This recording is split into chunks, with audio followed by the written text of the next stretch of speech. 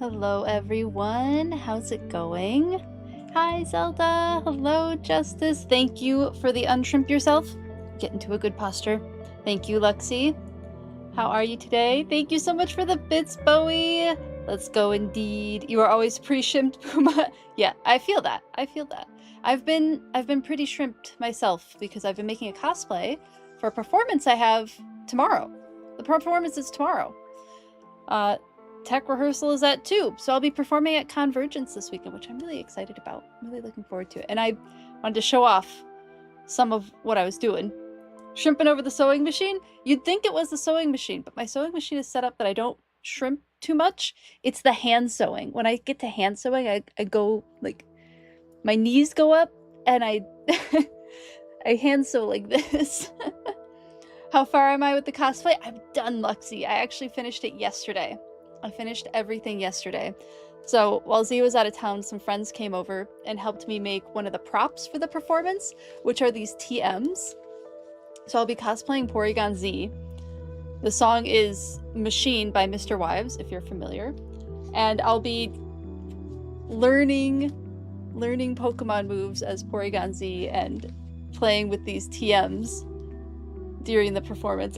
I'm quite excited about it. It's gonna be really fun. Man, they are shiny. I'm so curious how these are gonna photograph. There's always a professional photographer there, so very curious how these are gonna photograph. But yeah, they're very simple attachment. I have like a small belt that the TMs will attach to, so I can whip them off, learn a TM, toss it away. So that's the plan for the performance. I can't wait to show you all. As soon as I can post it, I will post it.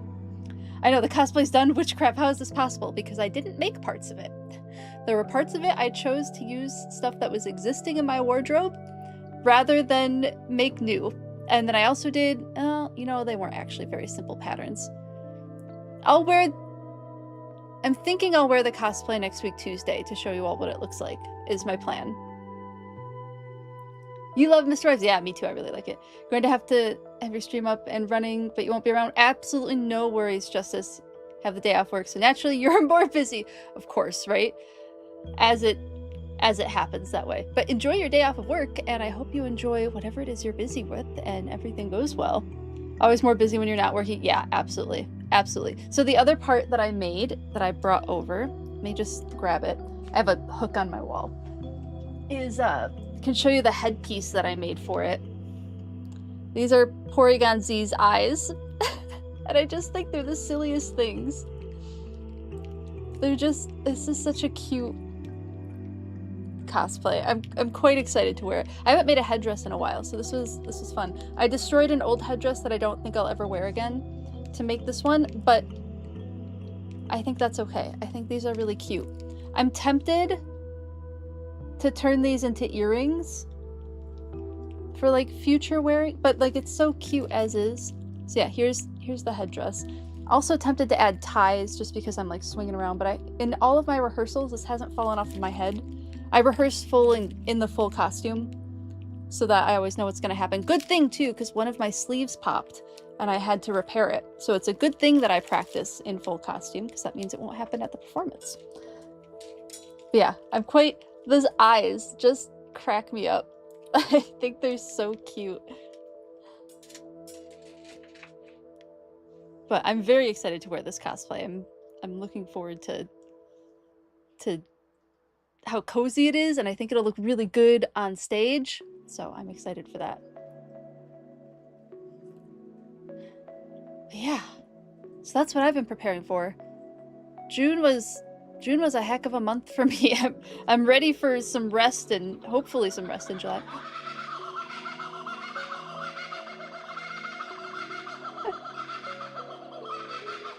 Thank you for the random bird call redeem. We got kookaburras. Hello, Wigwig. How's it going? I was just showing off. You've seen photos of this already, Wigwig, but I was just showing off the headdress for tomorrow's performance. Also, shout out to Wigwig, who was a huge help in designing and making these TMs. Thank you. Extra thank you, Wigwig. And the Bifu, who is sometimes in chat, and small pint-sized Liz all came over and helped me make these, and I appreciate them so much for it. Super duper much. But yeah, they helped with keeping the design simple and very cheap and sturdy. Like I've already tossed these around and they've done well getting tossed around for practice. Hello, Lo-Fi Lord. Oh my goodness. Thank you so much for the gift sub, Justice. I really appreciate it. Thank you, thank you. It's really kind of you. I appreciate it. Oh my goodness, so close to 100 too. That's awesome. So I'm excited for the performance tomorrow. It's been like leading up to it because I had to turn down another performance earlier this year, so I'm really excited to be able to do this one. I'm looking forward to it because I don't know when else I'll get to perform this year. If I will at all. This might be my only stage performance for the year. Thank you for the lurkin' work. See you later, Justice. Thanks for lurkin'. Enjoy your day off today as much as you can. So yeah, my plan for today is probably keep it a little chill. Well, maybe. We'll see. We'll see how things go with the build. I am going to have to get more trees. I didn't have time to play between streams because I was making a cosplay all day yesterday. I didn't have time to play Pokopia. So my plan is we'll keep cracking on this jungle and keep getting it ever closer to being finished because this is such a massive build. Would it be on like... Is this week 2 or are we week 3 on this build? I think this is week 2, right? I think it's week 2. Maybe it's 3. Oh my goodness, a hype train! Thank you! Absolutely no worries, Lo-Fi Lord. No worries. Do what you gotta do to take care of yourself. Yesterday, your Trebush visited Hannah's Trebush. It was so cute! I got to see it on Hannah's stream yesterday. It was so cute! I loved it. And then her Vaporeon visited you? Oh my god, that's amazing. I love that. Yeah, the double Trebush was super duper cute. I hope somebody clipped that and screenshot that because it was absolutely adorable. I loved every second of that.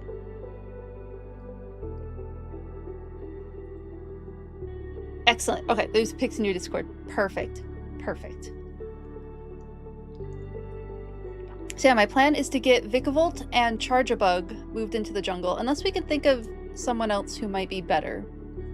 Right now, those are just the 2 that come to mind. So that's my current plan, is to get that going. So let's get into the game. If I can find my mouse.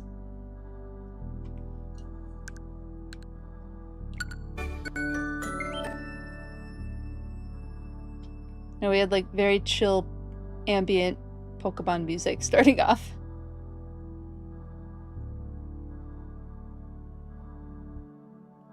Oh, well, I'm glad it was a good thing, Lo-Fi Lord. But still, even those kind of emotional breakthroughs can be... It's worth taking care of yourself and, you know, taking time to let it process. So definitely do what you have to do today. Absolutely no worries.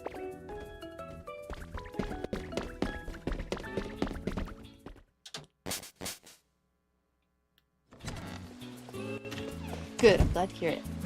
Oh my goodness, we still have Jirachi going. I really need to do something with this area because this is still pretty rough. Meowth needs a better home. Like, I want to turn this into a proper house for Meowth.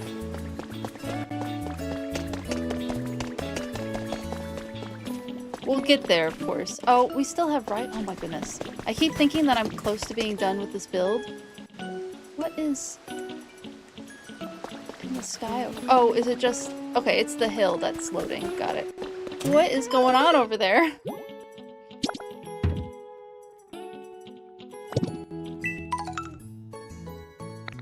Okay, we got our daily challenges. What's in our shop today? Ooh, lots of recipes. Take some of these.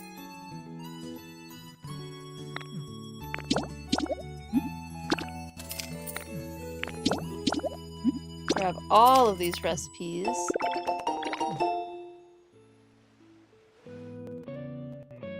By the way, you don't have a PS5, you don't wish to get one. Oh, yeah. I've heard about all the PS5 stuff. It's definitely... The Sony stuff is not great. But it's not great.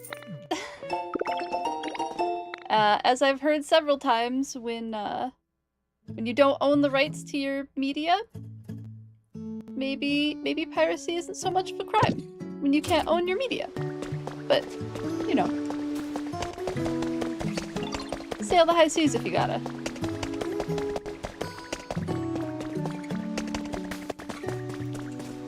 Fantastic, Zelda, as you should.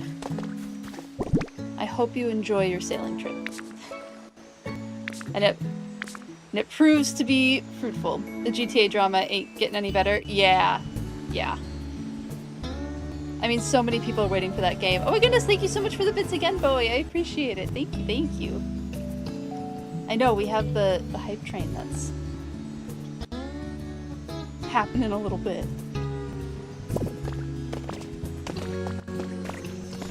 I need to get more seeds. So, whoops. I don't want the bean. I want the water. Hello, Nick Gamer. How are you doing? Good to see you on YouTube.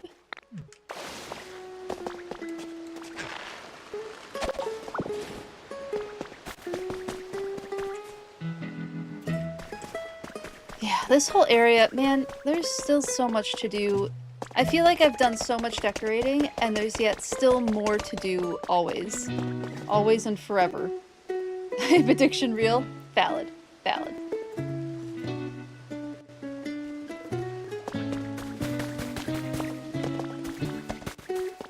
Let's head over here. Hello, Tossin J. How are you doing? Good to see you. Oh goodness. Are the lizards beginning? Hello, Whoop. How are you doing today?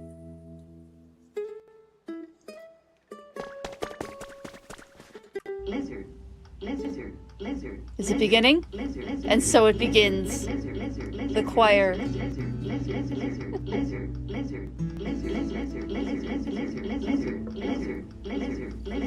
Oh, there's some good overlap going on. Can you do a little voice?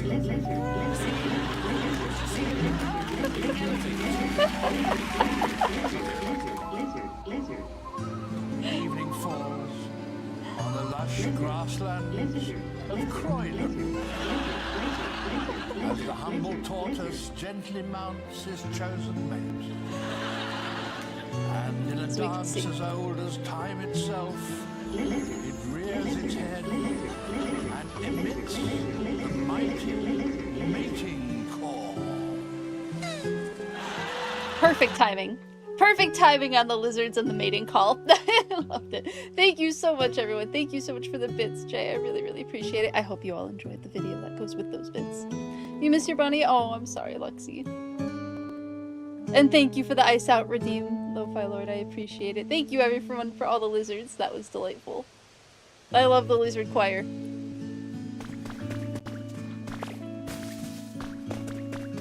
Yeah, that's exactly what the turtle was doing. Yep. Yep.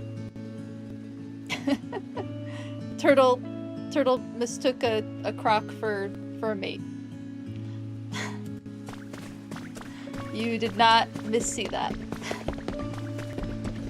It's one of my favorite Sir Attenborough clips.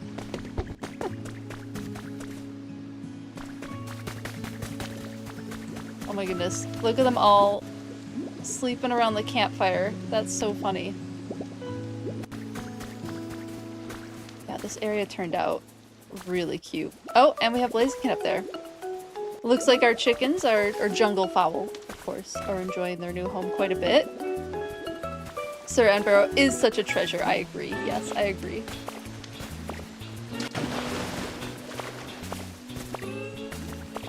I love that he can laugh at himself like that. Trying to get to this shiny water. There we go. Okay, that's grand. There we go. Now we got it. Ooh, we're gonna get something good. Ooh, I got an ocean poster recipe. Fantastic. I do want to make posters. Okay. So, I need trees. Let's see what we have for trees currently. My thought is maybe going to the Sparkling Skylands instead of... Oh, wait, am I out of a bunch of other trees? Am I, like, out of all my palm trees? If I'm out of all my palm trees, then we're gonna have to go to a Pikachu Island. No, I have 9 palm trees. I mean, I definitely need more, but I could maybe print some. Because I have a decent amount of rare Pokemetal. But I need paper. So we may have to go... But, like, is there anything else on the Dragonite Islands that I need? I mean, there's Pokemetal there. But I shouldn't go through all of my Pokemetal.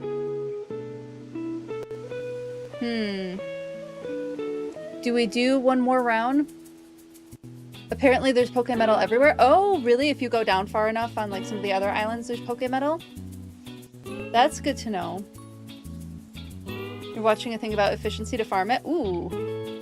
That sounds like good knowledge. So any of them have it? That's good to know. Yeah, I know that the Pikachu one, the Bleak Beach Island, has it. Could be a fluke on their end, but it seems like it. Interesting.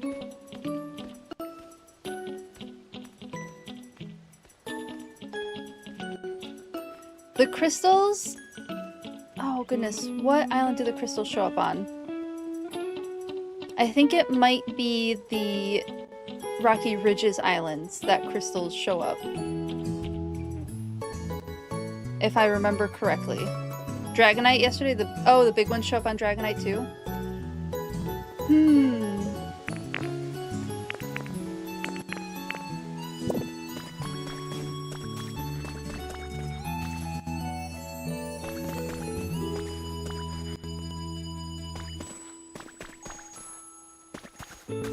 Okay, so I still have all of these trees. I'm just low on palm trees. So maybe I'll try printing trees today. I know it'll be really expensive.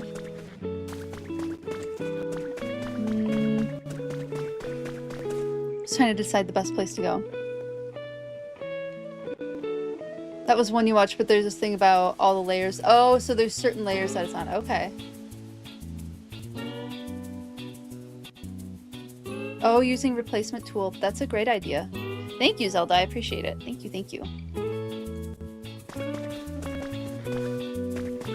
So yeah, the plan is this corner, is making this corner look a lot nicer than it currently looks.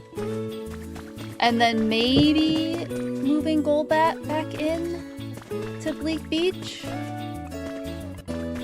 But I was also thinking Charjabug and Vikavolt would be fun over here. I'm worried I have too many Pokemon over here, but maybe it's fine. Maybe it's fine. Should be fine. Tempted to have Charjabug live in here and put like a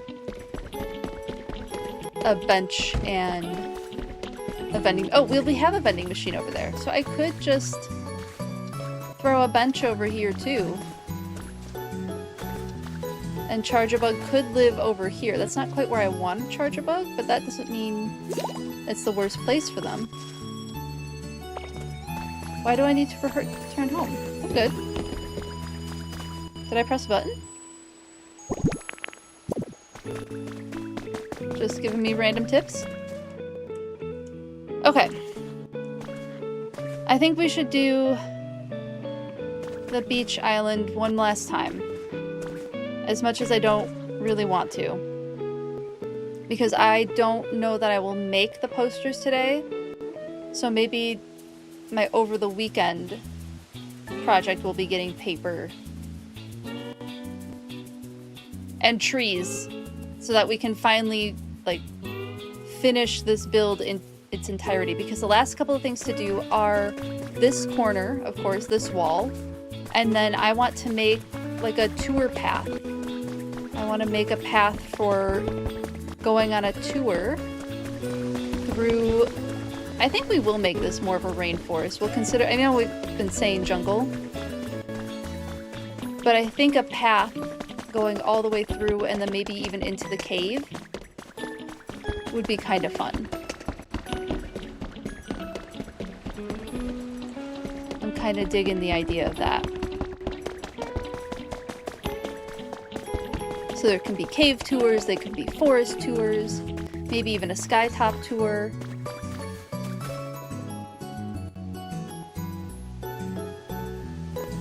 Let's see.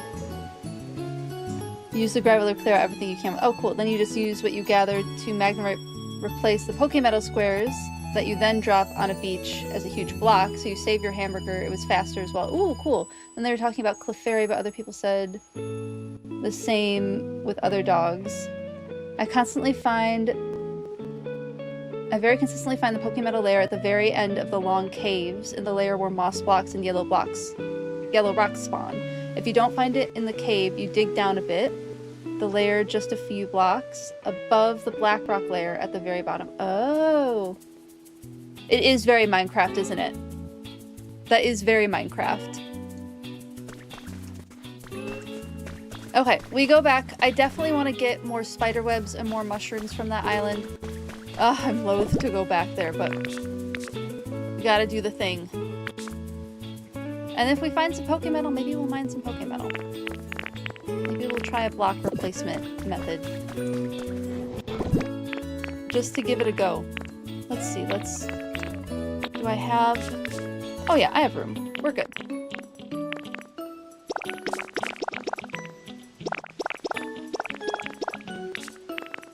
Should be good.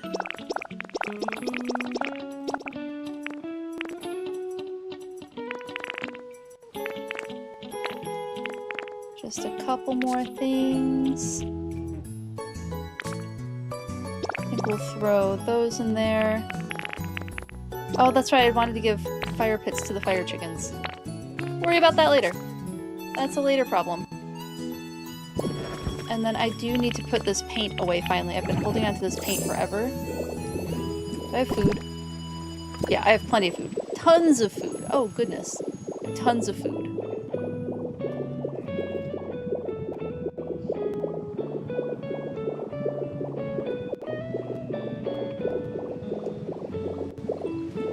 I haven't played Pokopia in 3 days! Oh no!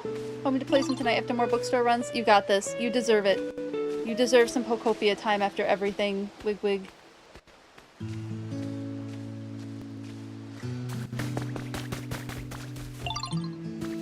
I actually need you not on there.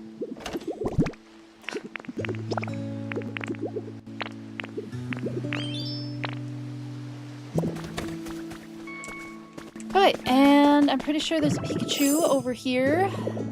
Oh, that's right. I forgot to show that I made a house for Pikachu and the rest of them, and then I haven't done anything else with it besides it exists over here. So maybe if we finish our forest project, we could do something with that? I don't know. We'll see. We'll see. I have no idea what I'm gonna have time or energy for.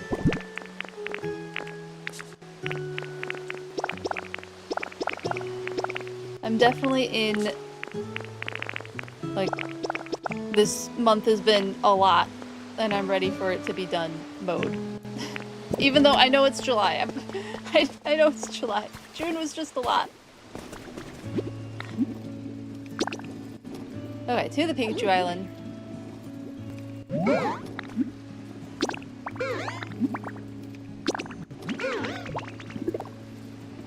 Harvest all of the trees. Some cute little deforestation on a dream island. It's not a real island, it's a dream island.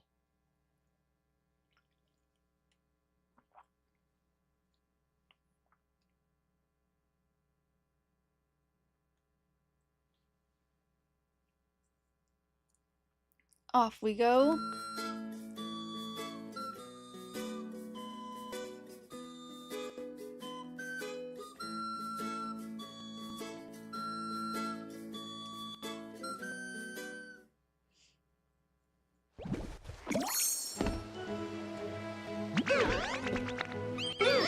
I will be so ready to not visit this island anymore. And visit literally any other island. I'm like almost at I could stand to start doing stuff in Sparkling Skylands. That's so tired I am of going to the Bleak Beach Island. I'm not tired of the Bleak Beach building, it's the having to collect resources for it. But look, they're giving lots of trees today, so I can't complain too much.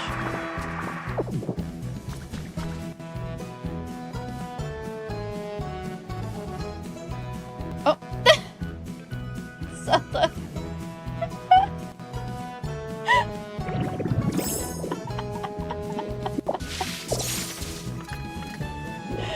That was the most delightfully scathing thing I think you've posted in my chat yet by accident.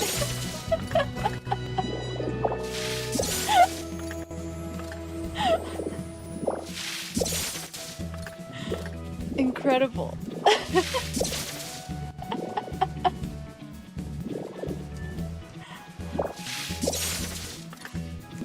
Oh, that's so good.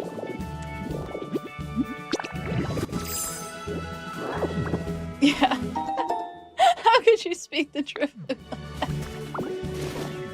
I don't think Drifloon would be against rent control. I think Drifloon's on board.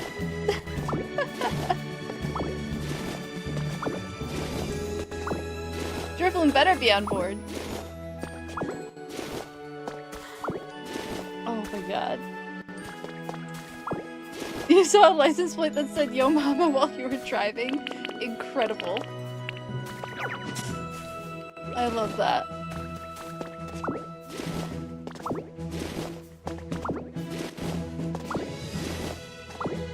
I love a good vanity plate. People have just like good, clever vanity plates. If you're gonna spend the money on a vanity plate, might as well make it a good one. At the university I did my undergrad degree at, there was apparently, I had a friend who worked in the entomology department, and the lab that I was in was with honeybees, so we often overlapped with entomology anyway, so I ended up getting a lot of entomology tea. Thank you for the ice out redeem. Thank you, thank you. I appreciate it. Anyway, this one entomologist would get a new vanity plate every single year, and it would be a different scientific name. For something. For some insect. Save the bees! Exactly. Well, native bee. I mean, European honeybees, still important for pollination, but North American native bees do a darn good job of pollinating as well. So, while there's European honeybees are great, Apis mellifera, fantastic species. I loved working with them. It is really important to make spaces for our native honeybees too, or not honeybees, our native bees, because we have a lot of them and they're excellent pollinators, and so many of them are at risk. Making a simple little bee house in your yard, or having plants that native bees really like, so native plant gardens, those kind of things, make a huge difference for native bee species. Save the native bees too! A lot of them are really cute. Like, really heckin' cute.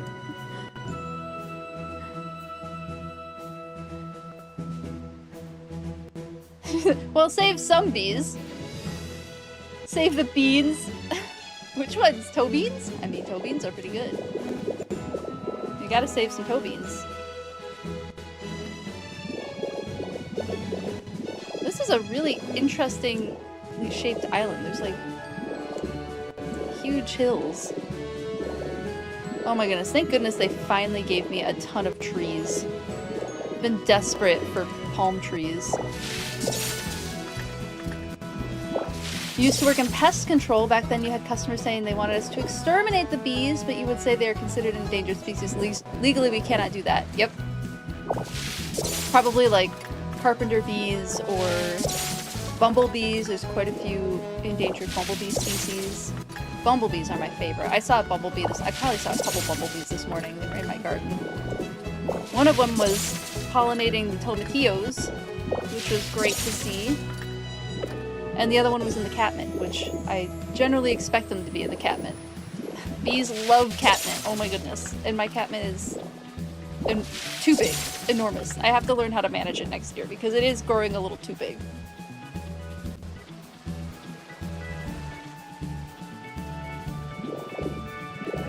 Yeah, there's like the rusty patch bumblebee. I don't think all bumblebees are endangered, but like the rusty patch bumblebee I know is a big one, at least in the area where I'm at currently. I don't know too many others off the top of my head that are endangered, but I know there's quite a few like other native bee species that aren't like the charismatic bumblebees that are also endangered. And it really doesn't take much to make good habitat for them. Yeah, I'm not sure about carpenter bees either. They may be okay. Not you eating a bowl of honey puff is a post-dinner sweet treat. I think, like, with honeybees are, like, so well taken care of by apiaries. Like, the basically domesticated bumblebees are doing pretty okay. Like, there's colony collapse syndrome, and that is absolutely a problem. But usually colony collapse comes from, like, you can diagnose what's causing the colony collapse and work towards that not being an issue anymore. Sometimes it's parasites, sometimes it's pesticides. Just kind of depends on what that particular situation is. We had a couple of colonies collapse when I was working with honeybees, but I think we were able to identify it as, at least one of them we were able to pretty confidently say it was varroa mites, which made sense because one of the researchers working at the same apiary with entomology, as it so happens, was doing research on varroa mites, so we were constantly fighting varroa mites. Just part of sharing a research space.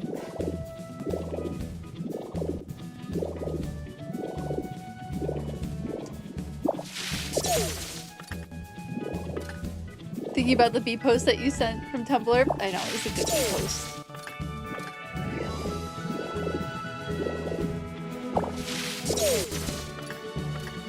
Yeah, Apis mellifera, the European honeybee, usually is, at least on the North American continent, almost always captive. There are wild colonies. They're not ideal because they outcompete our native species, so they're not actually great to have in the wild. It's best if they're kept with beekeepers.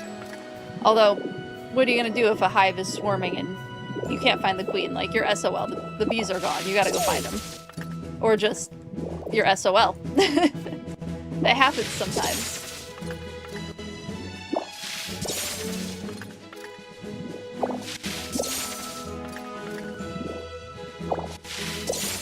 Yeah, there's like sweat bees, there's the carpenter bees, there's miner bees, which Wigwig's told me about having had miner bees, which is super cute.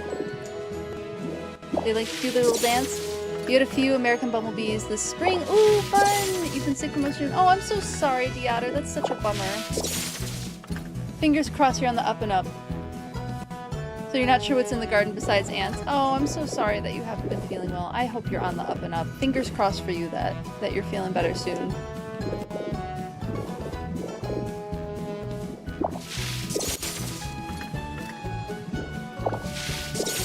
Orchid bees? Yeah, there's a lot of really pretty bee species out there. Oop. Eat a salad.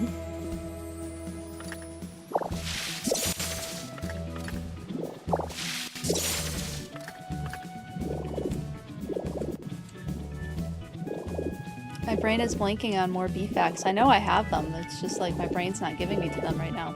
Giving me to them? You can see where my brain is at. This is where my brain's at today. This is the level that we're working on currently. The cylinders are not all firing. Mason bees! Yes, mason bees are awesome. And they're blue. They're not active for very long. Ooh, thank you for the random bird call. We got loons this time. Perfect timing after the ice out routine. Yeah, funny how we removed those 3 bird calls and now we're getting all sorts of fun bird calls. I wonder why we were just getting those 3 for a while.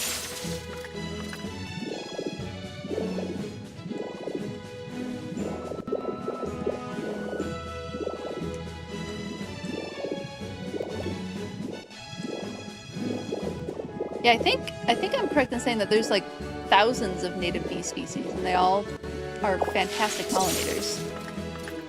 When you were a kid, you used to see so many loons on your family's cottage. Oh, that's so cool. Loons are just the most fun to see. Like, it's fun to see them, like, when there's a baby swimming after them and they're all just so cute.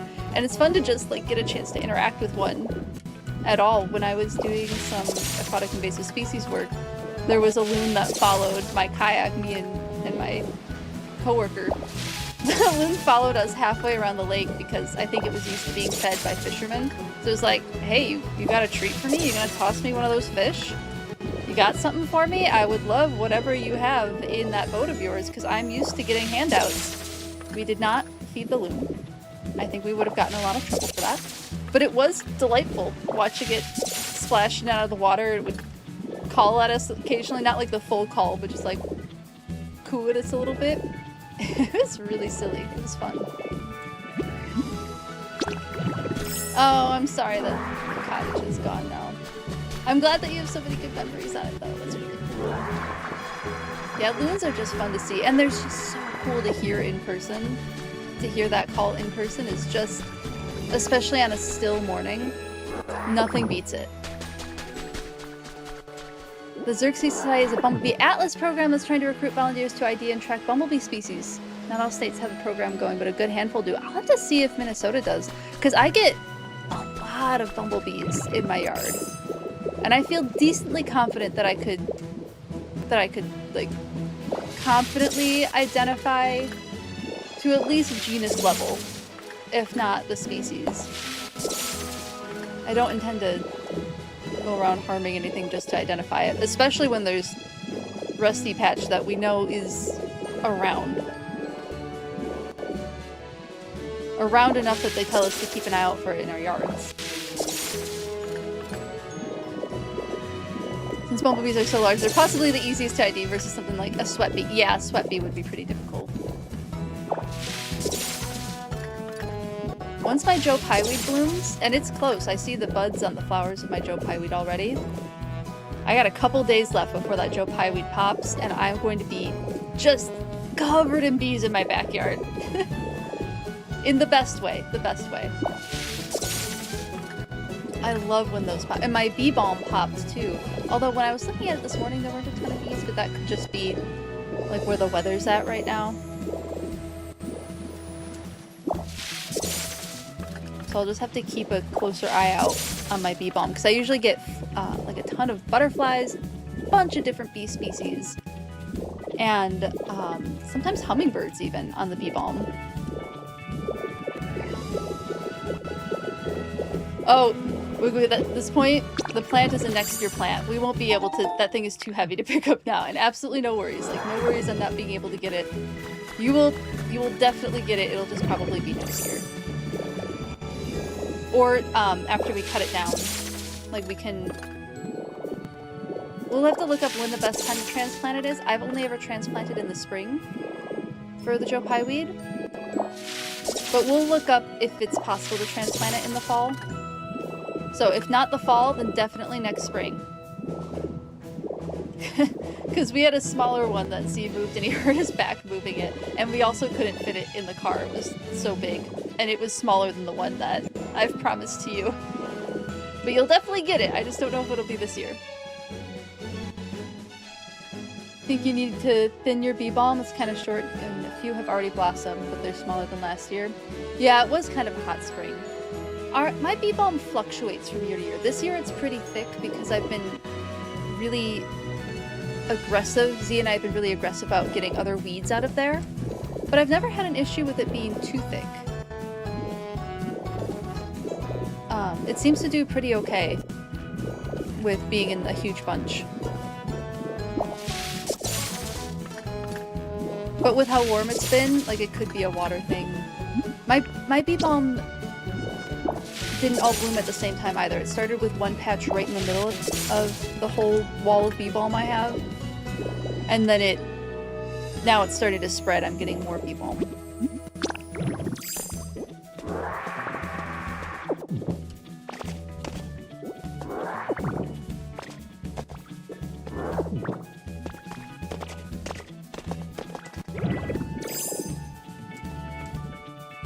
all that to say, I think your bee ball might come back nice and strong next year for you. Could also be the variety of bee ball and how it does in your climate.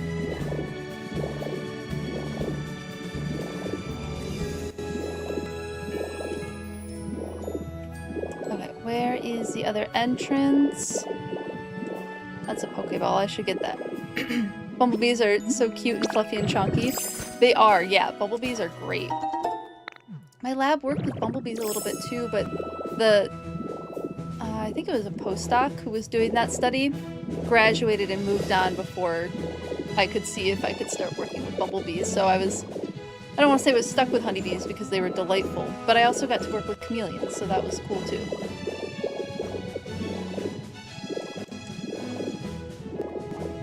It was an eclectic lab. It's good times. Okay, lots to grab over here. Little New is wearing the bee stinger again this morning. I love that. Yes. And we're talking about bees. It's just a bee type day, isn't it? Bees perceive time. Yeah, bees perceive time is really cool. I think that professor... No, that professor was specific on navigation, but we definitely learned about other bee studies. And I took classes with that professor as well, so... Of course he's gonna have bee studies in all of his animal behavior classes, since that's a specialty. But yeah, the bees perceiving time thing, super duper fascinating, because how they did that experiment is they took the beehive that was like used to an area, and they calculated out, so a lot of times with these experiments what they'll do is they'll have a sugar water set up, so the bees are trained to go to the sugar water and then back to the hive, and then while they're at the sugar water you can put markers on them to individually identify them, whether or not they're like number stickers or we do paint dots sometimes, so you can individually identify the bee that's going to the sugar water and then back to the hive. So that's how they're able to get the data for this. So they have a sugar water location that's a specific direction and distance away from the hive. They packed up the hive, covered it so none of the bees could escape, shipped it to a different state, like 3 or 4 time zones away, put the sugar water the exact like distance away, like where it was compared to the bees, and so the bees were dancing to that same distance, but the dance was wrong because the time was wrong for them. So they weren't able to find the sugar water until they reacclimated to the new time zone, and then they were able to find the sugar water again. Just really, really cool stuff, because the way the waggle dance works, if I'm remembering this correctly, the sun is always facing upward to them. Oh my goodness, hello Lunacy Rising! Welcome in, Raiders! Welcome, welcome!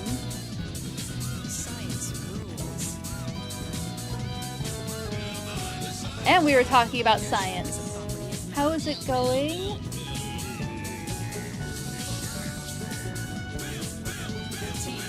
Thank you for the shout out, Zelda. Welcome, welcome, Raiders. How are you doing today, Lunacy Rising? How was your stream? What did you play? And also, as always, of course, if you need to de-stream, raid and run, do what you gotta do and take care of yourself. Absolutely no worries. But if you would like to keep chatting and hanging out, I'd love to hear what you were playing and how it went. You're playing Monster Hunter Stories 3? Oh, that sounds super fun! Nice. That sounds like a great time. I know Wig is a big Monster Hunter fan and has been talking to me about Monster Hunter Stories. Oh my goodness! We'll leave the raid screen up! Welcome in, Vicky! How's it going?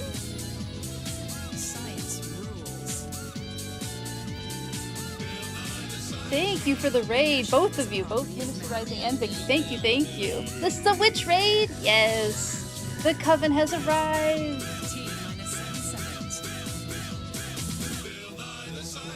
How was your stream? How did it go? Were you co-working again? Did you finish on any games? How is it going? Is it going good? Super chill work day. You played a lot of Pokopia. Yes, fantastic. What kind of projects were you working on? I saw your rainbow and it was absolutely stunning. Have you been working on any other projects? Love it. Hello, Vincent. How's it going? Hello, Hannah. Hello, Bowie. Get it again. Awesome. Thank you both so much for the raid. I appreciate you all so much. Thank you, thank you. The giant tree. Oh, cool. Were you working on the giant tree? Made Professor Tangrowth's home and then made another home for Charizard and Charmander. Oh, I love it. She moved Narya, baby Narya, into a cute room. Oh, that's fantastic. And decorated your house. That's awesome. Doing okay. Oh, excellent. Hope everyone's having a good day. I am having a good day. I'm a little tired. I finished a cosplay yesterday at like 9 o'clock at night. But it's done, and now I can practice my dance. Yay, the tree is expanding. Oh, that's so exciting. It looks so cool already. That's awesome.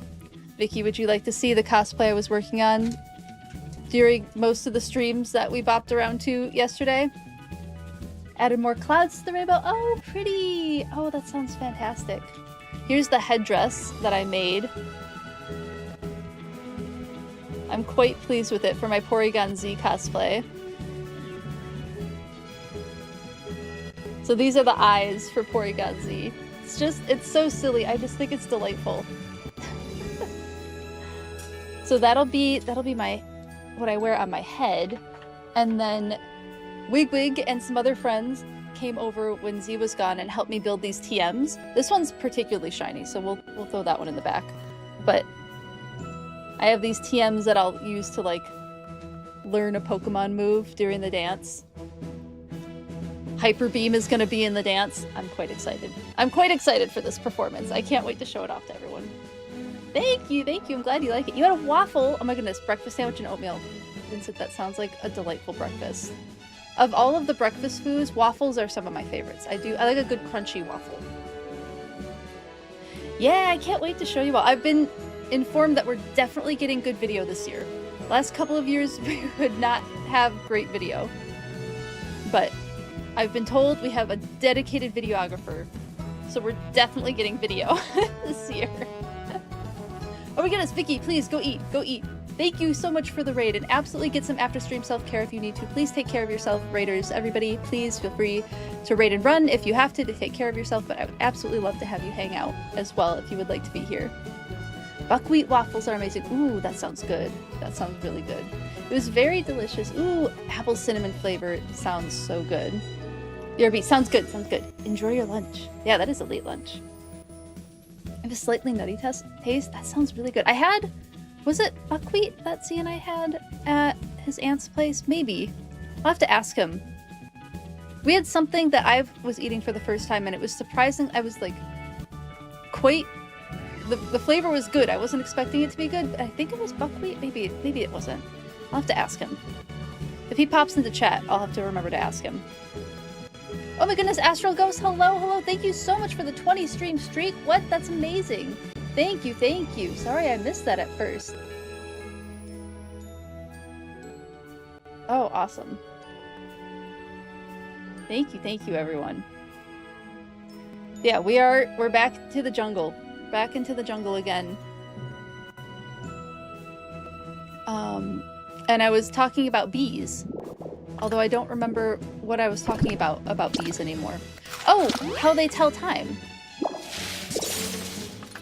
But yeah, something about the placement of the sun is always static, but what direction they're going in relation to the sun changes throughout the day. So if they're going at a certain angle compared to where the sun is, that's how, like, it's an interesting, like, the dance language is truly a language, and it's so fascinating. Like, you can get to the point, researchers who are familiar with certain hives can get to the point where they know exactly what the distance is for each waggle. Like, the distance of a single waggle is this many meters. It's pretty phenomenal. Hope you and chat are doing well. I hope you're doing well as well. I'm doing pretty good. I'm pretty tired from having to prepare for the performance, but I'm doing better. I think just having the costume done and the choreography done, I'm feeling less stressed about the performance, as I'm sure anybody who's done performance can imagine. So it just, a few more rounds of practice and I'll feel like it's refined enough to be good for the stage. I'm pretty good at improv if I forget any part of my choreography. I'm not too worried about it. I've been practicing it pretty regularly.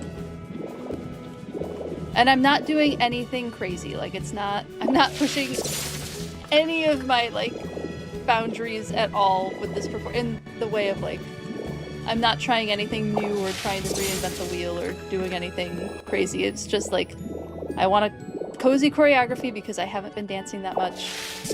I think this fit the bill. I'm doing some fun things, but nothing crazy. Need a bee- oh my goodness, a bee version of the pickle twerk?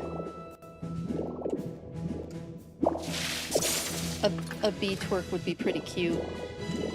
I might have to go looking for one of those. Because that sounds delightful. You found one? Oh my goodness. Zelda, it's amazing that you found one. Will you send me the link? Because that sounds fantastic. Send to both. Excellent. Thank you. Thank you. Oh, I'm excited.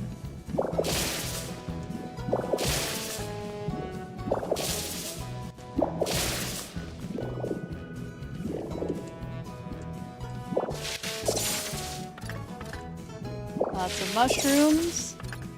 Bring the booty. Yeah, I think we could stand to have more bee stuff.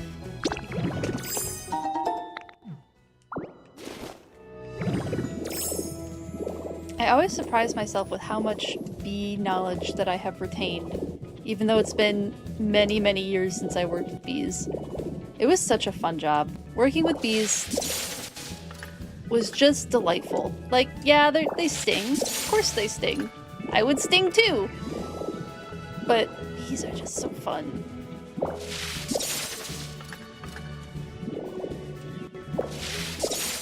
There's also a cheeks option, but what's the point without the stinger? Agreed. That's fantastic autocorrect.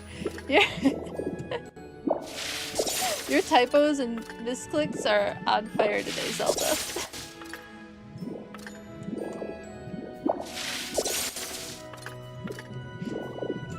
It's good stuff.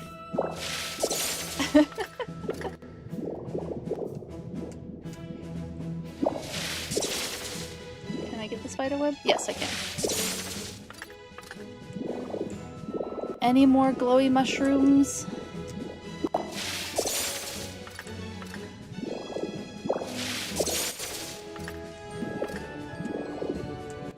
Yeah, the stinger is half the point of that silly twerk animation.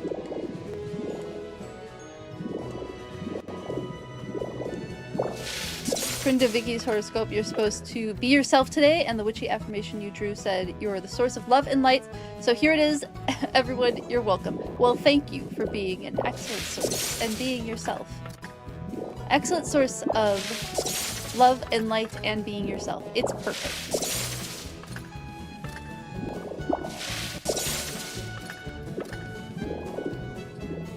What, did I get all of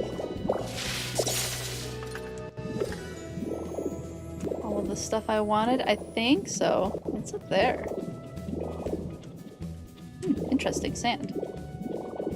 Let's see what's in here. Ooh, I haven't gotten lore in a while. What lore am I getting? Comfy living. Are you actually sleeping well? Good sleep can help you stay healthy and energetic. Very true. This issue will focus on tips to improve sleep. Table of contents. Sleeping like Snorlax. Sleeping position. Is stretching out the way to go? Poke flute. Music. Finding the best alarm for you. The secret of Mary Pool pillows. Delightful Vulpix-shaped bed warmer. Leafeon aroma for relaxation. Jigglypuff song. The ultimate insomnia cure. That's super cute. Being yourself reminds me of the Audio Slave song. Amazing.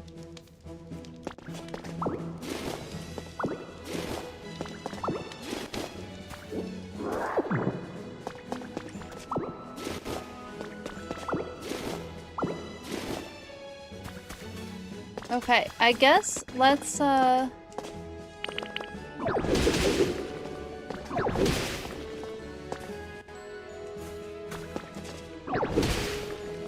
let's do some mining for stuff because why not?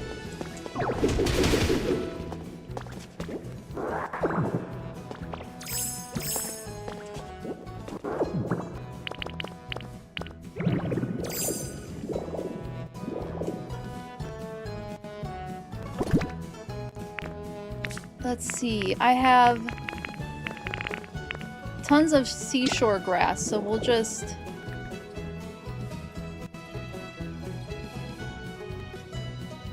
adjust the orientation and find some Pokemetal.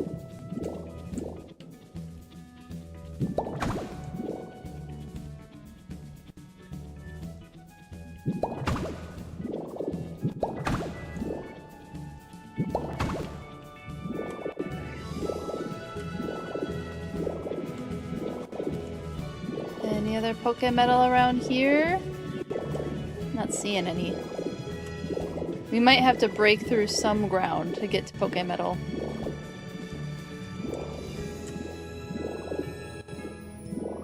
Which is fine. I don't mind doing a little bit of demolition. Let me know if the sound becomes too much. And we can switch to other things.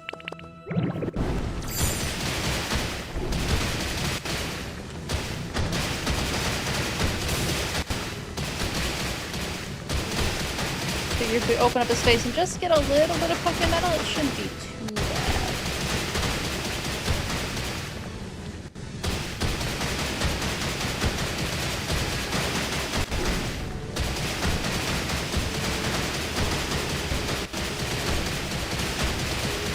And I haven't watched that video yet, so if I'm not being perfectly efficient with it, that would be why that I haven't watched the efficiency video yet. Once this heckin' month is done, and for me, the month ends tomorrow.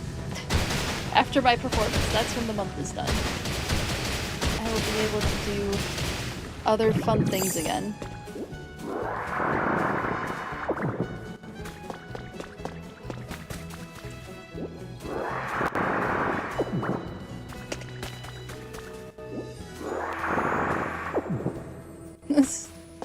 This song is stuck in your head now.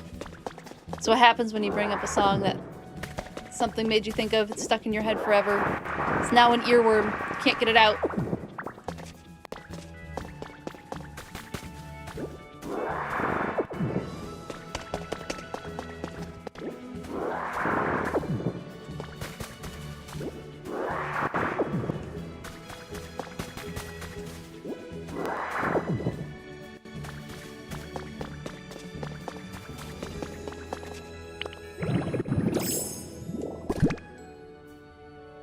I mean, I might as well use this now to replace.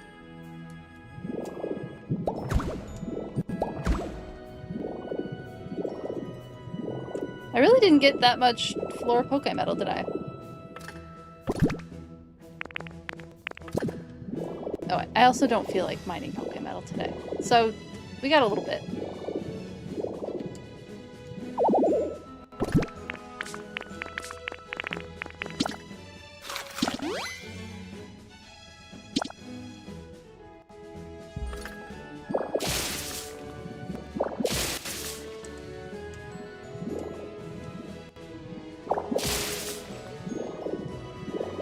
Anything else on the ceiling? Okay. Maybe search a little bit further. I don't think I missed any mushrooms. I think we got everything there. I think I got all of the trees that this island is going to give me. Not much for deciduous trees. We really only got the palm trees.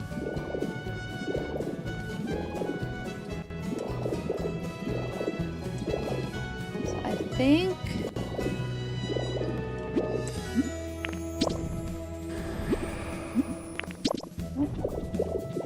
think I'm okay to go. I don't think I need anything else.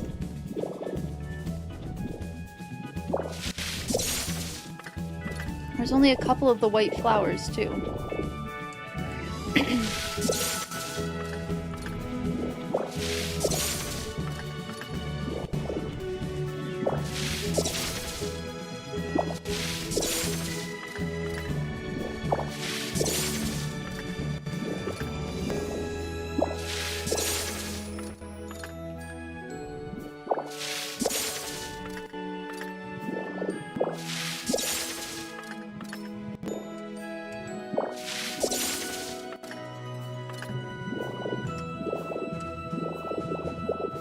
I think maybe just...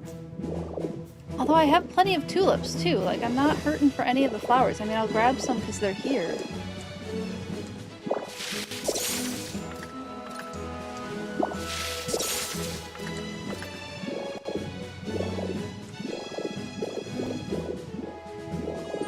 But I think I got everything I needed to get. I guess we'll grab this feather since I see it, and I think we'll get to it in time.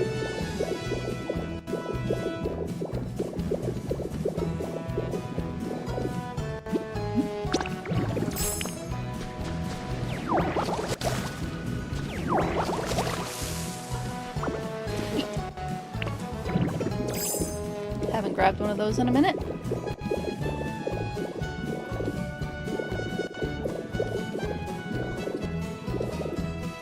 Yeah, there really wasn't much for trees today.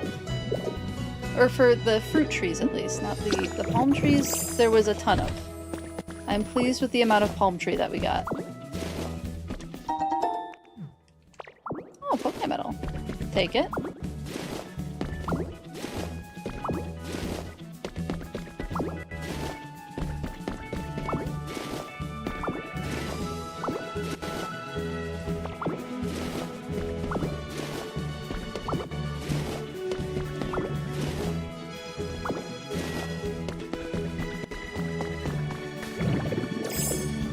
And back we go to start actually building.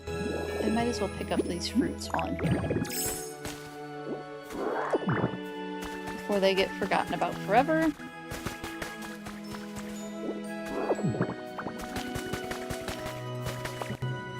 Don't think I need anything else.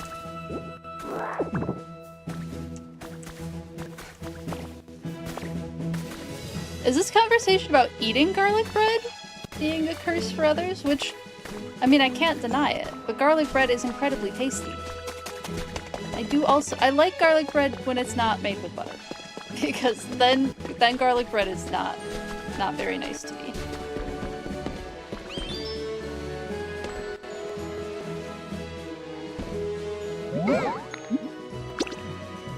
Shout out to the inventor of garlic bread, truly.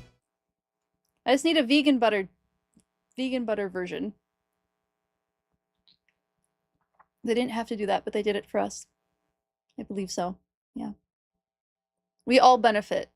We all benefit from it. Okay, let's see if I can do Ditto to do the jumpy. Because I love it when Ditto jumps. And Drifloon gets annoyed. No, we didn't get the jumpy.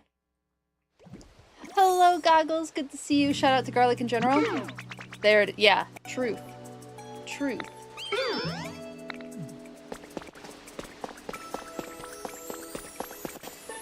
Garlic is just good. Garlic is good.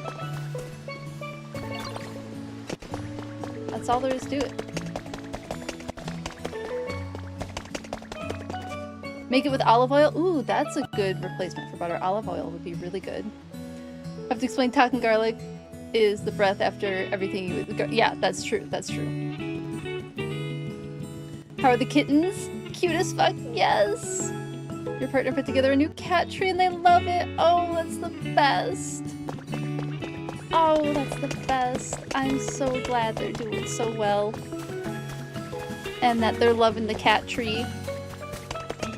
Are they also loving the box the cat tree came in? Or are you getting lucky and they're going fully for the cat tree?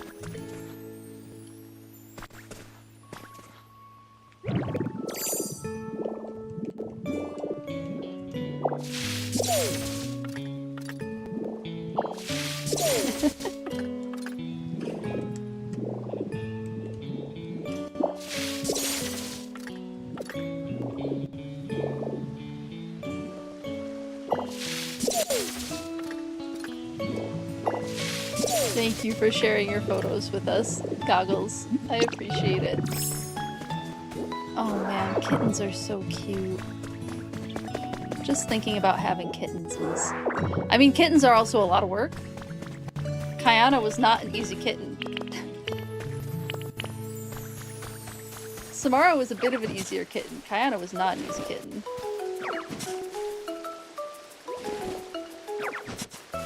Kayana was the climb the blinds type of kitten.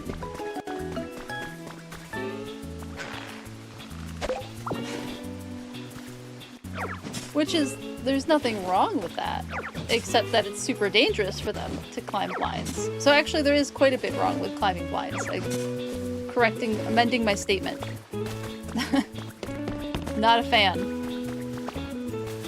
Goodness, she would get into everything too. She got into the bearded dragon tank. She got... So then the bearded dragon tank needed to be reinforced. She used to love to jump on fish tanks until one day the fish tank lid broke underneath her feet. And I don't know how cats do it. She levitated. Like, she was barely wet. The fish all survived too. Everybody ended up being fine besides the lid of the fish tank.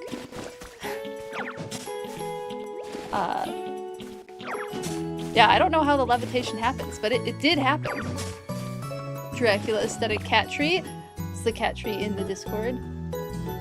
Hold on. Need my mouse back.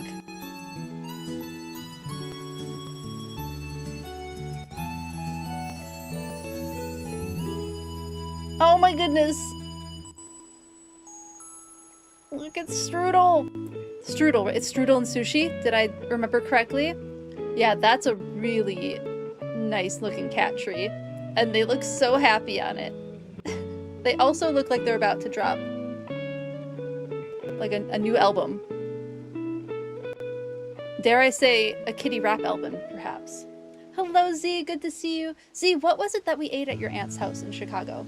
That was served like it was rice, but it wasn't rice. What was that food?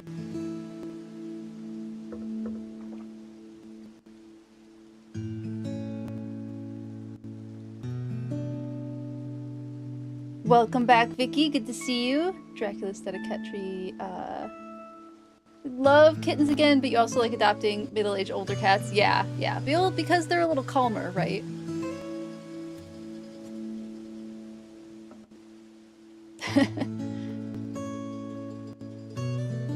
You got a good high-end blender. You have no idea what to do with it. Ooh, I mean, I love smoothies. Smoothies are great.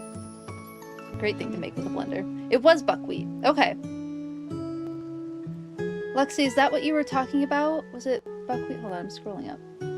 Or am I, like, misremembering everything? My brain is not on all cylinders today. It was buckwheat, yeah. Buckwheat waffles. Stream down? Is the stream down? I don't think so. I'm still showing good bitrate.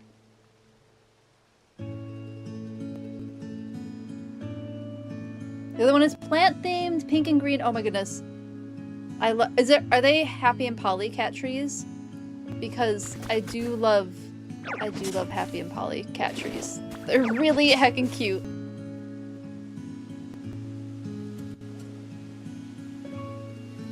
Wrap photo. World's easiest tomato soup recipe. Ooh, yeah.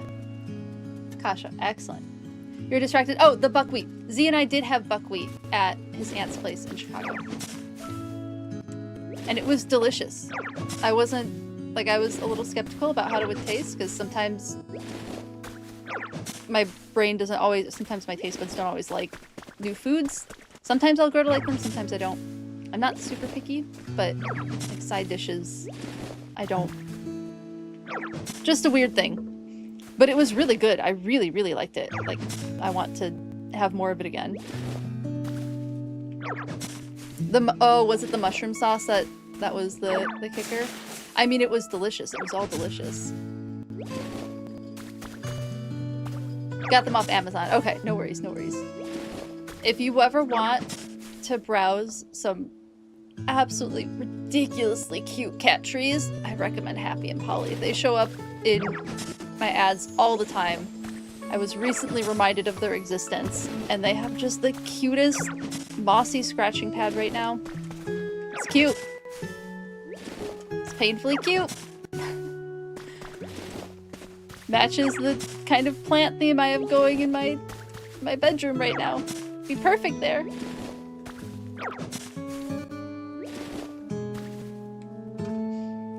You adopted Otto the cat when he was 2 and he swears energy level has not changed. You know, valid. Valid. Both Kayana and Samara occasionally get some heckin' zoomies. So sometimes middle-aged cats aren't the calm cats that you think you're getting. Thank you for sharing your soup recipe, Zelda. I appreciate it. Thank you, thank you. He's napping right now. I mean, it's the perfect time to nap, right? Midday. No need to go hunting. For things to be a menace about. I'm assuming your otter is as much of a menace as my Kayana. Thank you for the ice out, Redeem Shiny Pidgey. How are you doing? Good to see you. You want to make a magical forest cat tree one day when you have more room? Oh, that would be so perfect. That would be so perfect. Cooked buckwheat is also great when you cook it with rice for multi-grain rice. Shake things up for plain rice. Oh, that sounds delicious. Otter is an absolute menace. Okay. I was guessing correctly then. Yeah, Kayana is our menace. Samara's really active. Samara's the kind of cat that occasionally runs into walls.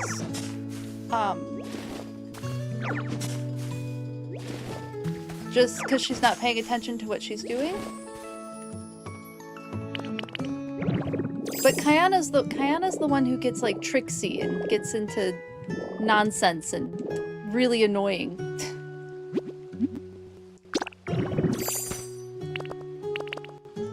Samara's not annoying so much as she is just like, she will just take a wild leap of nonsense somewhere.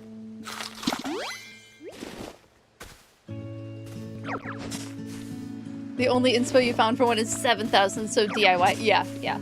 And it's not too terrible to DIY a cat tree. Just like, you know, good sanding, good coverage materials, making sure things are non-toxic.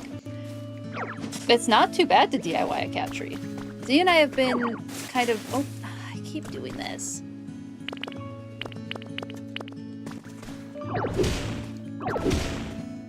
We have an old cat tree that we've been meaning to refurbish. We want to replace it with sisal rope.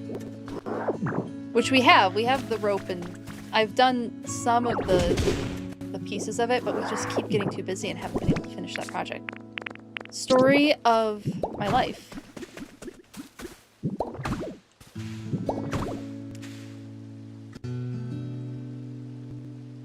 Samara, no, you spelled it correctly. You spelled it correctly. And you have a lot in common running into walls. Samara is a very sweet cat. She has that going for her. She's got the best snuggles. She's super cute. Sometimes she just doesn't watch where she's going. And by sometimes, I mean a lot of the time. Okay, I think I'm ready to start cluttering this wall. It'll be so nice to have this just be... Oh, it's so good. I'm glad that I added another waterfall. I feel like this is great. I do wonder if I should have something else, like breaking up what's going on over here. Like I definitely need to start getting this so that it looks out over here as well. Maybe a stairway? Maybe like a cool stairway going down this way that ends over here. Oh, am I gonna distract myself?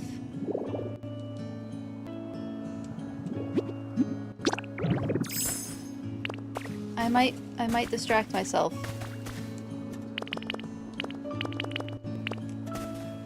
Maybe if we just like kind of get it started. Thank you for the quote.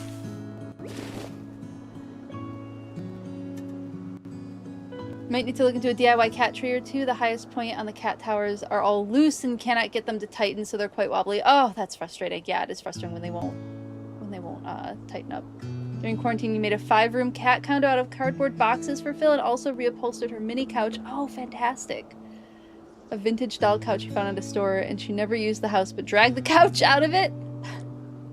You run into door handles? Oh, I do too. If I'm wearing, like, I have drapey sleeves on today. Drapey sleeves get caught on door handles all the time. I'm constantly like, getting hooked. And door frames, you walk like a drunk toddler. ADHD walk, true. Wig tall as well. It happens. It be that way sometimes.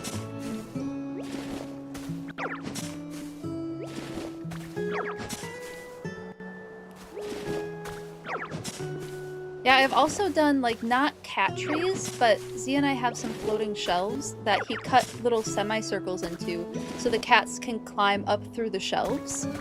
I've seen people do some really cool, like, the IKEA Billy bookcase, making really cool cat towers out of that. And again, drilling into the shelves so the cats can climb up through the towers and then climb up through the different levels. And then they'll also do, like, cool stuff with like having some sections for books and some sections for the cats. I have a hammock hanging from one of my floating shelves. They don't use it though. I think it's too hard for them to get to with the dogs being dogs, as they are wont to do. Oops. Alright, I think it's time to do a little bit of bulldoze. I just want to get this, even if I don't end up doing this part today, I want to get this opened up.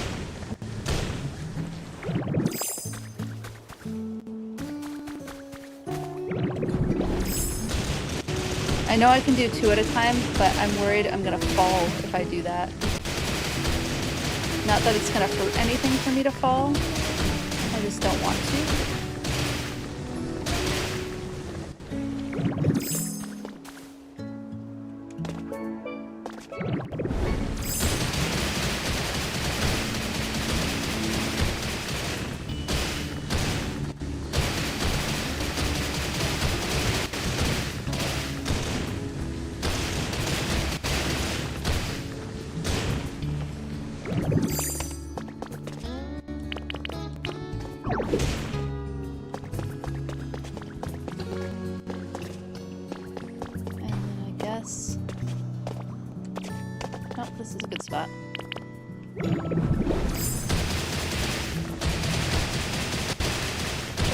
Get it started. Oop, oop, oop, oop, oop, oop. What am I doing? Not what I wanted to be doing.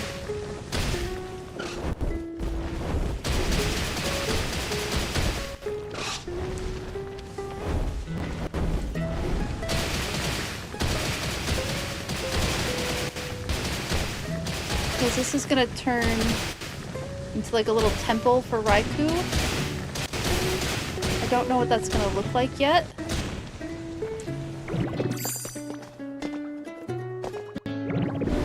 I want it to be open up to the jungle, and I want there to be stairs on both sides of it.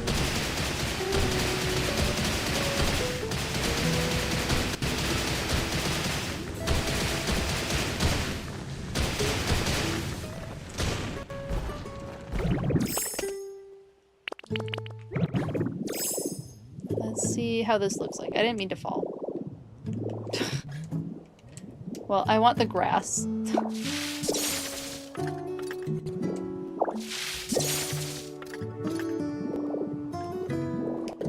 Okay, I think maybe I took too much and having like a...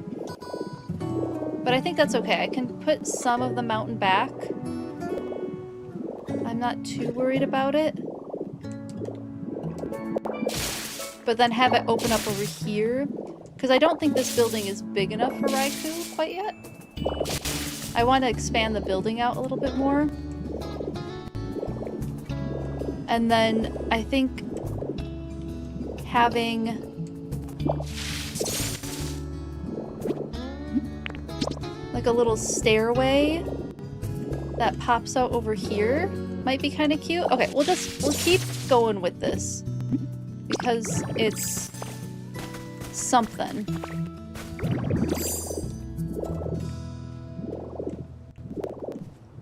I guess I have to pick up some of these blocks, don't I? Hello, Zero. Good to see you. We're doing some more jungle work.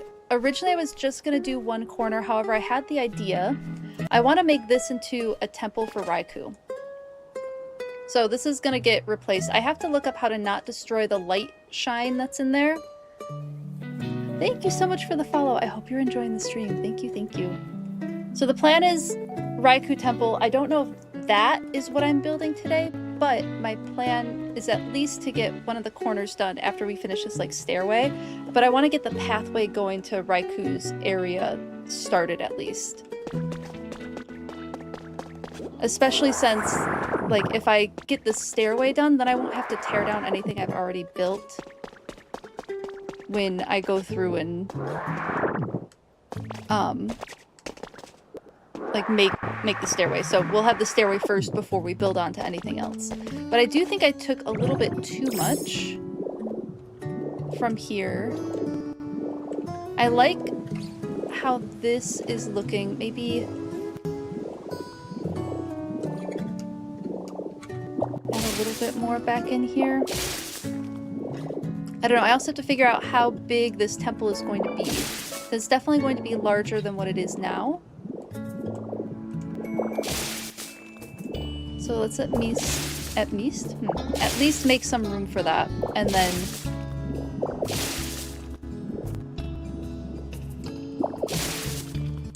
make some space here for like a little pathway and garden. Like this could be like a garden area. Oh, hey, Ampharos.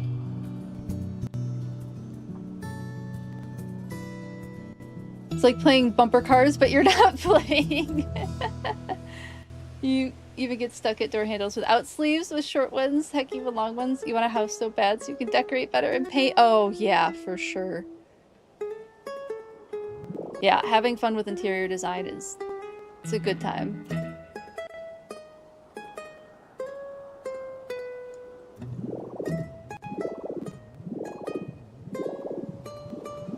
Because yeah, then this can be like a garden area. Let's put some of this wall back.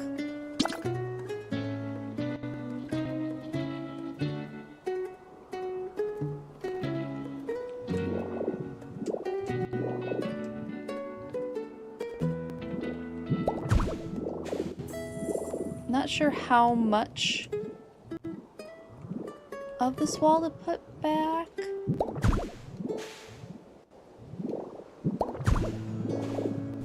I know I want this to be a little less sheer.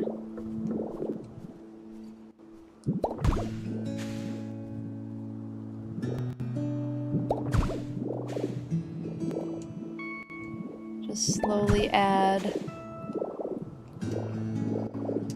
some of this back in.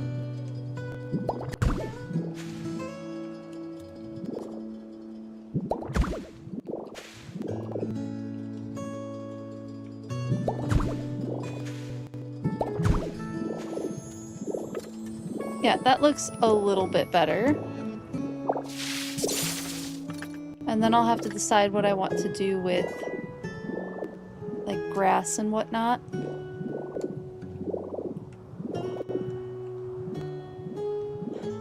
Maybe have this pull in. Well, I need to build the stairway.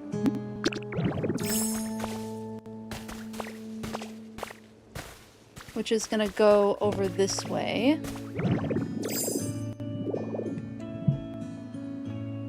Six months ago, Stabby asked to buy a Monstera. We are now up to 6 Monstera and renovating the reptile room to also fit the growing plant collection. Oh my goodness, that is a busy project indeed. 6 Monstera is amazing. They're beautiful plants.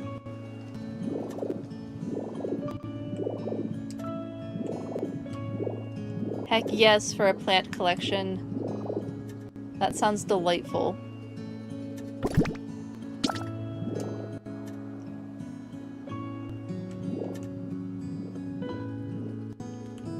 Oh, gotta do replace.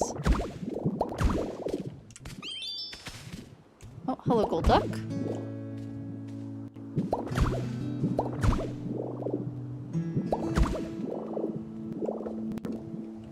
I'll have to turn some of this green again.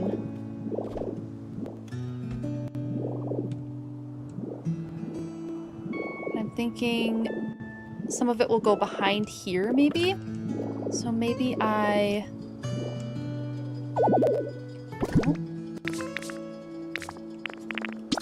Nope. I need to eat a salad. You want to have a bird room for birds? Oh, budgies would be great. Budgies are so cute.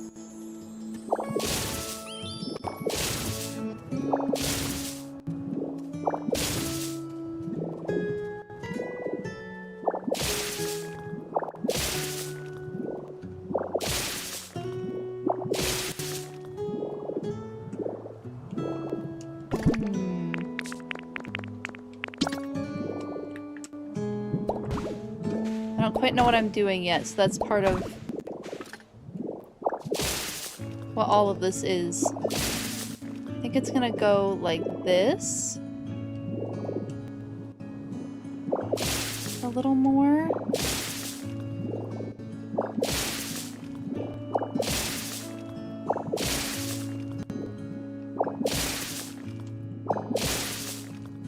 It's gotta be 3 tall because some of our tall Pokemon are 3 tall and they need to be able to access this stairway.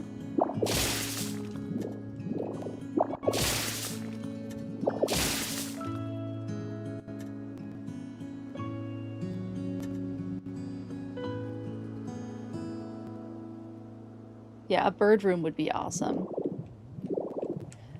I wanted an aquarium room. I guess I technically got an aquarium room because my living area is now full of aquariums. It is not a dedicated aquarium room, however. It is definitely just my living area that is full of aquariums.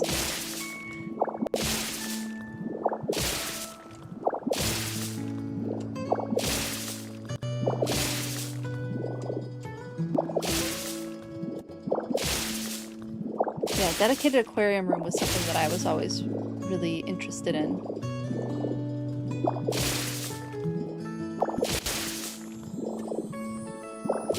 The one huge bonus, there's been a significant increase in the natural humidity of the room, and that's good for most of your herbs, right? You want most of them to have a lot of humidity.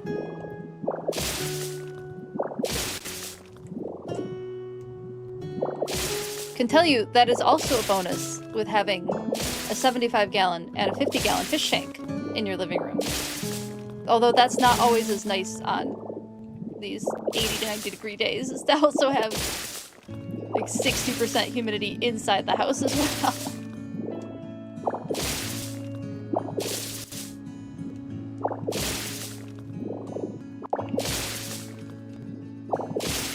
You don't have your desert reptiles yet. Gotcha, gotcha.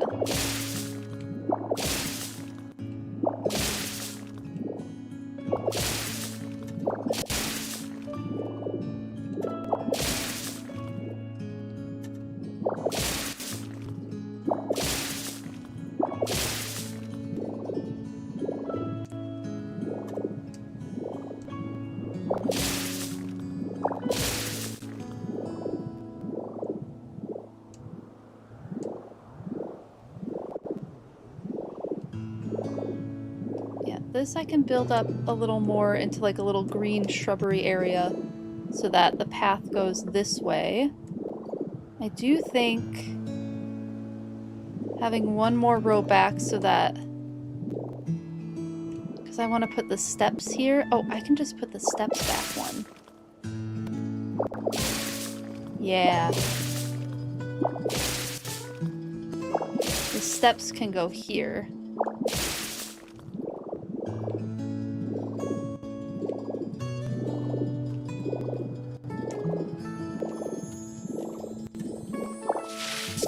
About fish tanks. Do I know where I could find studies about fish poo and which plants in the farming industry could need it?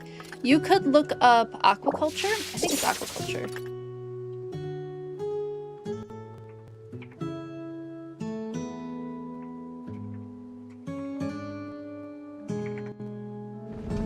Aquaculture, the farming of aquatic organisms, including fish, mollusks, and crustaceans, and aquatic plants. No. Hold on. It's not aquaculture. What is it?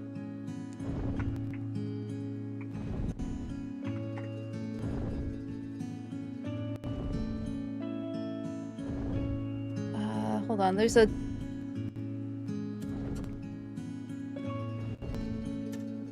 Oh, maybe I was correct. No. What is it called? Hold on, is it aquaponics? No, I don't think it's aquaponics. Maybe it is.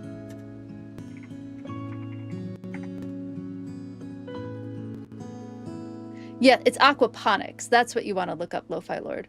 A food production system that couples aquaculture, raising aquatic animals such as fish, crayfish, snails, or prawn, with hydroponics, which is using a water system to, like a whole system to water plants. So aquaponics is what you might want to look up for that. Let me throw that in the chat. That would be what you want to look into.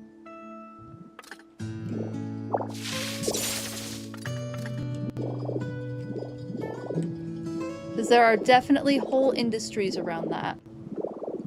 I actually think...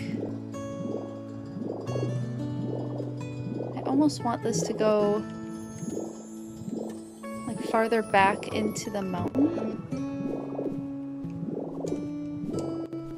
So like you'd come here, but then you'd go back. Get a little more windy.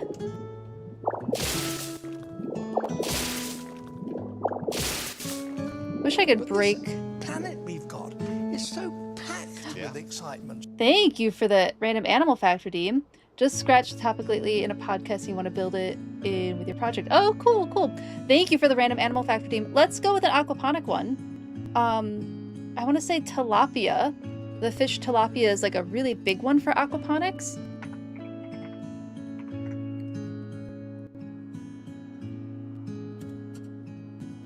Let me see if I can find a specific thing. Yeah, here we go.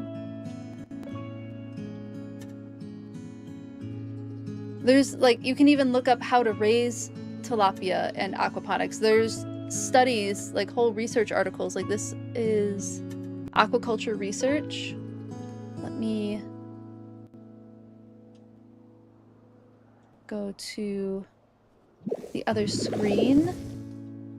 Great timing on that. So, literature review of tilapia lettuce aquaponics, production status, varieties, and research gaps. Tilapia and lettuce are the most frequently used combination among aquaponic producers, hobbyists, and educators. So there's a whole, like, huge market, huge, like, what's the word I'm looking for?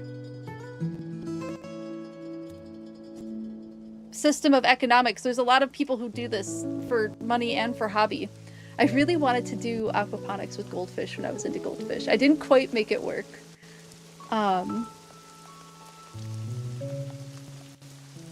Yeah, tilapia are the main, are like one of the big ones for that. Let me pull up tilapia.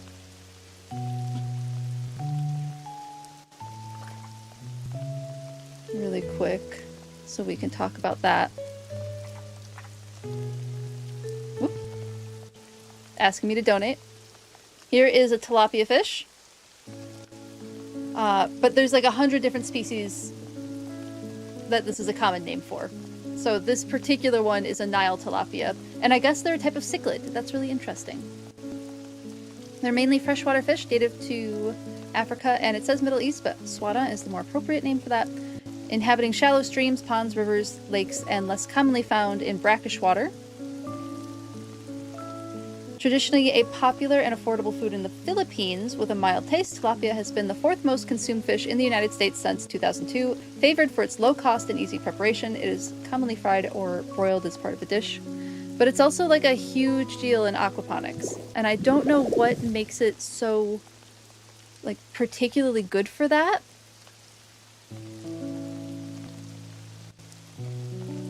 Okay, so larger tilapia species are generally poor community aquarium fish, so not good to have like in your regular aquarium because they would be not great. Oh, they eat plants, dig up the bottom, fight with other fish. The larger species are often raised as a food source because they grow rapidly, tolerate high stocking densities, and poor quality, water quality. So that would be why they're reared as a food fish, which is technically better than like taking them out of the wild, right? So you're doing less impact on the environment by raising them as a food fish. And then also they're used in aquaponics to help make other food. Like the fish waste can help go towards other food. Let's see. Yeah, again, because of their large size, rapid growth, and palatability, they're one of the focus of major farming efforts. That's pretty incredible.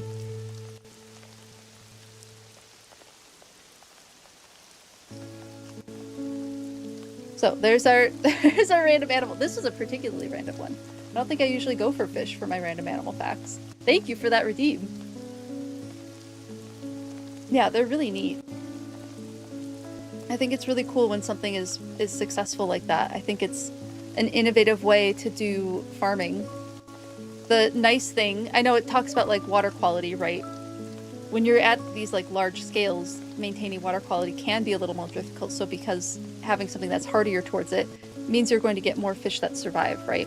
But also when putting aquaponics, like putting plant roots in with these fish, those plants are sucking out all of the nutrients in that water that would be harmful to the fish. So your ammonia, your nitrates, those things that harm fish, the plants are absorbing and taking that out of the water, thereby keeping the water cleaner for the fish. So it's a fantastic method. I know it's not perfect. I know there's issues within the industry. I don't know what they are, but I suspect that there are likely issues within the industry. But the concept of it, I think, is really cool and just fascinating.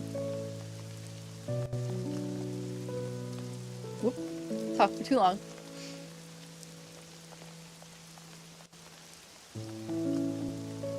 Tilapia, the Animal Crossing creature, indeed. So if you make a tilapia and a salad, maybe they were grown together. Potentially. That could be true, Cassinian Blossom. If you grew your own aquaponics setup, then you would know for sure that they were grown together. Seen a video about a guy on Instagram got himself a thing to save rainwater, and then mosquitoes came and he dropped goldfish, and then they pooped and made his plants better just because of saving water. Yeah, Z and I have a rain barrel, and yes, the mosquitoes are pretty bad over by our rain barrel. I got bit yesterday or today by some mosquitoes, and I'm a little allergic to them. But yeah, you do have to take care of the goldfish, but they do a good job of eating all of the mosquito larvae. Goldfish are great at doing that.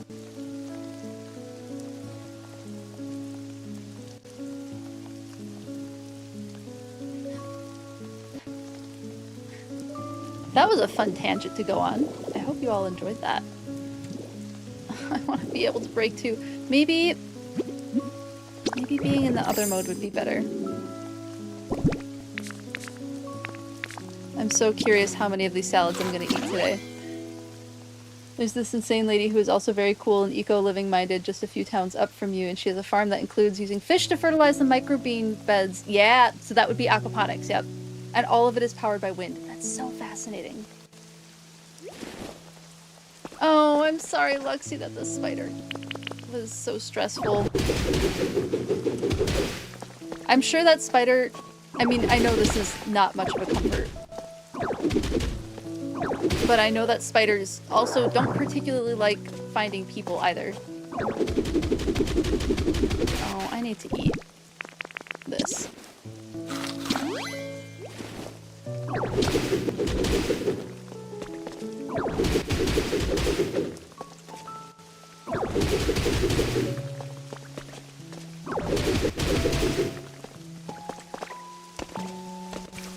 Spiders don't love encountering humans.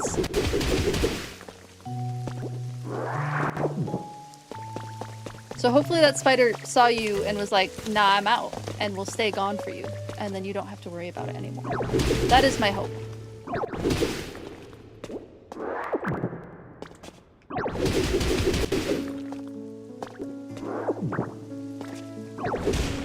She spends most of her time in Costa Rica now. That's amazing. Oops.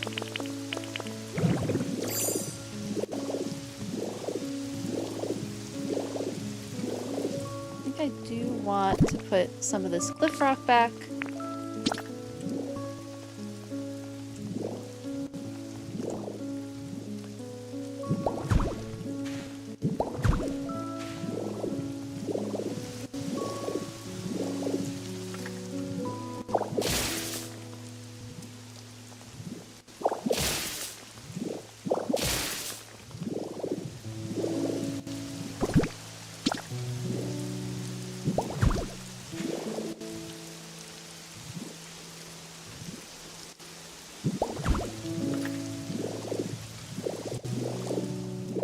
comes out this way.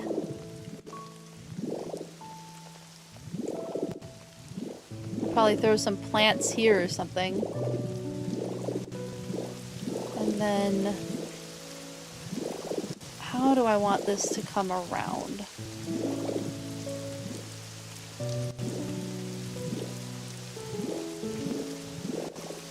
I think my thought had been for it to kind of go this way, but I also kind of want it to end like over here.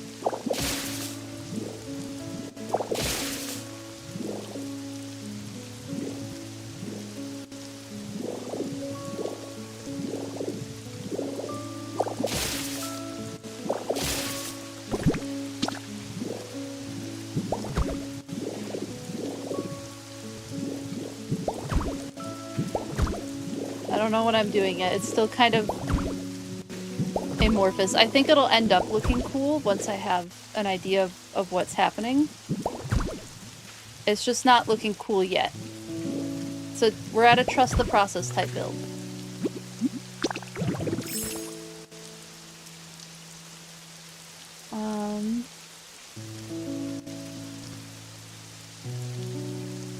They appear to seek you out for some reason. Oh no! Yeah. Hopefully she'll move into a place and get rid of other bugs for you, or decide that it's not worth the effort and pack it up and leave. Your favorite thing about someone is she wanted to build affordable housing on her land, and the town argued with her and wouldn't let her, so she managed to get permission somehow for these 3 huge wind turbines, and the town is mad about it. Bunch of NIMBYs.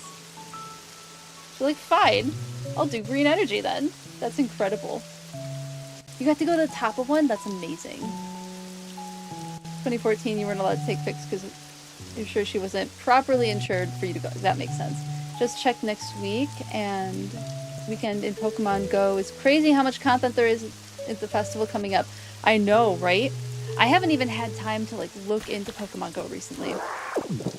I think I finally broke my catch streak, which I was a little sad about. But I'll get back to it at some point.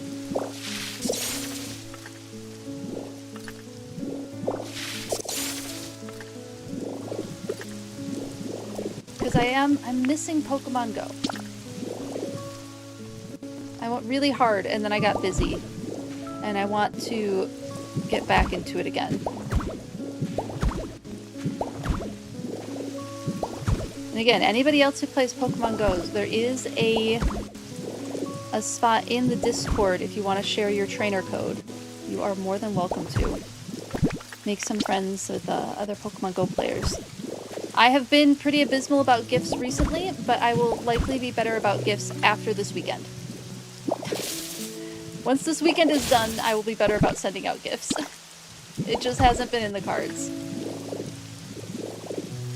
for this week.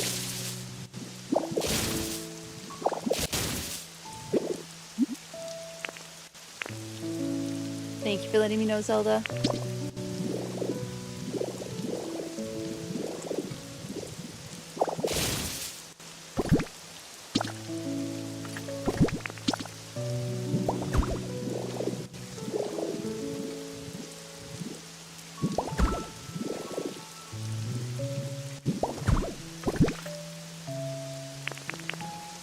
I want some red spot. Yeah, I want the spot one.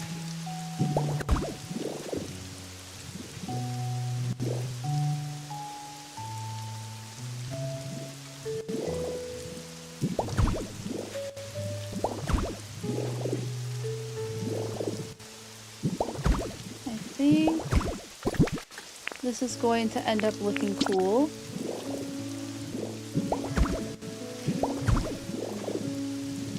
The question as always is, where do I go from here? I think I have a plan. I think I have a plan.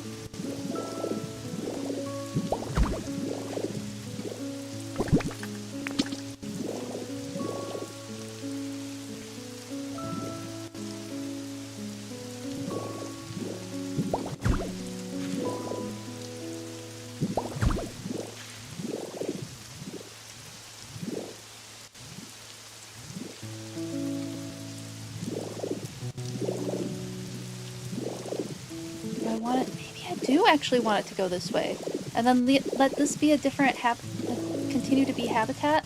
I think that's what we're gonna do.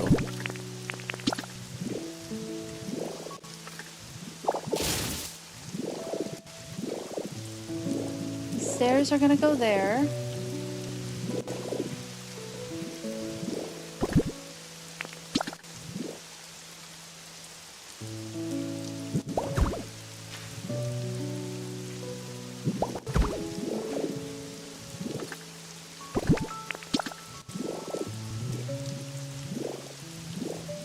Sorry, I'm like locked in trying to math out how these stairs are gonna work.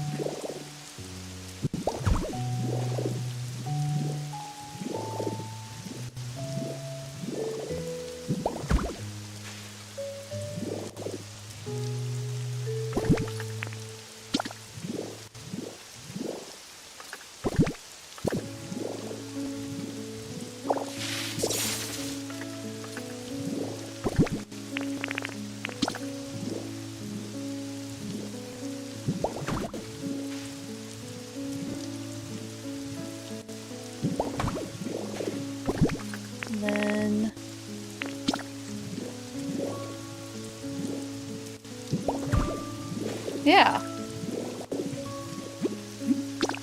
Nice little windy staircase. We'll throw bunches of trees. Yeah, this is cute. And then this can be like a little garden area. All right, I think I have my stairway.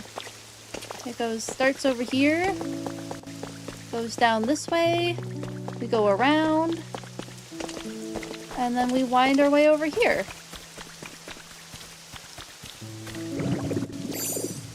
Let's start putting some green on it. I think that's what it needs, because it's a lot of rock right now, and I don't want that much rock. That's too much rock.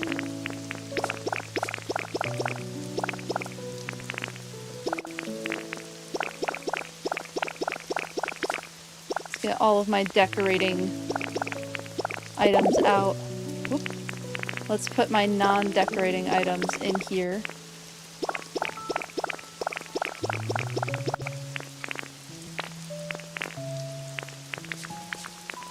I don't need Poke Metal, I don't need that.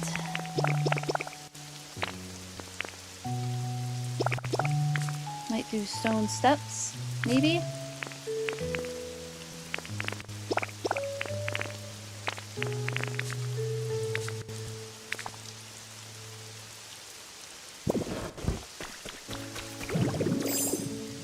Alright, into Magnemite mode.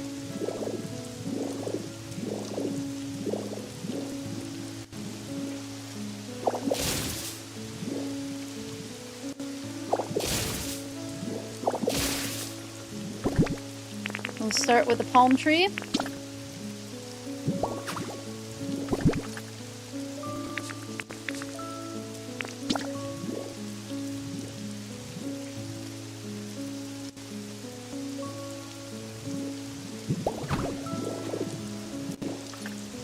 Along with a regular tree, and probably a tall palm tree as well.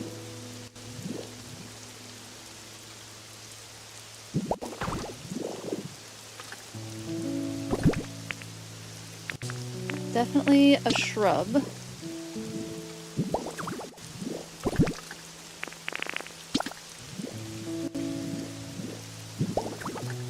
Flowers peeking out. I think a tulip there, and then we'll have to put some more like vines and stuff, but vines are a not at the moment problem.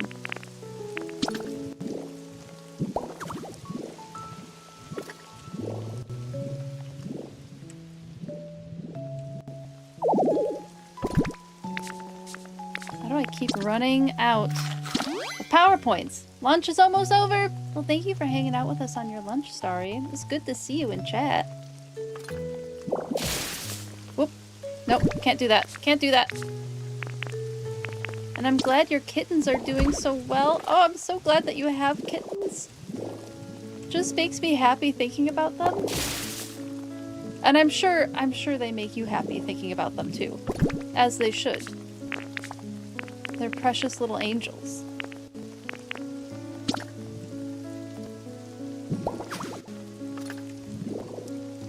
Goodness, they're cute.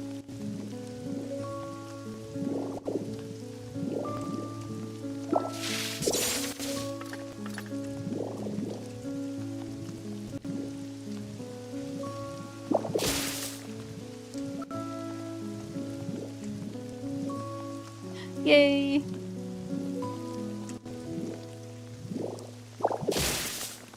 Please feel free, like, never worry that you're posting them too much.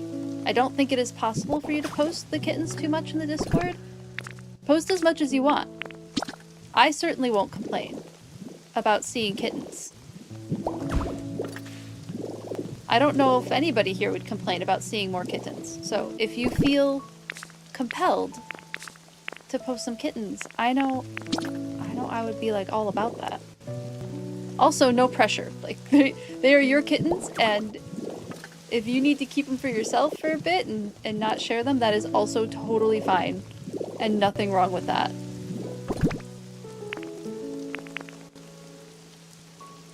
Yeah, no one would blame you. It's true.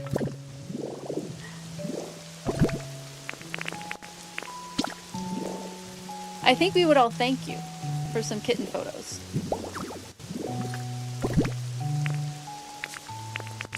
Is that a pecha tree? I don't remember what tree I put down. Must have been a pecha tree, because I think I had 9 of each.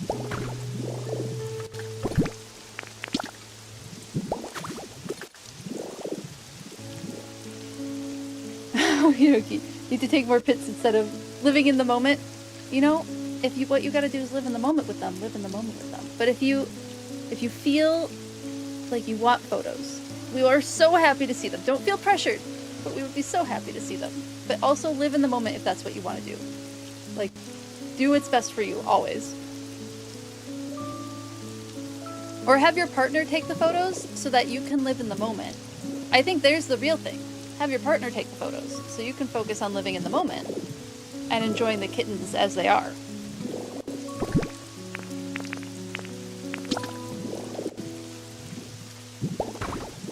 That's what partners are for, right? I jest, of course, but only a little bit.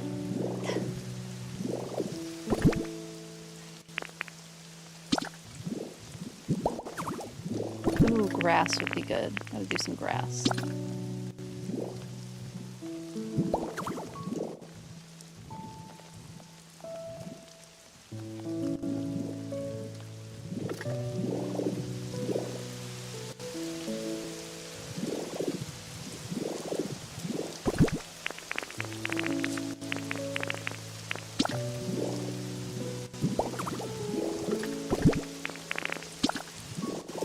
I'm just thinking about kittens now.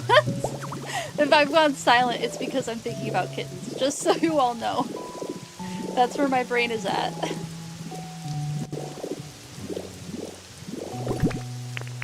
Because they're heckin' cute. Partners indeed are for taking kitten photos. There you go. There you go. And I mean, if they're good at it and they enjoy it, where's the harm? I see none of it. My plan is foolproof. I feel confident about this.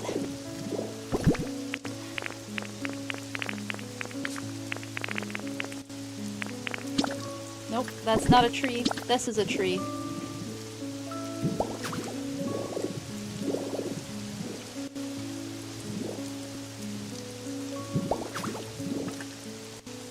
mean, you had to have your partner distract the tortoiseshell kitten who was crying her little heart out when you were trying to pick out what cat you wanted to adopt. Oh, God.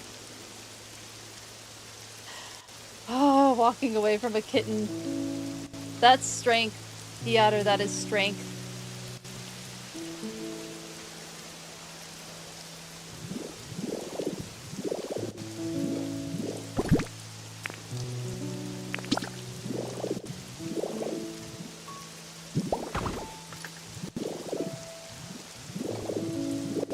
One of my little like hidden tree situations again.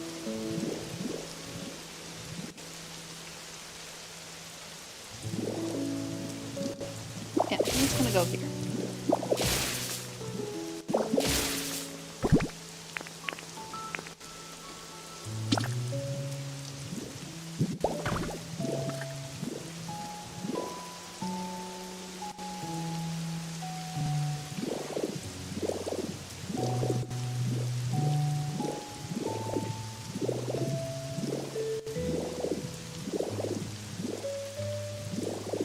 What is it about kittens? Why are they just so cute? I mean, we did talk about why they're so cute on Tuesday, and how there's a biological mechanism for their cuteness. But still, sometimes the question still hits, and I still have to wonder, why are they so cute?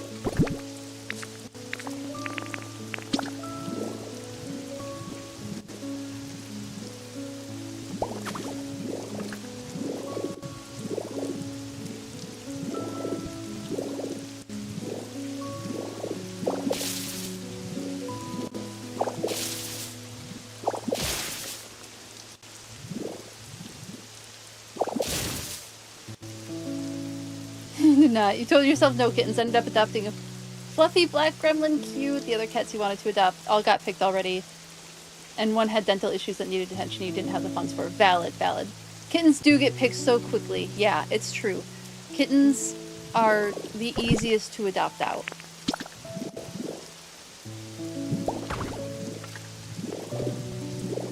I've read that tuxedo cats are actually pretty difficult to adopt out. Interestingly. Like, a lot of people know that black cats can sometimes have trouble getting adopted, but I guess tuxedo cats are another one that struggle a little bit. And that surprised me.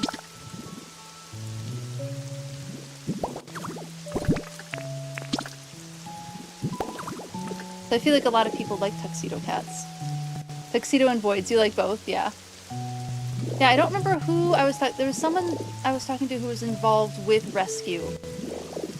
And that was, she's like, if you want something surprising, like, this is what always surprises me the most. I was like, right, that is, I would not have expected that.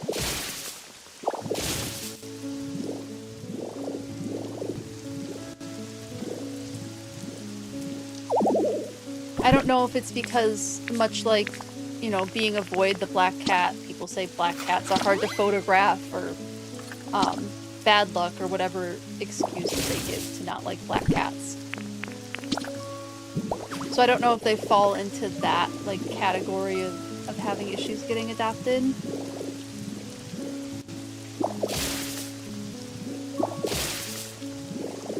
If they just end up with similar issues as black cats.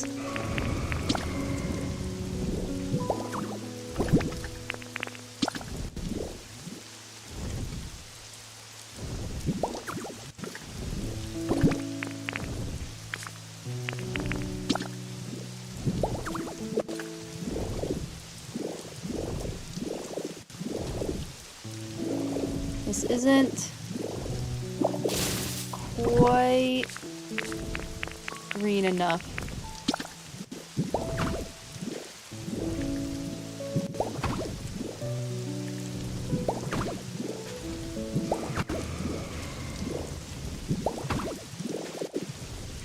I want more green over here.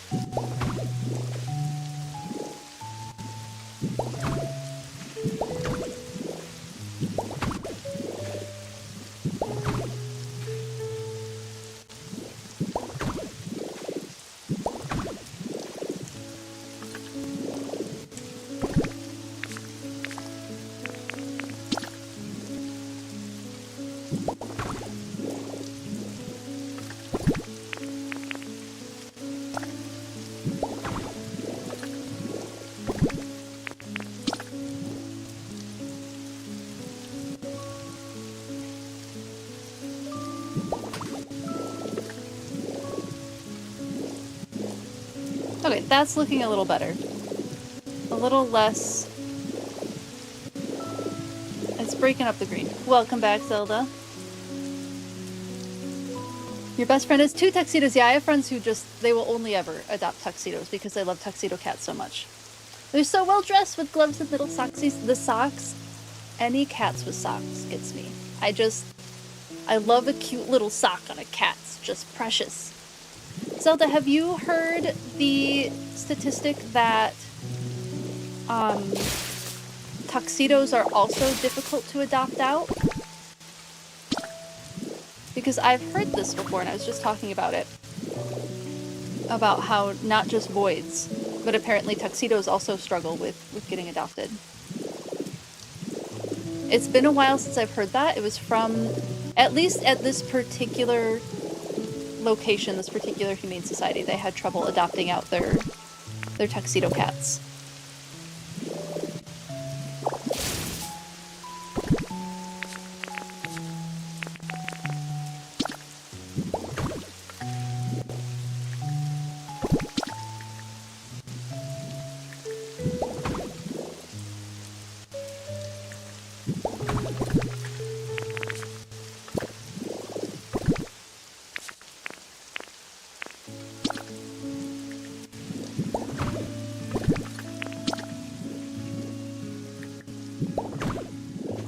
Wasn't sure if I was the only one who had heard that particular statistic before.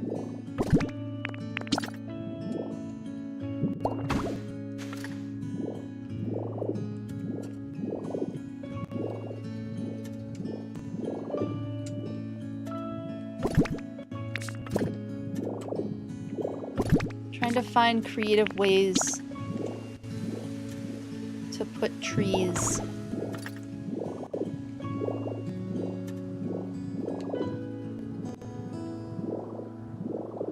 I just feel like it's still so, like,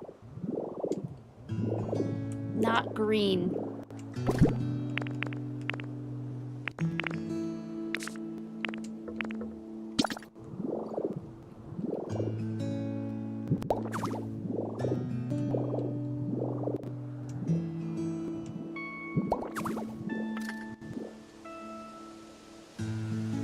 I know, they're really adorable, but then again, you think everything is adorable, and you'd adopt anything, and that's why you can't foster. Totally valid. All your fosters would be foster fails. Otter does not like other cats. Yeah, my Samara is that way. And unfortunately, Samara was our second cat, so we didn't realize she didn't like other cats until we'd gone through the process of, like, years of struggling to get the 2 cats to acclimate with each other. And then I recently realized that Samara is also a very anxious cat. And so we put her on anxiety medication, and we're actually finally getting some breakthroughs with her not being super stressed out all the time, which is really nice. But yeah, my Samara also a not a fan of other animals in general. I get it. It's tough when they don't like being around other animals, especially when you want more animals. Oh, whew, I would love more animals, but I do not have time for any more animals than what I currently have. I don't need any more. I'm good. I'm full up. I have too many. I love them all dearly. You think Bleak Beach Mountain is getting full mossification? Zelda, that's gonna look amazing. Yes.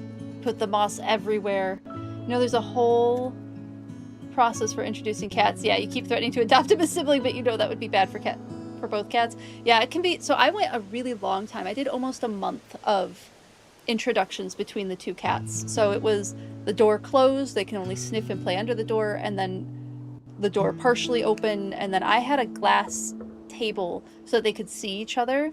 And then I eventually switched out the glass table for, I think, a gate of some sort so that they could still sniff each other through that way. And then, like, time with one cat getting the whole house and then the other cats in the room and then swapping them out. I did, and then also always feeding the cats where they can see each other so that they associate.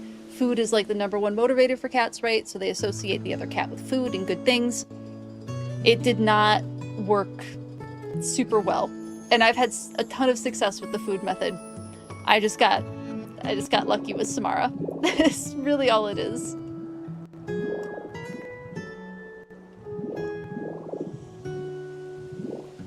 decide where else to put. I just need to keep putting trees down. Like, I'm just not putting enough trees down. That's my problem.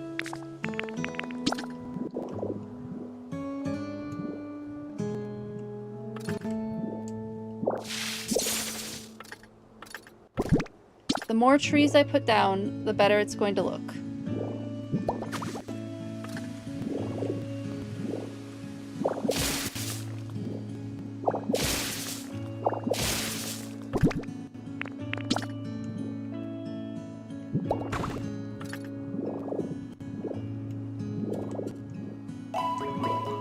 Ooh, PokeBiology card! Keep tolerate stage burner, but they don't really hang out. But they can be in the same room without fighting. That's, you know, that's a fantastic place to be, where they will tolerate each other and ignore each other. If I could get all of my animals to do that, I would be so happy. Just ignore everyone. Am I sure about what? About the trees? Granted, if the cat distribution system picks you, you might have to try having another cat. I mean, if you've been chosen. How can you say no? Hello, Isu. Thank you. Good to see you. Hello, hello. How are you doing today? Whole discourse about cats is happening with Eugene watching from her desk bed while her fan blows on her and you brush her. What a delightfully spoiled baby. I love it. Biggie's asking if I'm sure I can't have more animals. I'm sure. Vet bills alone. Vet bills alone are getting a little intense with 4 of them. It's a grand every time I bring, like, both cats together are $1,000 at the vet just for like regular routine checkups, and the dogs are getting to that point as well. $1,000 for both dogs, and then on top of like surgeries that they sometimes need and other needs that need to be met. It's getting pricey.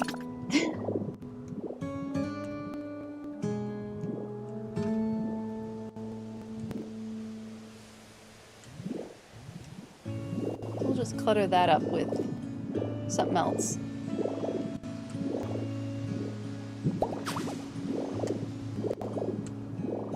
I have so many heckin' palm trees, which I'm not complaining about. I did say that I wanted palm trees.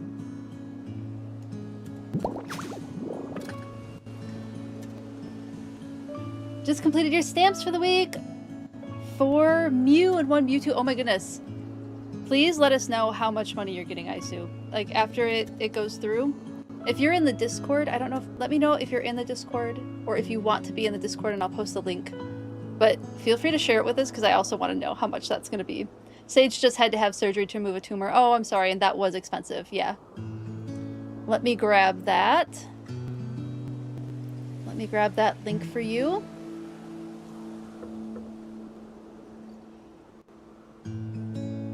I see the bee dance. Thank you, Zelda.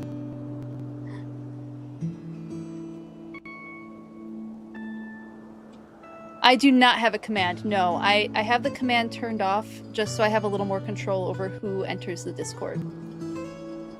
Oh, I think that's the wrong one. Hold on.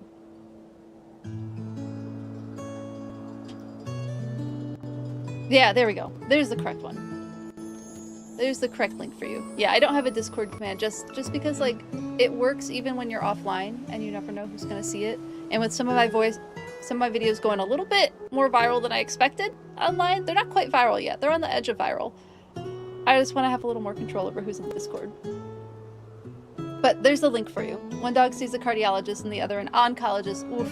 Yeah, the bills definitely stack. And, like, I have pet insurance, but it covers almost nothing routine. It actually covers absolutely nothing routine. And then it doesn't cover teeth costs either, so it barely covers anything. So I get you all in the pet costs. I really, really do. It's expensive.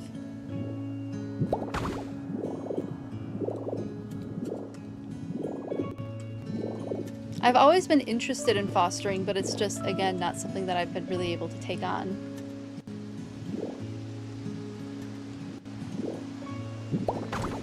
But it seems like it would be really fulfilling. Like, everybody who I know who has fostered really enjoys it.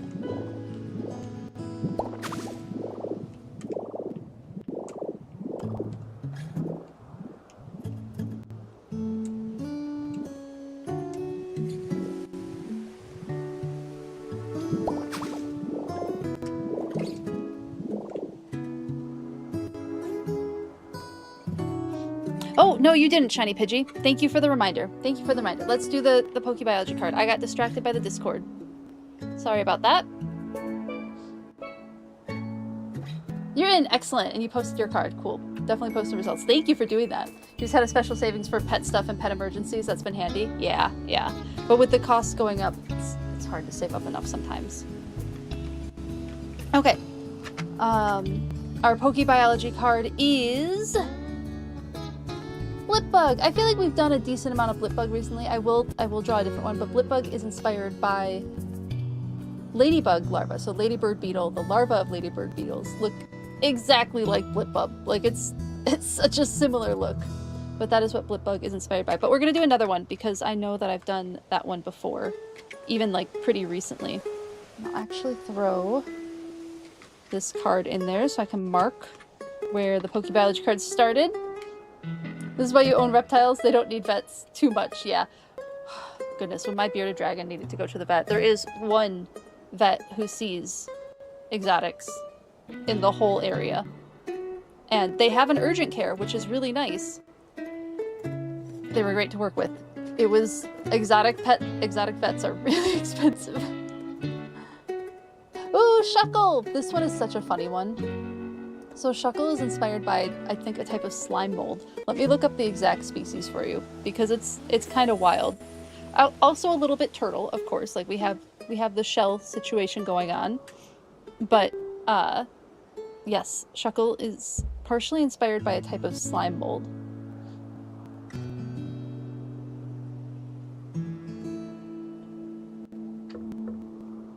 Looks like a GIF didn't work.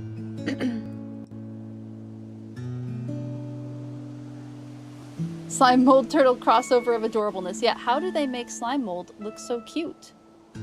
How did they do this?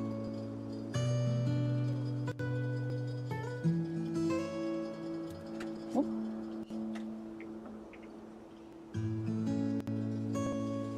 Thank you for the lurk and work. Good to see you. Good to see you. Yeah, it's even called the mold Pokemon. Blew my mind when I learned about it. Shuckle is the mold Pokemon. And it's quite incredible how much it looks like the types of fungi we're about to look at. Called an endolith, which is an organism that lives inside porous rocks or animal shells. So here is a, be ready, we're gonna look at fungus. It's not too terribly gross though, but just be prepared that that's what we're about to look at. So that you know what we're getting into. So here is one of the types of mold that Shuckle is likely inspired by. You can see like the lobes on it. So this is Gymnosporangium juniperi virginianae, which is a plant pathogen that causes cedar apple rust. In virtually any location where apples or crab apples and eastern red cedar coexist, cedar apple rust can be destructive or disfiguring disease on both the apples and the cedar. But it is a type of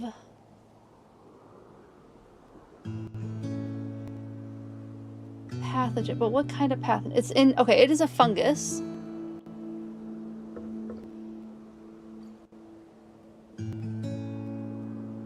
But what kind of fungus are we?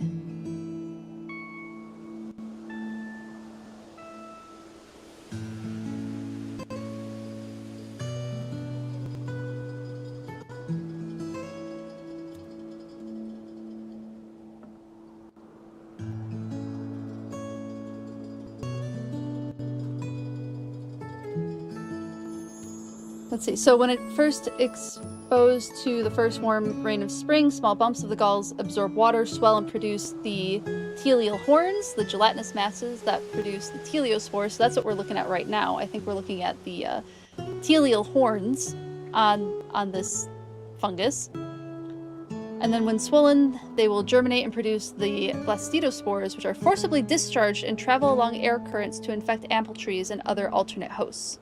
So they'll dry out once the rain passes and lose their gelatinous appearance, instead resembling a dark brown threads. And And then when the rain returns, the horns will swell again, and the process can repeat 8 to 10 times. And then there's a photo of what it looks like when it's dry.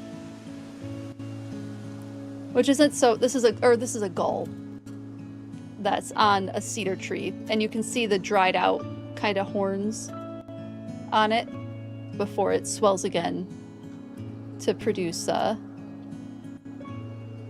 these lovely teleal horns. So yeah, here's our shuckle. Isn't that lovely? Wonder how many dry slime molds you've seen? You know, I haven't thought about that before. We've probably seen a decent amount. You'd eat it? I mean, it's definitely interesting looking. I don't know that I would really call it gross, though. It's just kind of funky looking. But yeah, there's our mold Pokemon. Shuckle. Who would have thought? Granted, you live in a desert right now, so you're not sure how common they are here. That's fair. That's fair. That one needs to get put away, too. Thank you for the PokeBiology card redeemed. Sorry I was a little late with that one. We got to it, though. We got to it.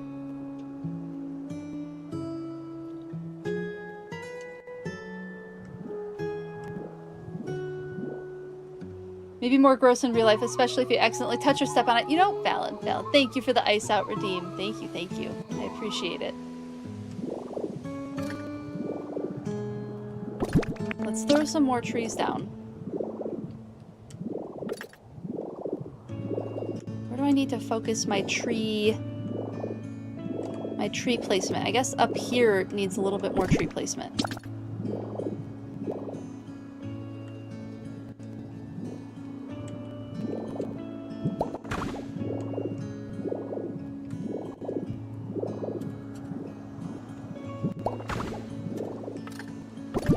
Do some lepa berry trees now.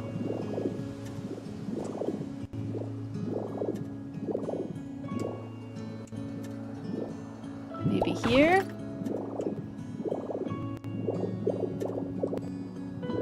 Okay, it's looking fine. I think maybe I want... I keep running out of food. Y'all like the ice out redeem? Thank you, thank you. I need to make it not cover the whole screen. That'll be one of my July plans so that you can actually see the whole artwork. My friend a friend of mine helped with that artwork. So they did not design the loon itself, but they worked with that artist to make to color it in different ways. And it looks really neat. They did a great job. So I particularly like that ice out redeem, just because my friend helped with it. Always cool when I can support friends. And I have their stickers too. They made stickers of them. Unfortunately, they don't sell them anymore. They had to deal with a lot of harassment, unfortunately, on their Etsy site, and so they do not sell the stickers, or I would be letting y'all know where to get them. That looks a little better.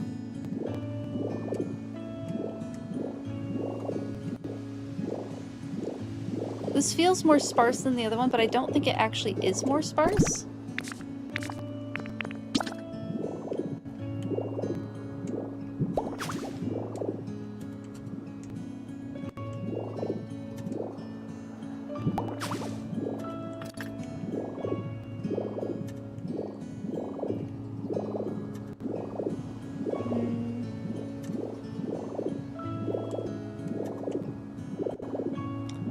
Need more trees over here.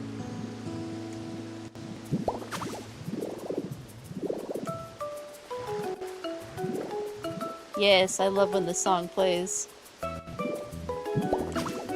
Welcome back, welcome back. I know, it's a super easy firebox fit. I just haven't gotten to it. I haven't had time to even get around to doing that one. Yeah, I do know that it's a pretty easy fix when I have time to finally go in and fix it. That's been my problem.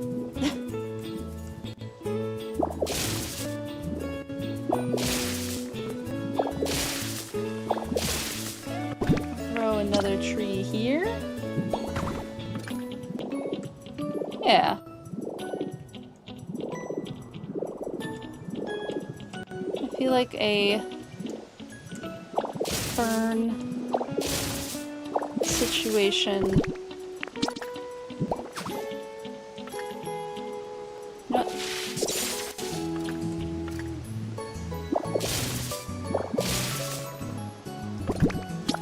Put it there. And then fill this in.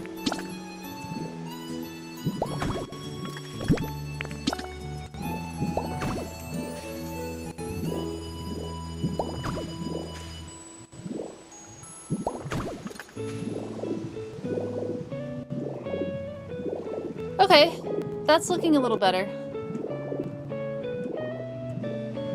Obviously this area is still kind of not great, but it'll get better.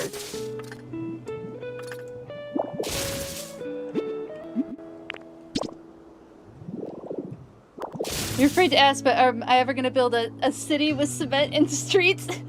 I am actually planning, so my plan for Sparkling Skylands is to do like a suburban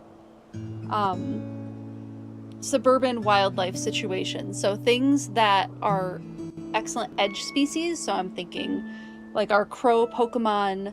I want to do like a suburban wetland. So like what can a suburban environment look like with nature built into and around it? So that's my plan for Sparkling Skylands.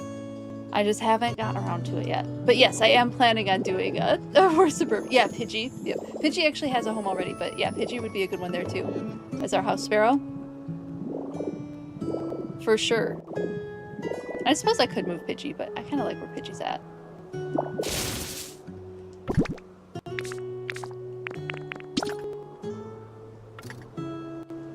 No, I did want to put that there.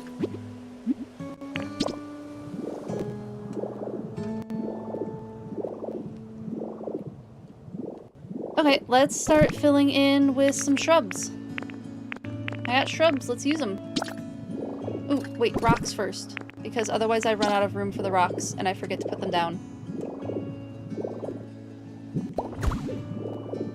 And there's lots of room for rocks on this area, which is neat.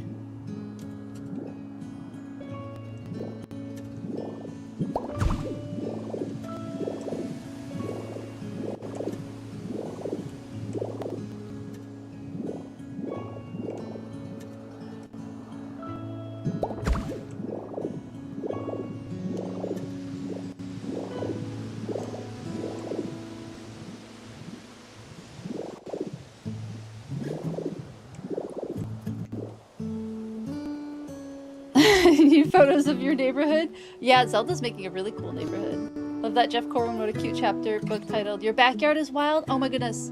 Jeff Corwin is like one of those really underrated ones, I think. I really love the Jeff Corwin experience.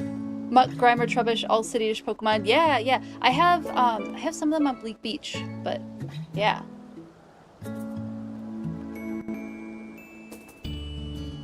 Doesn't heat waves make you think differently? Oh, you're the suburban wetland. Oh, you know, maybe. I'll let you know. I'll let you know.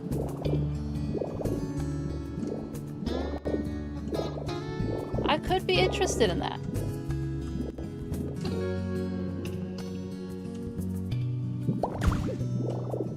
And then I think I put my moss-covered rock over here. And that becomes more mossy eventually. Okay, we got some rocks down. I do want... Let me take a picture of this other type of boulder because I want more rocks.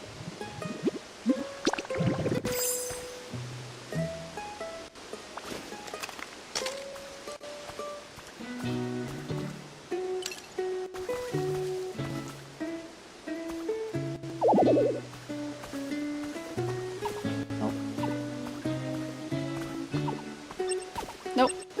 Oh, nope, nope, nope. I need a different one to take a photo of. That's easier to get a picture of. There we go. I can get a picture of this one.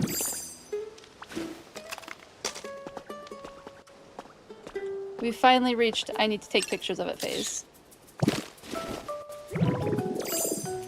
How many maps did I work on already? I've done 3 so far. So I've done Withered Wastelands.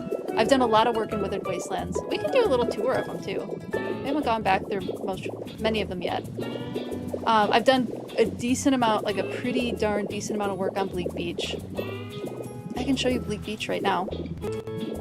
Show you some of the stuff that I've done in Bleak Beach. So this was one, this like swampy wetland area over here that I made for Clodsire and Haldean Hooper. And then I have Muck and Grimer over here as well. And the Dreepy line is going to be living in here. I have Spinnerack over here. And then Gloom is also over here, just a bunch of wetland creatures. I really like this one. I think it's super cute. This is the reel that you found me on? Oh, awesome. Awesome. And then there is my duck ponds habitat with Mosslax. The hanging gardens for Mosslax, and then the little duck ponds. So we have Farfetch'd, Gold Duck, and Psyduck over here. And then the other big thing that I've done over here is this research area for Lapras. So I have a bunch of bird Pokemon over here, and then Lapras has a little research tent, which I think is super cute. We have our flightless Cormorant with Cramorant, and Pelican living here on this cute little beach property. A nest of sea turtle eggs that Lapras is likely studying. Cute little research area in here with experiments and computers and food for the next field day. A little shower for washing off the ocean. We have our storm petrel habitat for Wattrel. Kind of puff, so they live in like Puffin Lake habitat. We have Kilowattrel, our frigate bird, who lives up at the top of this hill, and then Wingle lives here. So this area is like 90% done. There's still more I want to do with it. I just haven't gotten around to working on it. So yeah, that's the other like really big build that I've done for this particular area. Otherwise, I like made the restaurant look a little cuter.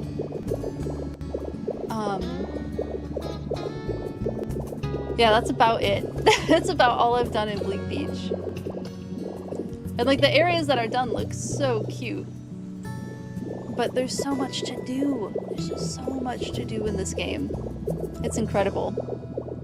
Oh, you saw the Lapras reel too. Fantastic, fantastic. Well, let's run back through Withered Wastelands then. We might as well. I have to print some stuff off anyway.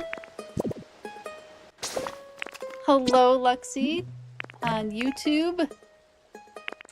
And then I've done a little bit of work in Rocky, actually a decent amount of work in Rocky Ridges too. I've done my biggest projects on Bleak Beach, however, I think. You met Jeff Corwin, kind of ambushed him with a bunch of questions for your high school paper on endangered species. That's so cool. He was very gracious and then signed the book he was at for the zoo that he was at the zoo that day. That's amazing, Puma Kitty. That's so cool. I'm glad that he was gracious and that it was a good experience. You know, you always never really know. The Lapras reel is what got you here. Oh, thank you all so much for joining from the reels. I appreciate you all. I'm really... Oh, look at this! Jamchi! Hello! Hello! Welcome in, Jamchi! How are you doing?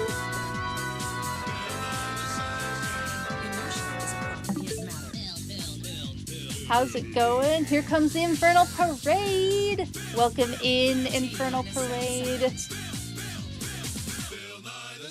How was your raid, Jamchi? Thank you so much for the raid. How are you doing today? If you are new here, hello, my name is Dewfeathers. I'm a former wildlife research biologist who talks about animals and nature while playing games that are inspired by animals and nature.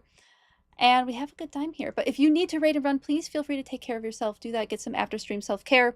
But if you'd like to hang out and chat, would absolutely love to have you here. Thank you so much for bringing your community here, Jamchi. I appreciate it so, so much. How are you doing today? So good to see you. So, so good to see you. What were you playing, if you want to share? I would love to hear what you were playing.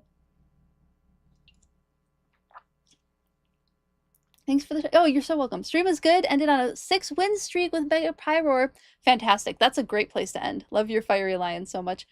Well done. Yeah, you were talking about making a whole build for him. I'm guessing the build's going well then if you have a 6-win streak. That's awesome. I'm guessing Pokemon Champions then. Sweet. Yeah, Pyroar, such a good Pokemon. Such a good Pokemon. This music was blending terribly with the Bill Nye theme. I had to close the game. Enjoy your tooth break. I was just doing a little, like, mini tour of what I've done in the game so far. You can share the team if you've been using. Yeah, please do. That's awesome. Please share. I would love to see it. That'd be awesome. But yeah, I'm just doing like a little walkthrough of all the little builds that I've done. So the Professor Tangrowth Lab one is one that I've been enjoying. We're doing more in the jungle today. Taking a bit of a break from the jungle to do these tours. But plan is I want Raikou to be like a tiger in like our rainforest jungle habitat situation, but I want to give Raikou like a temple. I feel like that feels appropriate for Raikou. So I made some little steps into the mountain and I'm currently greening that up right now. But I need to print off some plants and rocks and stuff to make it work. Which is why we've come back to Bleak Beach, to get some more Pokeball to do that. But while we're... or Bleak Beach, oh my goodness, Withered Wastelands. But while we're here, we might as well look at what I've done. So here's Professor Tangrowth's lab. There's still, again, like 90% done. I want to do something with this wall, but I'm not sure what yet. But there's a bunch of, like, plant research happening in here. That's inspired by, like, some lab work that I've done in the past. There's, like, a little geology section. There's a chemistry table set up with a hood. Gotta be safe, right? Have the exhaust system. Porygon 2 lives here. And then eventually I'll have Magnemite live here as well. Although maybe I will have Magnemite stay in the area that I currently have them in. I don't know. We'll see. We'll see what to do. And then Professor Tangrowth's house over here. So that's one thing that I've done. I've also done some like little grassland habitats over here. This is one of my like off-stream builds where I've just been making this little market. Here's where Volbeat and Illumise live. The bees. My bees live here. They look so cute there. I have this little riparian habitat. I love this. This is one of my first like big nature builds, was the riparian river habitat area. So we have Magikarp over here. I have a little pond. This was my first pond that I built. And then Goomy and Sliggoo, our little slug and snail, are over by this pond. Then we go through the river. Over here to the Squirtle house. You can see I've gotten better at cluttering with the newer builds that I've done. Like, these were still pretty simple. Kind of a little neighborhood over here, where I have all my fighting and building Pokemon, and Arcanine, who still lives here because I haven't moved them yet. Through here, I have my big old greenhouse. I haven't decided on an entrance, but I kind of like how it looks, so I haven't put an entryway on it, because I just like that it's big and open like this. With my epiphyte wall, plants from all the different regions. Over here, a pond. So inspired by like conservatories, and then my rainbow wall of plants, of course. Little educational area on the different types of grasses for the different regions. Over here will eventually be a grassland for the Snivy line. I just haven't gotten to it yet. And then I have a savanna over here for Giraffarig and Farigiraf. And this is where they live over here, is Giraffarig and Farigiraf are in this little savanna area.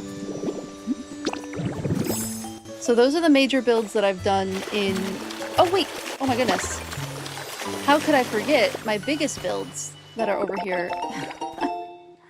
Let's just fly over there. One of these builds is my video with the most views on Instagram right now. It's almost at 110,000, which is insane, and a lot more visibility than I ever intended. On our way over there, let's stop by the forest habitat. I'm excited to do the different sized trees over here. I think this is where having like the young trees will look really, really cool, is in this forested habitat. So here's where I have like the Pidgey line is over here. And then Noctowl is over here.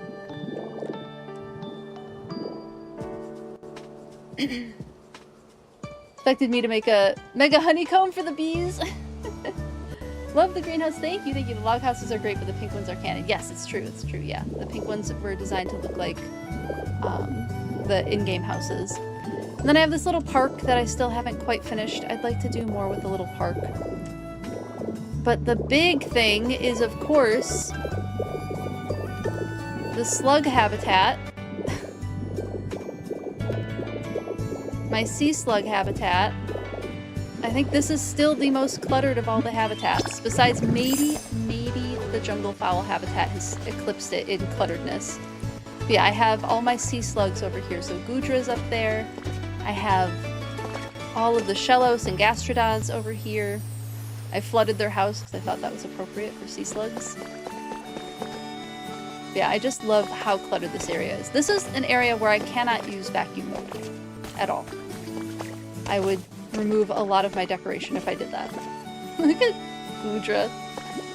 And then my succession habitat, the example of the process of succession after a disaster or further away from a watery environment. So starting with mosses and lichens on rocks, which break down the rock into dirt and things that other types of plants can grow on. Like you start getting into like more grasses. Start adding in some more flowers as the nutrients in the soil become a little bit better. Working our way towards shrubs and more diverse types of flowers, more diverse species of flowers. And then going all the way up until forest, the forest part of succession. And then I have the Charizard line here because for like a lot of grasslands, it's important to have fire to maintain grasslands so it doesn't complete the process of succession, so that a forest doesn't grow there. So grasslands are very reliant on fire, which is why I have the Charizard line up at the top of the like succession area. So those are kind of the main things that of course I've made the Zapdos habitat, but I haven't done really anything else with it. So yes, I've done a lot in Withered Wastelands, haven't I? Welcome back, welcome back. Gonna raid and lurk. Enjoy your lurk. Thank you so much for the raid, Janchi. I appreciate it so much. Make dinner. Okay, enjoy your dinner, but thank you for hanging out. Thank you for the lurk, and thank you for the raid. I appreciate it so much. Have a great rest of your day. Makes sense for you that Gloom evolves into Vileplume with its flowers smelling like death. Yeah, and Gloom already liking trash. But IRL doesn't make sense that Gloom evolves into Blossom. That's a good question. I don't know what flowers Blossom are inspired by. It might not make biological sense. There's a chance that it does.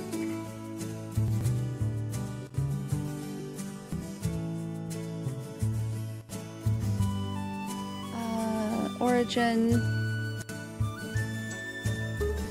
So it resembles Plumeria in concept. Oh, it looks like there might be a Rafflesia inspiration for Blossom as well. So Plumeria and Rafflesia inspiration. But specifically Rafflesia keithii and then Plumeria flowers is what Blossom is inspired by. So it does seem to like make a little bit of sense that there's still a tiny bit of Rafflesia inspiration there. But then also like being like Hawaiian hula dancer inspired type Pokemon with the grass skirt and whatnot. So Plumeria as well. Interesting. Yeah, the flowers now do look quite a bit like another Rafflesia flower. And it's another big one. 80 centimeters in diameter. It's huge. It's a big flower. Oh, that was your question based on the reel. Oh, you found it. It was like, where's the part 2 of that reel? Ooh, good question. So yes, that is this current area. I haven't completed everything in it yet. Obviously, there's still more to do. We'll eventually do more stuff in here. Oh, I actually have a decent amount of Pokemetal. Let me just grab some more, just in case. Let's go print some plants.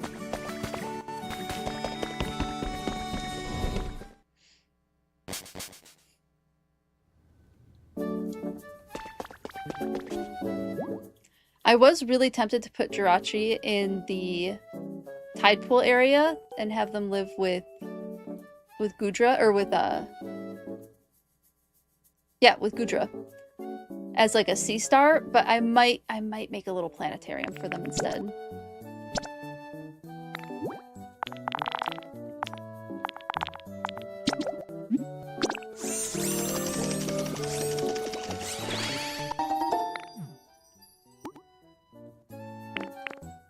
Alright, we do need more of these now.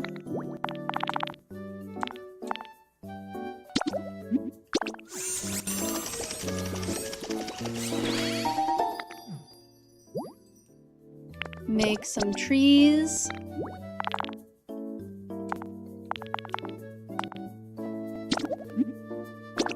We'll go with 10. If I need to do more than 10, I can always print out more.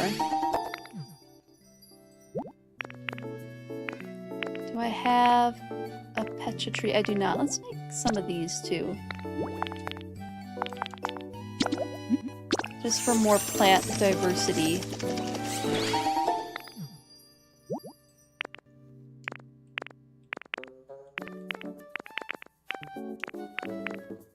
Anything else that I'm wanting at the moment? I don't think so. I think we'll do some more of these. I know they're expensive. But I do have a lot of Pokemetal, so I should be good.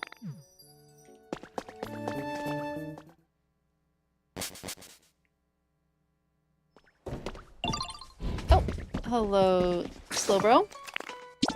Alright, back to Bleak Beach. Yeah, the whole area that goes to Bleak Beach from Withered Wastelands, I still need to figure out what I want to do with that. I have the Slowpoke line over there. And I'm not sure if I want to do like another wetland type build or what I want to... I'm just not sure what I want to go there yet. Because I have a forest now, I have like a grasslands area, I do have a little wetland. Could always use more wetlands. There's nothing wrong with having more wetlands. Yeah, I'm not quite sure what I want over there yet. And then in Rocky Ridges, I have a hot springs habitat, a cave cricket habitat. What else have I done in Rocky Ridges?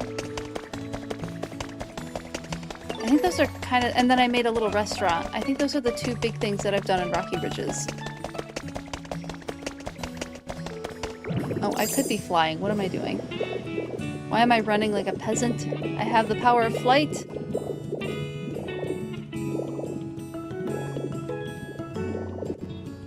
Yeah, the social media will be very filled with this for a while. There's going to be a lot of this particular build being featured on my social media.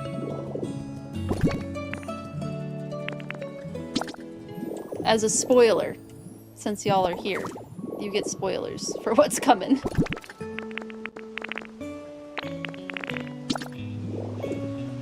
You get to know before anybody else.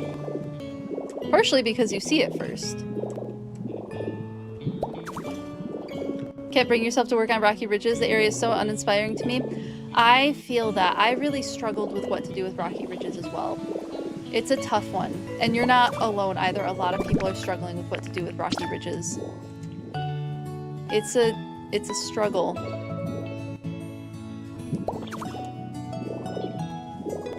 Because what do you do with this area? There's, like...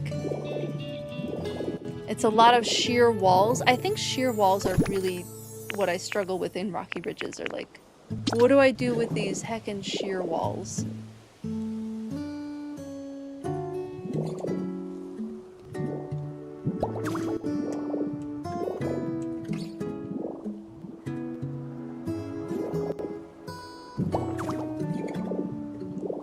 Only one tougher for you is Skylands? Yeah. Yup. Guess who hasn't done much work in Skylands? Me. I've done just about nothing in Skylands. So I feel ya.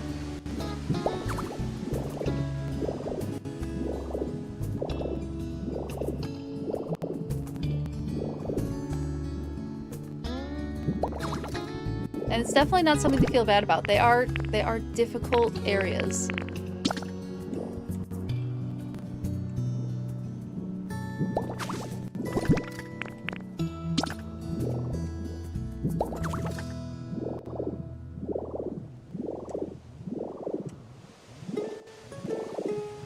That's right, I wanted to put like grass here.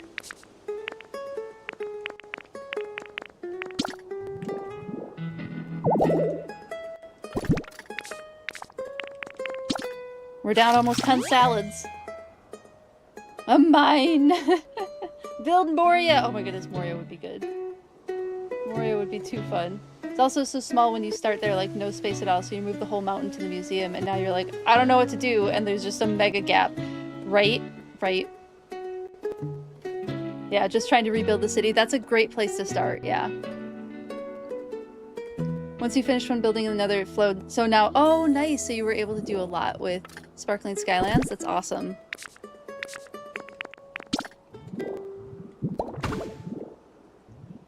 Yeah, I've heard of a lot of people struggling with Sparkling Skylands. Whoops. Nope, it's the spotted.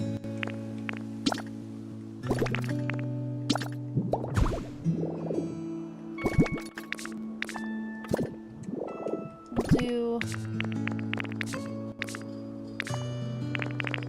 palm tree. I'm actually tempted to put that there. Yeah, cute. Looking better, ever so slowly. I might need to get some more shrubs.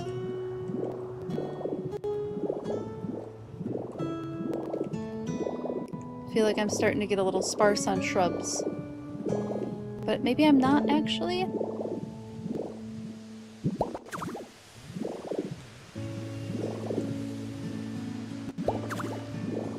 Maybe it's okay.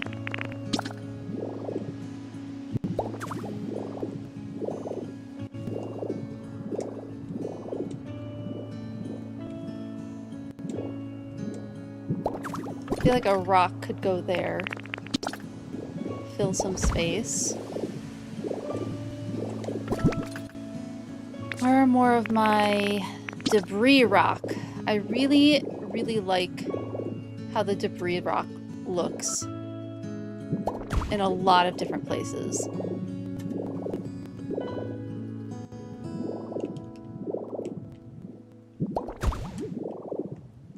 I wish we had like a mossy debris, rock debris. I think that would look really cool.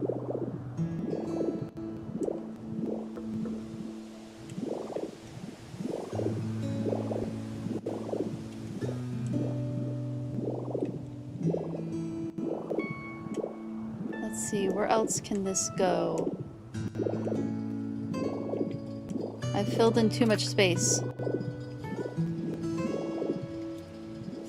Not the worst problem to have, a bit of an annoying problem to have though.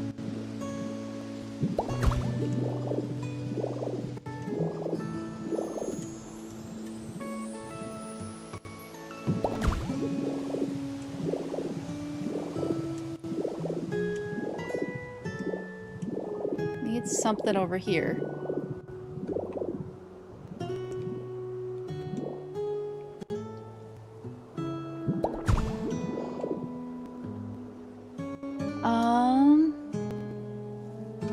You're thriving on Sparkling Skylands, Vicky? Oh, that's awesome. Have you been posting pictures in Zelda's Discord? I haven't had time to even, like, scroll through other Discords recently. If you've been posting pictures, I gotta go see them.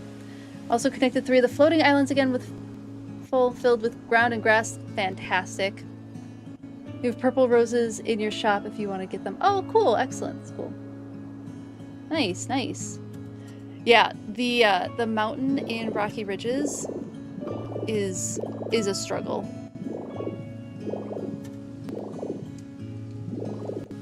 Like, I think it's super valid that everyone is struggling with it to some degree. Alright, we have some rocks down. I guess let's start throwing some flowers down.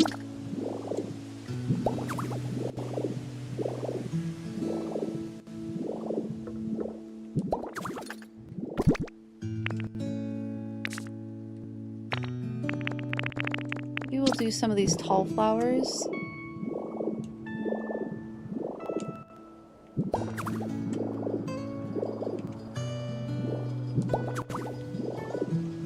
And then we'll work our way to shorter flowers. Actually, I want you farther over here.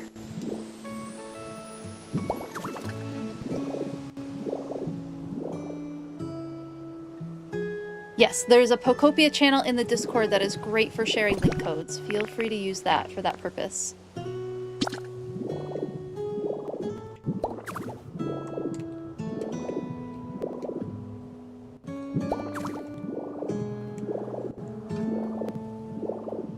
I guess down there.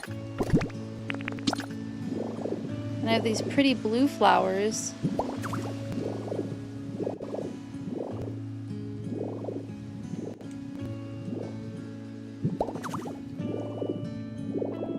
There's some blue flowers over there and there. Alright, so over here is probably good.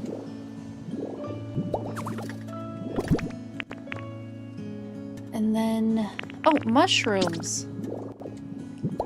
This is the perfect area for some cute little mushrooms.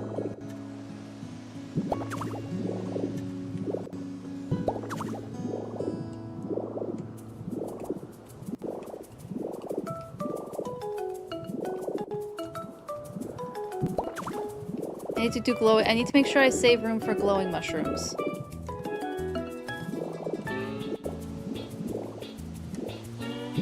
I keep forgetting to save room for glowing mushrooms. Let's do those now, before I forget about them.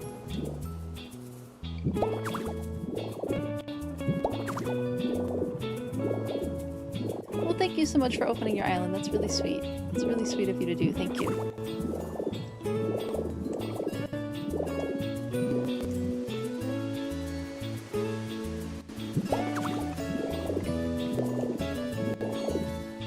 I will eventually get to a point where I can start thinking about... Because I would love to do island visits and see what you all have been building. I would love to do some of that. I just haven't had time to plan it.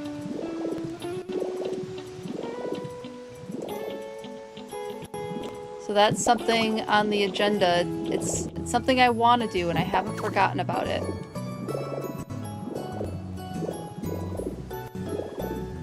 This is gonna look so good tonight once everything's glowing.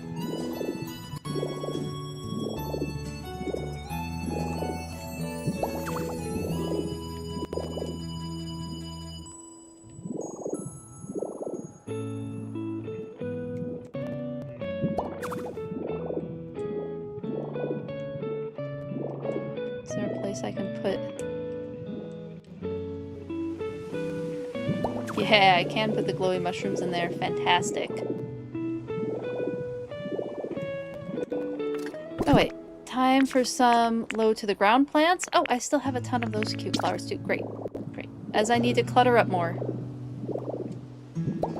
I should do some grass as well. Before I forget to do grass. I'll worry about that in a minute. Get some dried out bushes, maybe for a change. They'll end up getting hydrated. Or I would do, because I've been thinking about the dried bushes and the dried trees, but I have to find a way for them to be not underrated. I guess I could do the method we've talked about with putting the wire all the way up in the sky. I could do something like that. I'll noodle on it. That's more brain power than what I have at the moment. But I will noodle on it. Because that is a good idea.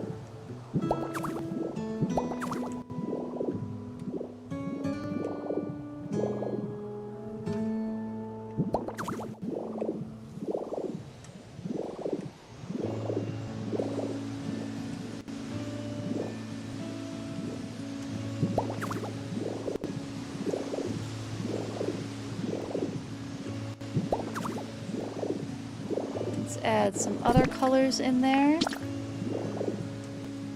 And I guess by other colors I only mean white, because that's the only other color I have right now.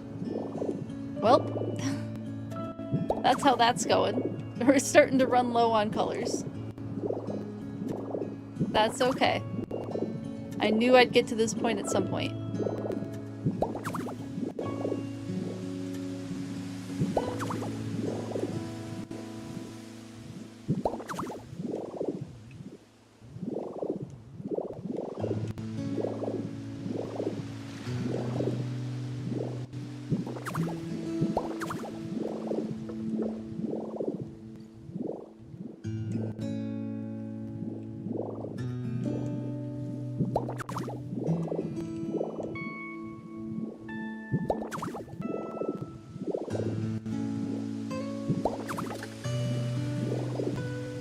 And then I guess just grasses for now. Oh, I could do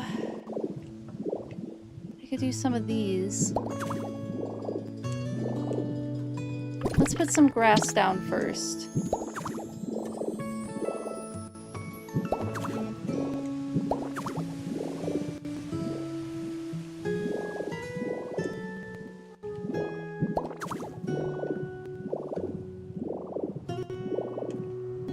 I'm glad that I trusted the process on this, because it was definitely... I was iffy on it when I first started today. Wasn't sure I was loving it.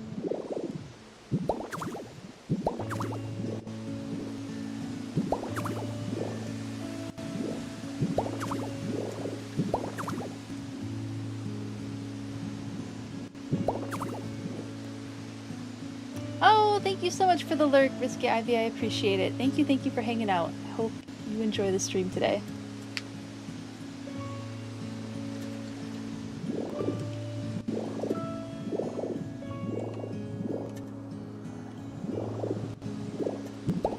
Throwing some grass down. Riveting grass content. Ooh, this is a good spot for a log. I keep forgetting about my driftwood. This area is like perfect for driftwood because there's all sorts of spots to put it.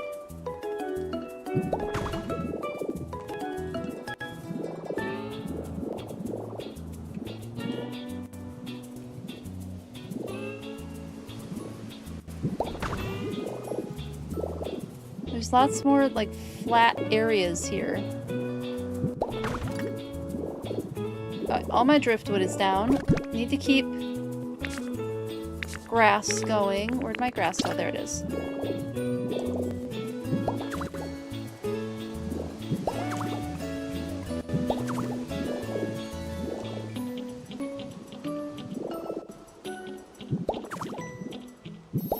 Oops. Well, that'll just be a habitat, I guess.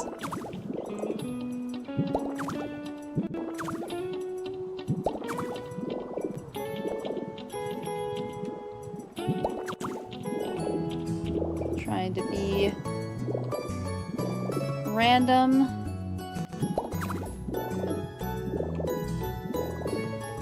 Don't want anything too matchy-matchy.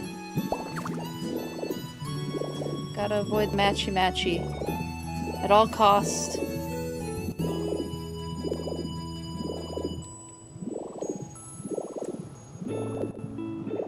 Oh, look at how much nicer this area is looking. I feel like it could use more trees that are tucked into the wall.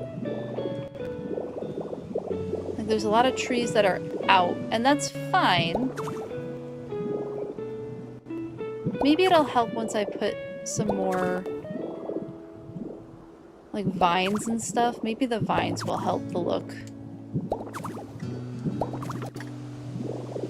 Alright, I've placed all my grass.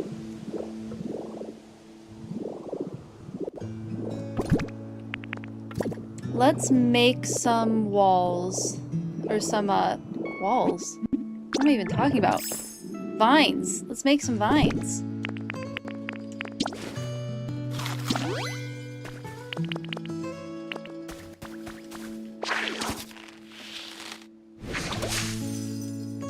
Small micro pond. I think we have a decent amount of water here. I like the idea. We have a decent amount of water.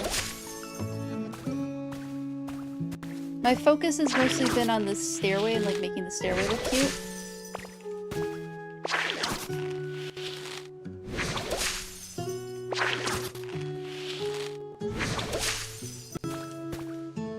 Because we're gonna have a pretty decent amount. Because like I'm gonna fill in the river that's behind my character right now. I'm going to fill that in at some point. The vines should help.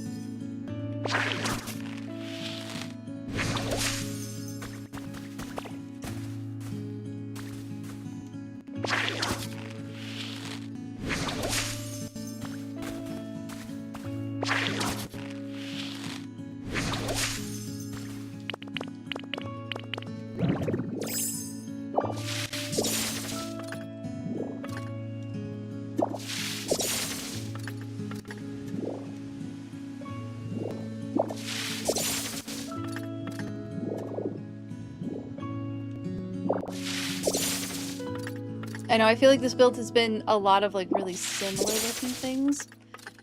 I am working on like what else could differentiate. I think the stairway helps to like really make that space look different from the others. Once we have the stairs on it, I think it'll really start to look different.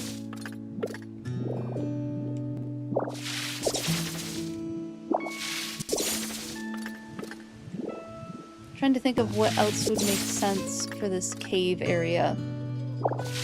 I think bringing Goldbat back will help. I'll have to find somebody else to go in the Rocky Ridges cave area. Which is not a big deal. That can be done. Oh, moss!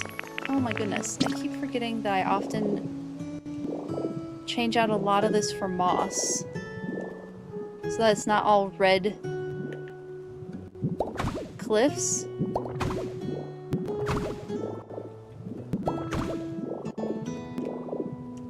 And that helps quite a bit with things not looking too matchy-matchy.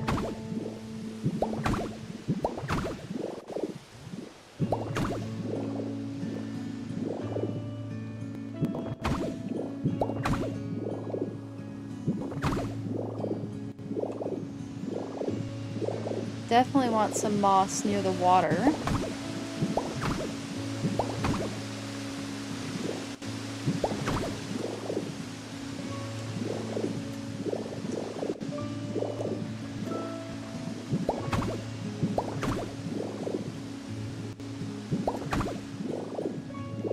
Yeah, that kind of lowers the amount of red we're seeing with these cliffs.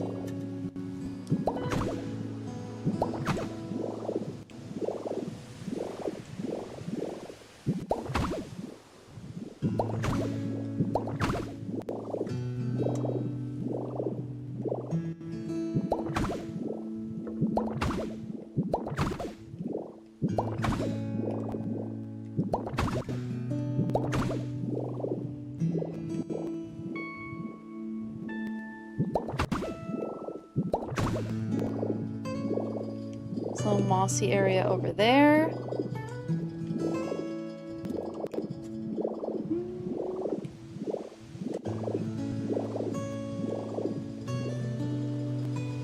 That helps quite a bit. And then let's start putting some vines on things. Particularly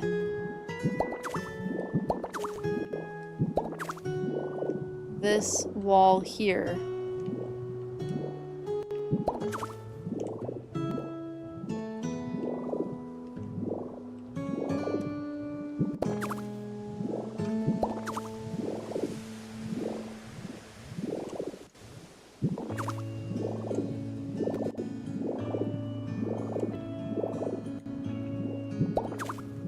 I'm gonna need to make more of these. I always need more of these. These ones are hard to keep because I use them so much. So I run out of them really quickly. Oh, and I'll be able to use the hanging vines quite a bit. Oh, yep. See, already out of them. Oh, and my ferns. I keep forgetting to place my ferns down. Let's throw some mosses down while I'm thinking about it.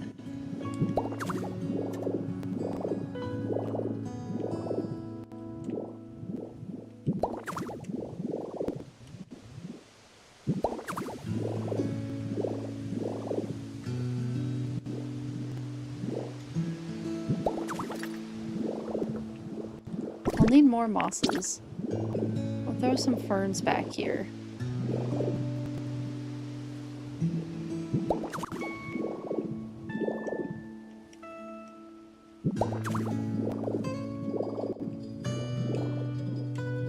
Ferns are such a lovely bit of clutter.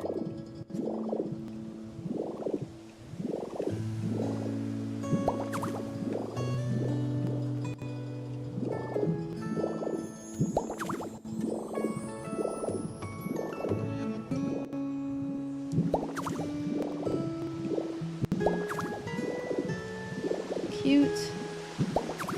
It's getting there, it's getting there. Something big needs to go here. I don't know what it is yet, but something big. Maybe this could be either Charjabug or Vicavolt's habitat. Maybe I put a habitat here. Maybe that's what goes there.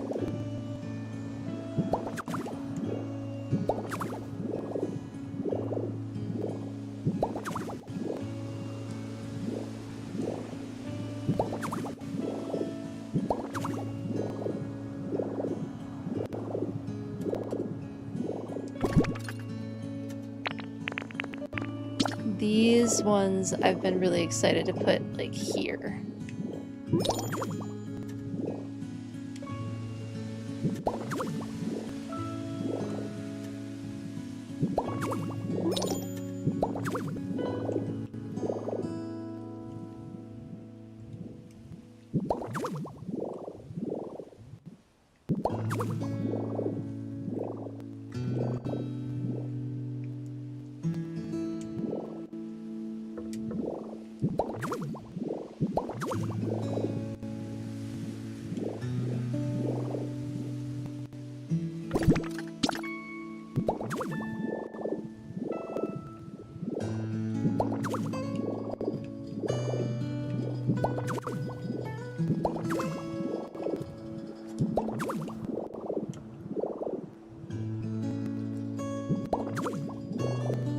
Oh, doesn't that just look cute?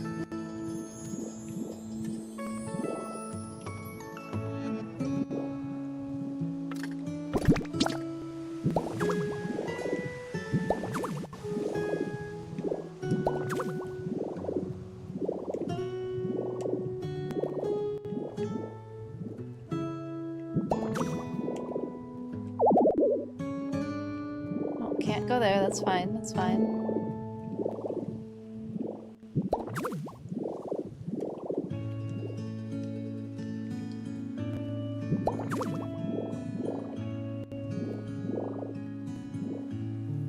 Slowly.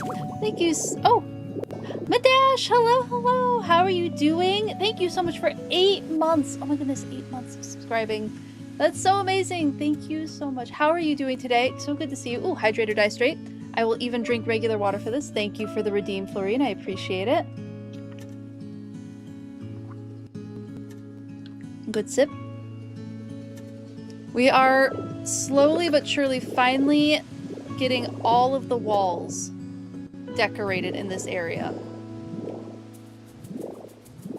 It's getting done. It's like actually getting there. And that's super exciting.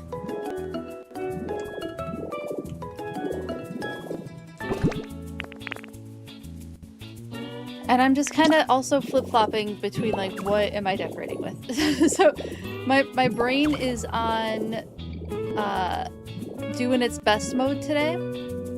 I've been preparing for a performance that I have tomorrow. Yeah, it is tomorrow. So it's doing my best mode today. Doing well. Hope everyone is having a great day. I hope you are also having a great day. It is a good day. It's getting better. My brain is getting through the tired. I'll be so ready for this weekend to be done, but I'm excited for the performance. And thank you so much for the follow. I hope you're enjoying the stream. Thank you, thank you. I was thinking maybe some more mushrooms around here. I wish I had more of that dripping stone that we broke at the beginning of the game. I wish I had more of that right now. Because I feel like that would be super good for like adding like dripping in caves. I'm feeling a little sad that I got rid of it.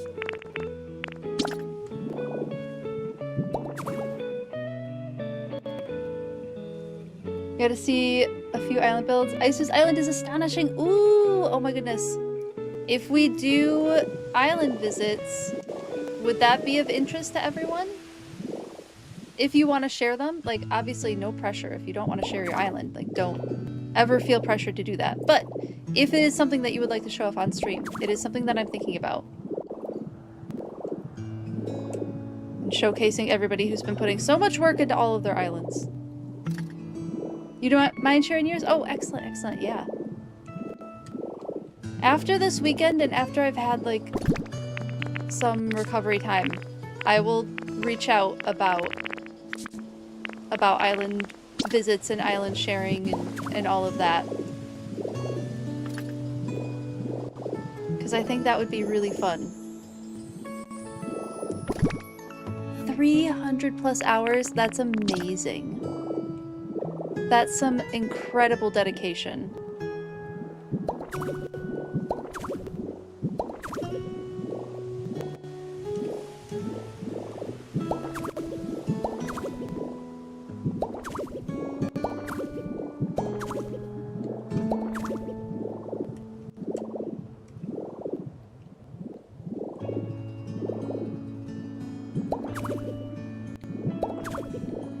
I'm so glad they are letting us do this now.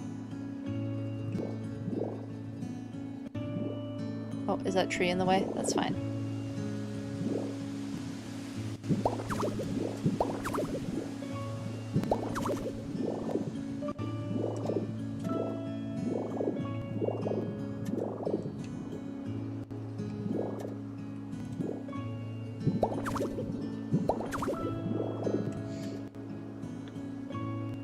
And now you have fancy purple roses? Fantastic. Yeah, the purple roses are really pretty, aren't they? I have them surrounding my house in Withered Wastelands.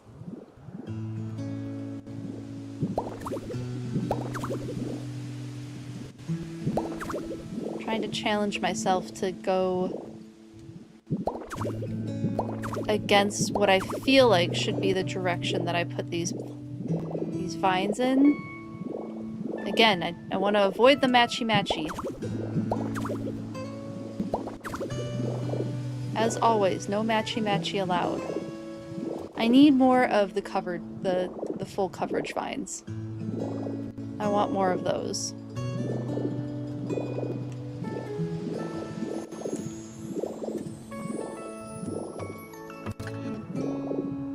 Ever so slowly filling in. So, what did you miss? Well, we have a mostly decorated area over here. I think it's looking really cute. How is the plant and reptile room organization going? You gotta earn some coins so you can buy purple roses. Ooh. You have 50k, that's amazing. Good news, you just up to level 10. Excellent, well done. You put the game down for a while, then finally bought out your shop. Yeah, good call.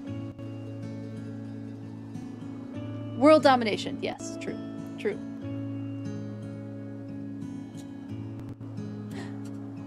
Luxie took a full tour. Oh, that's amazing, that's amazing. Oh, cool, cool.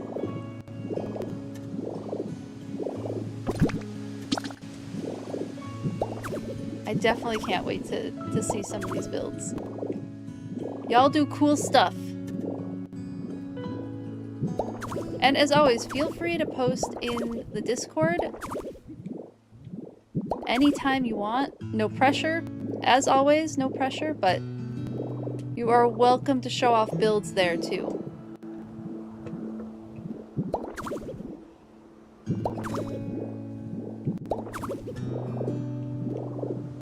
Always welcome to do stuff over in the Discord.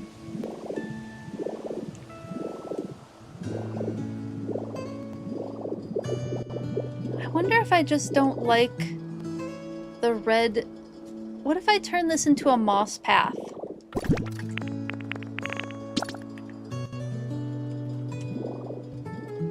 What if this path was just all moss? Well, I have to eat a salad first.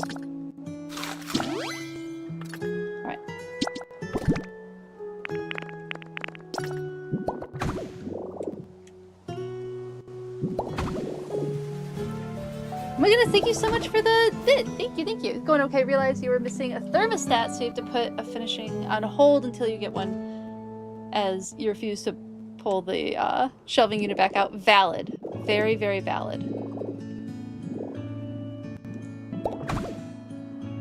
The stuff you're doing is a lot of work. Whoops.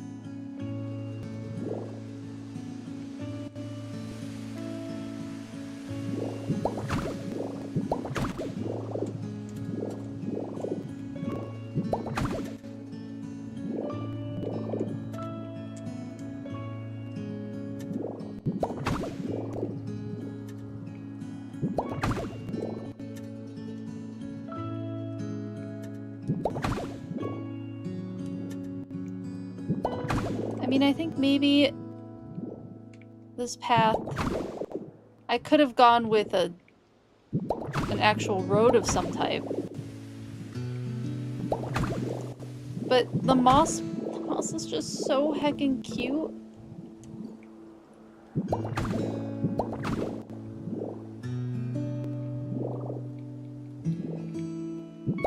I love the way the moss looks when we run on it. So that's why I'm thinking maybe the moss path will make me yeah, I like that a lot. I think that looks nice. I could see maybe a pond going here. I could see a little pond going here. Potentially.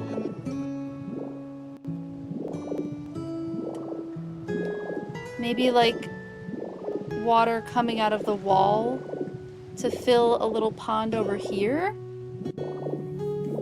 Thank you so much for the follow. I hope you're enjoying the stream. Thank you, thank you. Do I do multiple Pokemon cards? Yes, absolutely. Yes, it's every 20 minutes, I think, you can do a new PokeBiology card redeem. So yes, feel free. The redeems are to be used. I have them set at where I feel it is fun to do them for me. So if anything ever becomes too frequent, I can just extend the time. If it's available, it's good to use. Go ahead and do the redeem. Like there's the textbook tangents, there's the lizard redeems, there's the PokeBiology card redeems, there's all of that stuff. It is all good to use. Thank you for the Crikey redeem. I think you brought up this plant shelf with Zelda last week, and 5 days later, the one-day build is still unfinished. Oh no, that's a big build. Oh my goodness, thank you for the textbook tangent, the bird call.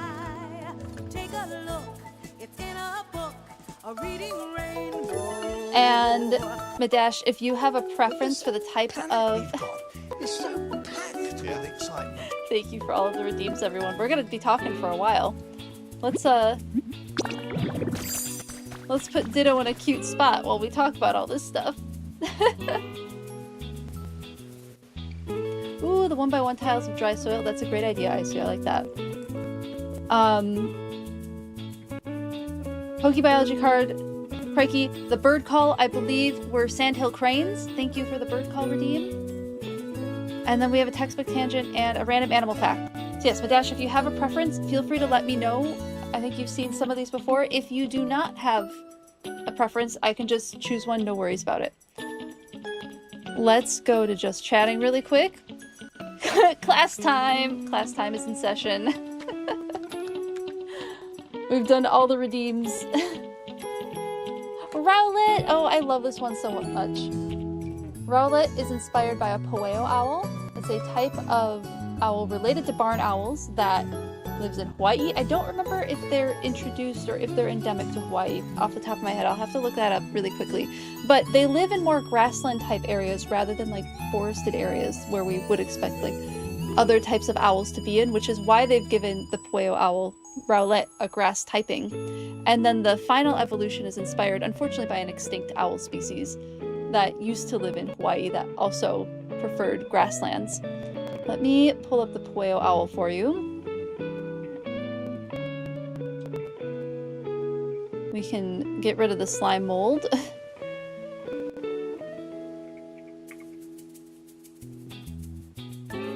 It's a very pretty owl. So here's a poeo owl, which is what Rowlet is inspired by. Isn't it just cute?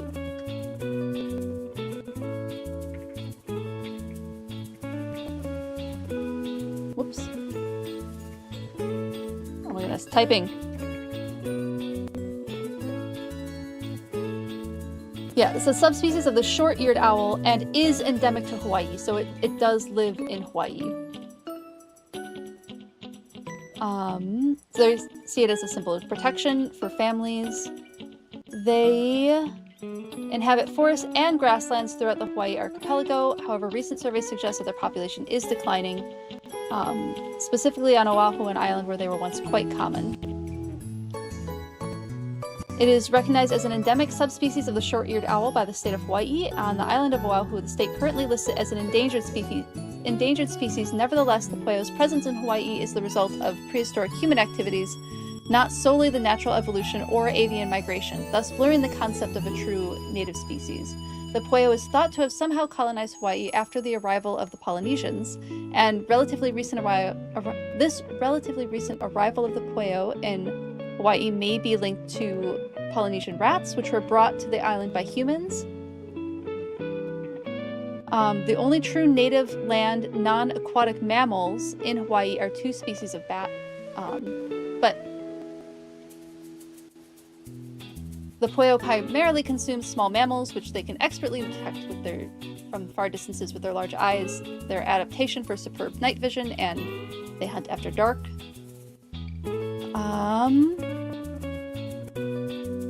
And like all owls, they fly silently. Their feathers are adapted to fly silently at night. So they're excellent ambush predators. So yes, that is the owl that Rowlet is inspired by. Next, I believe we have a textbook tangent. You see the resemblance? Excellent, excellent. I'm glad you can see it. They say the grass-type starters are related to extinct species of animals as a theory. Oh, interesting. There is a giant toad species that may have been an inspiration for the Bulbasaur line. I'll have to noodle on that, Aisu. That's a cool theory.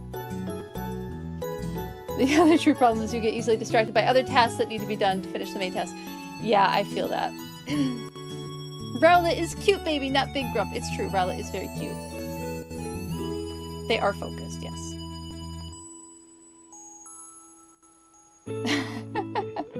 Oh, we're in ads. I'll do the textbook tangent after we're out of ads. Dash, if you do not have a preference, I will start choosing a textbook over here. Let's see, what haven't we pulled from in a while? I don't think I've done a field guide in a minute. What field guides do I have? That's mammals. I have a lot of mammal field guides. Ooh. Trees of North America. That's a neat one. We do consider the platypus a lot, so I think I will avoid consider the platypus just for this time. Let's do a field guide. Let's grab this one. This is a Peterson Field Guide to Finding Mammals in North America. A lovely sheep on it. Grass go by extinct, water, weapons, and martial arts, and fire by the Chinese zodiac. Fantastic. That's super cool. Okay, let's open to a random page in this field guide. And we got the alpine chipmunk. The alpine chipmunk is the smallest member of the squirrel family in North America and one of the most beautiful and friendly. It is endemic to the highest portions of the Sierra Nevada. An intrepid hiker will be rewarded by a chance to observe this little gem up close in its inhospitable habitat. Maybe I should look up another picture of this. Let's see, the alpine chipmunk. Especially since it's boasting being the most beautiful chipmunk.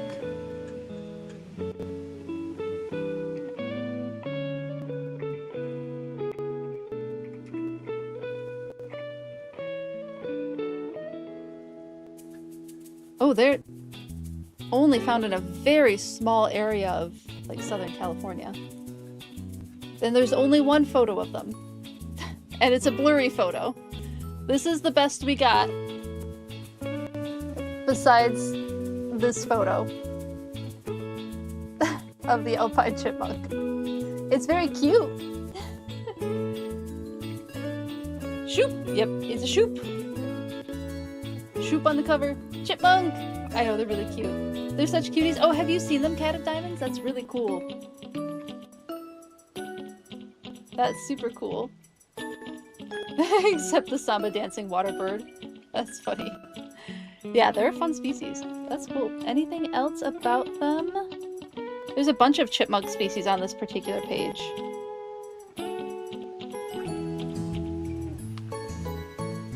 Hold on. Is that all we're getting on the alpine chipmunk? Oh, here we go. Tamias alpinus is the scientific name, a high elevation endemic of the Sierra Nevada. Although tiny, it's really hardy. Look for it in June to October on rocky and talus slopes from 8,000 to 12,000 feet in elevation, which is 2,400 to 3,600 meters in elevation. North to Saddleback Lake near the Tioga Pass. Good places include a talus slope near, which is 3 miles up the Mono Pass Trail in Yosemite, and the Mount Whitney area and Mineral King in Sequoia National Park, all in California. So those are the places to go looking for the alpine chipmunk if you're interested in seeing what is the smallest and one of the most beautiful members of the chipmunk family. Thank you for the textbook tangent. That was fun. It's a very small range, yeah. For you, it's the high altitude little guys and the Rocky Mountains. Oh, cute, cute. I wonder... I closed the page, so I may have lost it. And squirrels, I can't be too far away from chipmunks, can I? Apparently I could be. Let me just look up chipmunks really quick, because they were all in the same area. Going to the index. Let's see, you said Rocky Mountain.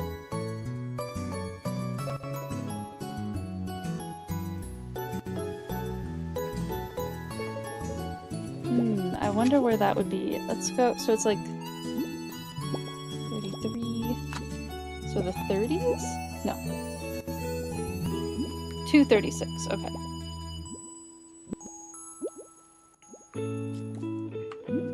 Hear my character falling asleep. Let's see. There is maybe the Colorado chipmunk. Let's see. You said Rocky Mountains. Ah, come on. I want my music back.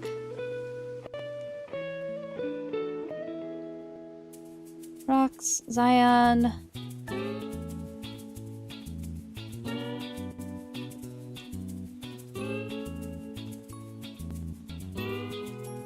There is an alpine oh, we just looked at the alpine chipmunk. I don't want to ask you more locations, just in case you don't want to share your locations, but if you are interested, I could like figure out more. I'm seeing a lot of things that are like in like Arizona and Colorado. But there are quite a few chipmunk species. It looks like there's like 20 or so chipmunk species that we could go through to figure it out. And there's not photos of all of them. There's only photos of some of them. But they are really cool. Chipmunks are cute. They're cute. Let's see. Snack rogue species. Legendary bird alarm. They have distinct stripes coloring and are so tiny. Oh, cool. Oh, did Kyogre make a noise? Oh, I think that was one of the other legendary birds. Those are neighbors! Oh, cool! Rocky Mountain National Park has a species of chipmunk. Oh, that's really cool. So 36. Oh, there's a red-tailed chipmunk. Local and uncommon in parts of the Rockies, mostly in clearings. See if I can find one that's specific to Rocky Mountain National Park.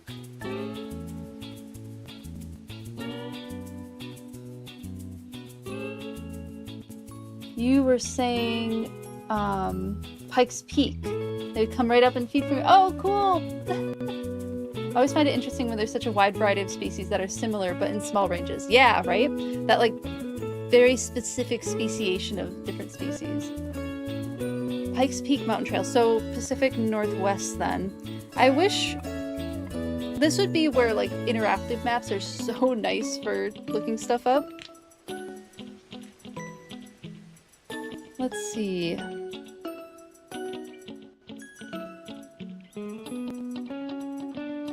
I'm in California. Let's see, there's Sequoia National Park one.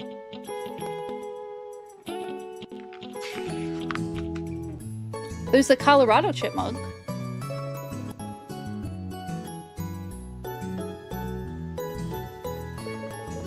Specifically. Let's see if there's anything that says Pike's Peak at all.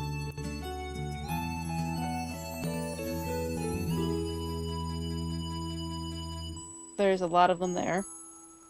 A lot in Yosemite.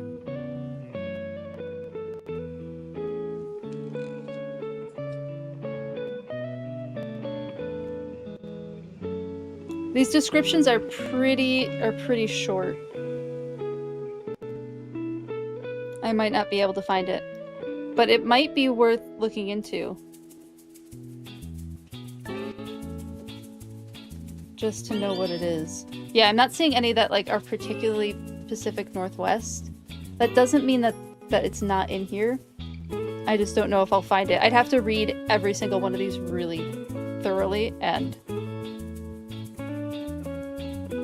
that would be a lot. But yeah, I do. Chipmunks are really cute. Chipmunks are really, really cute. And there's a ton of just a ton of species. You have core memories of itty bitties coming to the campsite in the Sand Dunes National Park. Oh my goodness, that sound like such delightful core memories that you have. Both of you, Cassinian Blossom and Cat of Diamonds. That sounds like such lovely memories of chipmunks. The chipmunk in Rocky Mountain National Park is the least chipmunk. Gotcha, gotcha. There was a lot written about the least chipmunk in there. Okay, and then we have a random animal fact. And thank you for the lurk and work. I appreciate it. Thank you, thank you. Okay, random animal fact. Let's see. What do I have off the top of my head that I can think of? Of course, my brain is on, like, chipmunks, because that's all I'm staring at the moment. Let me put the chipmunk picture away. See if I can, like, branch out from birds and chipmunks. Let's see, do I have any...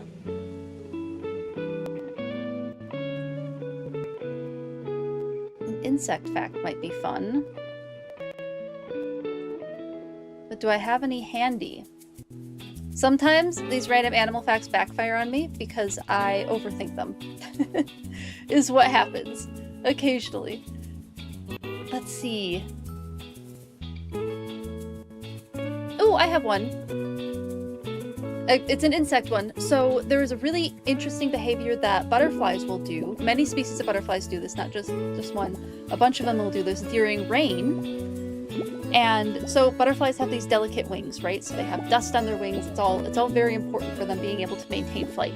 So as you can imagine, getting wet, not a good thing for butterflies. So they have a very particular behavior. Well, they will, once they get the cues that it's going to start raining, they'll fly underneath a leaf and hang upside down underneath a leaf to be able to, or like any sort of object, but like the leaf one in particular is the one I'm thinking of, to be able to avoid getting rained on in storms. And I just think that's just like a cool behavior that like an insect with such like a tiny brain can figure that out. I love stuff like that, little interesting behaviors.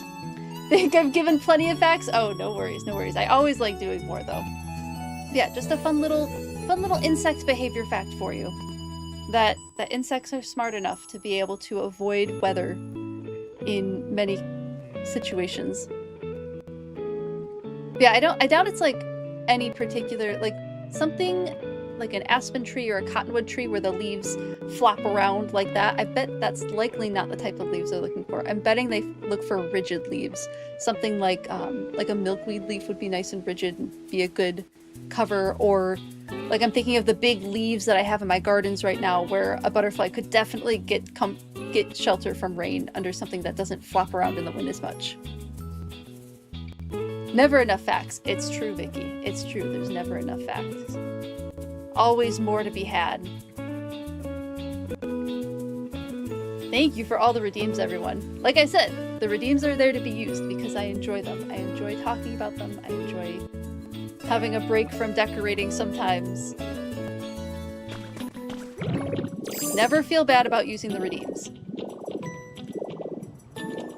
Oh wait, yes. I think I do want like a little pond over here. I think that would be kind of cute. Just something to break up all of the trees and have an excuse to not have to go get more trees.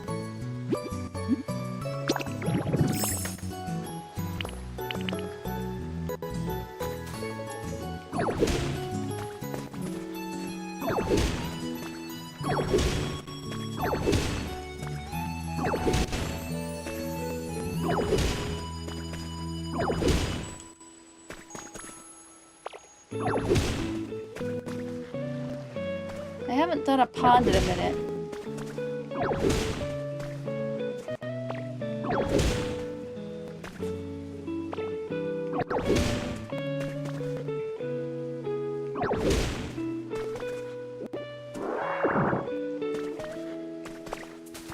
I think that's a cute little pond area. It feels... maybe a little island or like a little peninsula coming out of the pond. Oh, that sounds kind of fun. Changing it up just a little bit so it's not just another pond. Yeah. Cute. Just a little something. Do I have easily accessible water? I do. Whoops.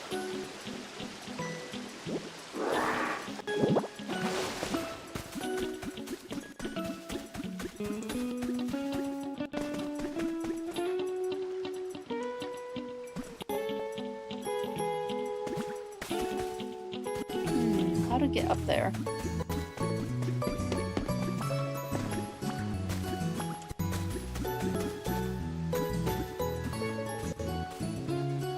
Kind of like it's coming out from this pond area, like there's a little bit of groundwater that's spreading. That's a little too big.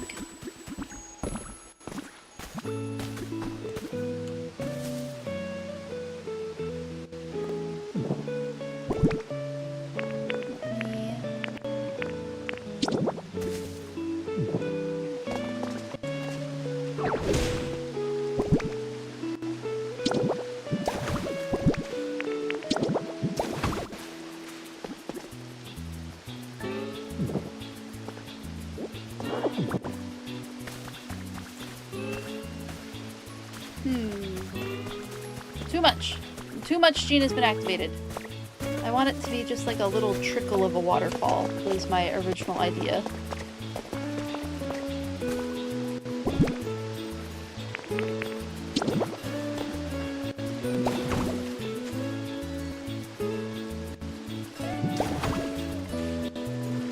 There we go.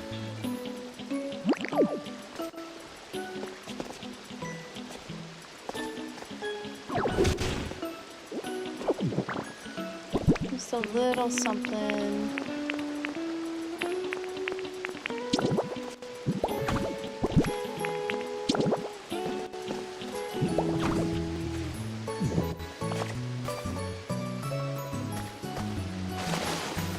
Yeah. That's cute. And then maybe we'll do some deeper situations. Oh no!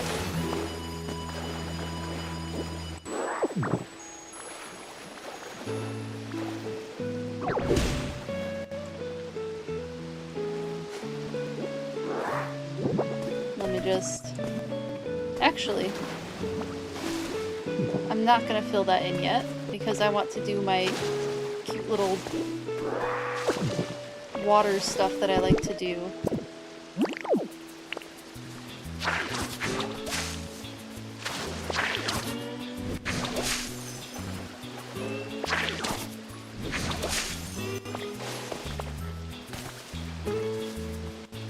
I actually prefer it when they don't have flowers under the water, so we'll just pick those up really quick. And we'll get some leafy ones.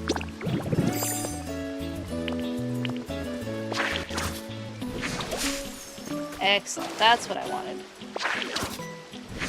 Enjoy your dinner prep. Let us know what's for dinner. Might be a bit hard, but you know those A-like small ponds that are secretly super deep, go underground and end up in a massive cave. You dig 1 block deep into the mountain. I see what you're saying. I might have to look that up. I see if you want to send a video, oh my goodness. If you want to post what you're talking about in the Discord, I'm happy to look at it. I don't know.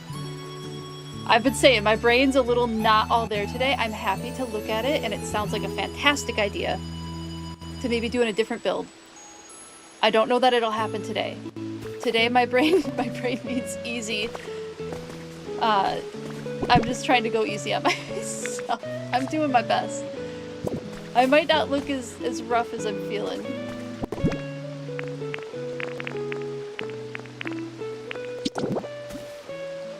But it's definitely there.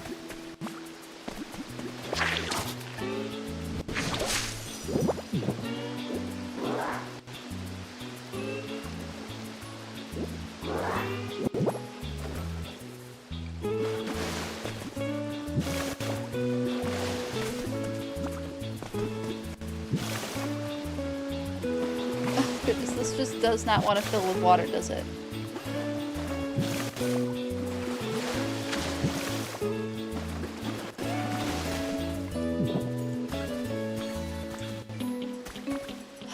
You know what? I do want green grass. Let's go get some green grass. I like having the green grass under the water. And I'm just going to get a bunch of it because I know I'm going to want it for the area that we did the other day. I'm just not happy with the yellow grass under the water. I think the green grass is going to look cuter for this area. Just to give it a little bit of difference and more dimension. Gotta get them taters in an ice bath. Ooh, delicious. Ice bath. Rice and beans, but also making crispy fiesta potatoes. Oh my god, no, that sounds delicious. Your app froze, but yes, these chipmunks and Colorado chipmunks are definitely summer holiday break animals from going camping as a kid. Oh, awesome. What am I doing? I am getting some grass to make some underwater grass for Bleak Beach.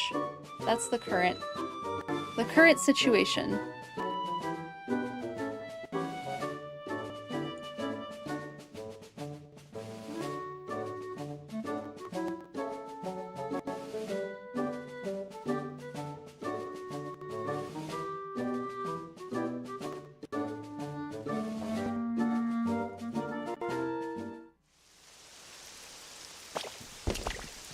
just do some leafage.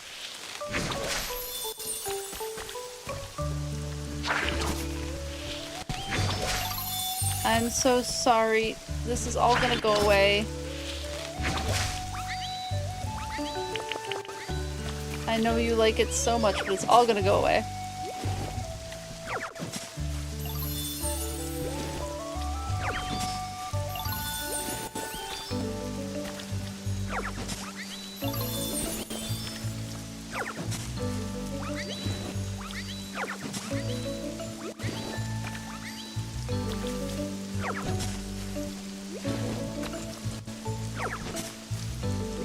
I need to start thinking about what my suburban builds are going to start looking like. Because I haven't even begun to think about those. Next week, Worries You with Pokemon Go related every day. You have raids of all the legendary Pokemon? Oh no, that's a lot of raids. That's a lot of raid days to keep track of. I know, there's part of me that's just like, I'm not going to get everything. And I just have to accept it and be okay with it. I know what I have time for in my life, and it's not everyday raids, as much as I would love to.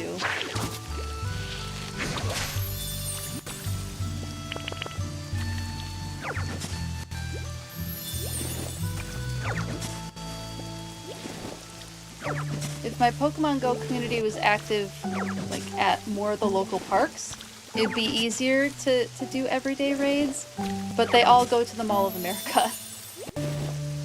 Because it's frankly the easiest place in the area to do Pokemon Go. Like, there's a ton of gyms and a ton of stops. Easy parking, easy to get there for a lot of people, the light rail stops there, all that. So, and I don't always want to go to the Mall of America where it's really nice out. Need to find myself a local raiding group who wants to go to the park with me and can tolerate my dogs. It's really non-stop stuff until the big weekend. That's wild. MOA is the worst service though. The trick is to do it on Wi-Fi. You do the MOA Wi-Fi and you don't worry about phone service. At least that's what I do. Let's see, how many do I have? 32, that should be plenty. Back we go. Yeah, if I'm doing Poco at MOA, it's always on the Wi-Fi. At times, at least a little in your city, some groups started to say, yeah, it can definitely be like that.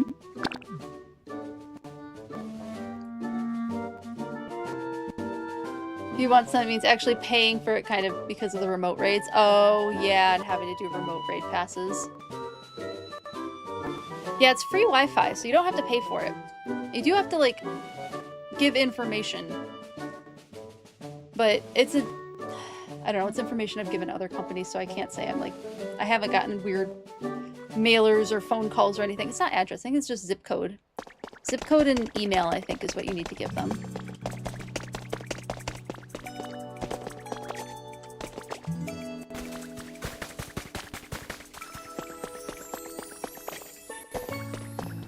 You also finally went to the Pokemon Fossil Museum! Oh my goodness, did you have so much fun? What was your favorite part? I want to hear all about it.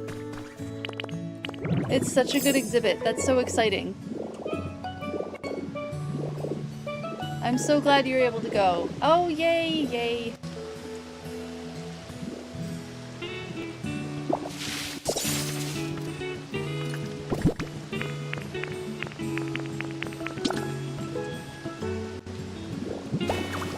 Yeah, I like that a lot more.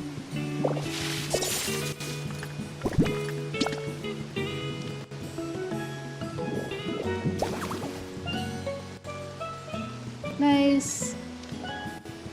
How long will the exhibit be in the US? Until April of next year. It's here until April of next year. Like April 11th is when it leaves.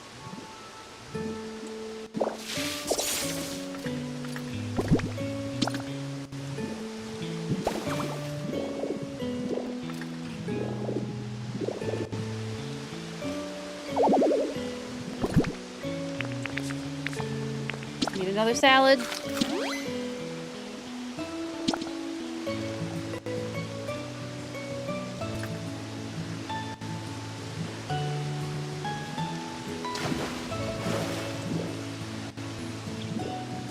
Come on, let me pick it up. Oh, shoot.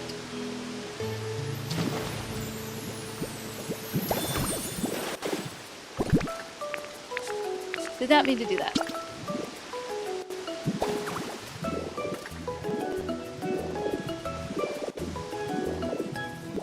Oh, are those not growing because they're in the water? Ah, okay, I'll have to fix some of that. Any other in the water grasses? Not over here, but we can put one here.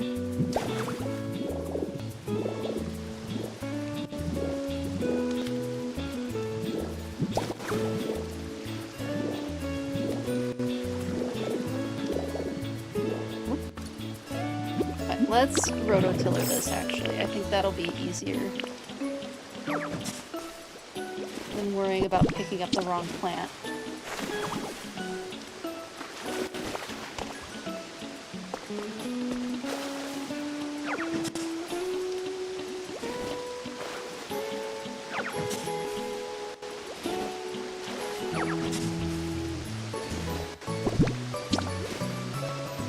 Yeah, I like having the green under the water just so that it makes it different from the other grass, because otherwise it just looks like there's grass under the water.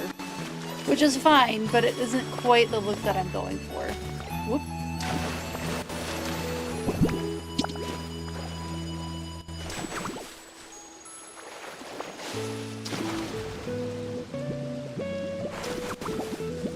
Come on, up, up. Don't want to drown today. Not today, please.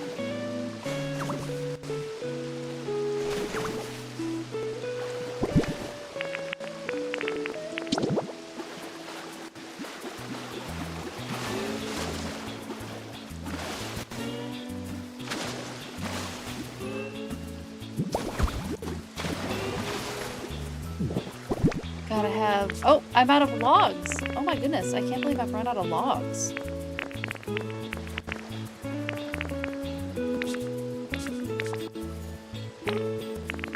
What else do I have that I can put under the water? Well, I haven't done a large palm tree under the water in a minute. Nope, that's not what I wanted to do. Oh my goodness.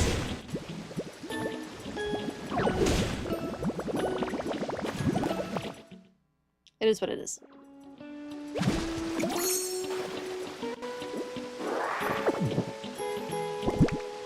Tree.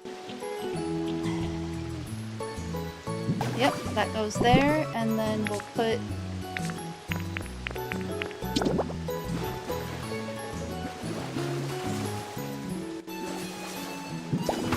that there. Oh, I need some moss. Come in. Thank you. Got my snacking. What soundtrack is this? This is the game music. This is the game music we're listening to. Oh, we're in ads. Okay, I'll answer questions once we're out of ads.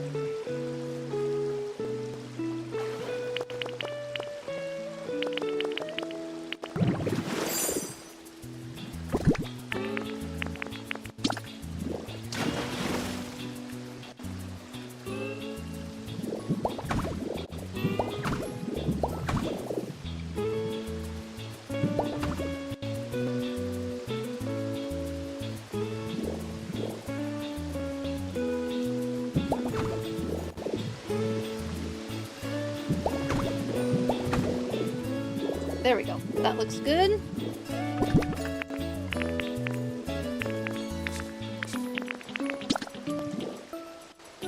Haven't done stepping stones under the water in a minute. Just to look like some river rock.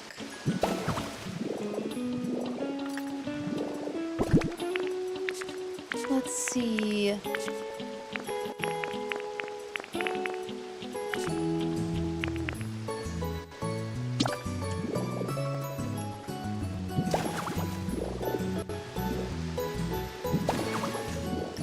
Maybe a couple of ferns.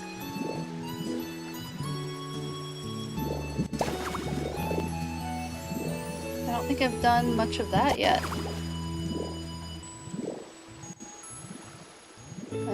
Come on. There we go.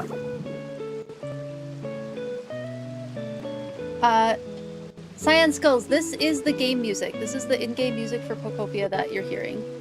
That's what we're listening to. You learned so much! Oh, cool! And you're able to get some good merch too. You love your excavated Pikachu plush! Yay! You got the excavated Pikachu! Look at this. You got the excavated Pikachu plush. That's amazing. Yay! I know, it was really cool how they had the exhibit set up because they had real-world fossils next to the Pokemon fossils and their inspiration. I just thought it was... Oh, it was so good. It was so well done. You loved seeing Auroras, you also loved all the info posted everywhere, seeing the animals Pokemon were based off of, right? How about those scientists that got turned into Pokemon characters? The scientists that worked at the Field Museum that now have Pokemon character designs. It was so cool.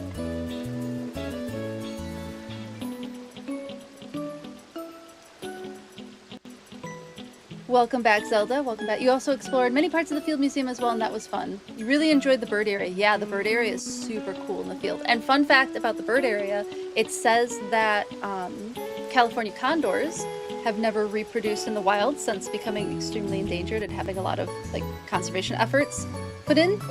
That's now false. There are now wild breeding pairs of California condor, and I think that's so cool. I think that's so, so cool. Moss you can put on stones. Yes, I know. Yes, yes. I'm gonna go grab that Isu in just a second.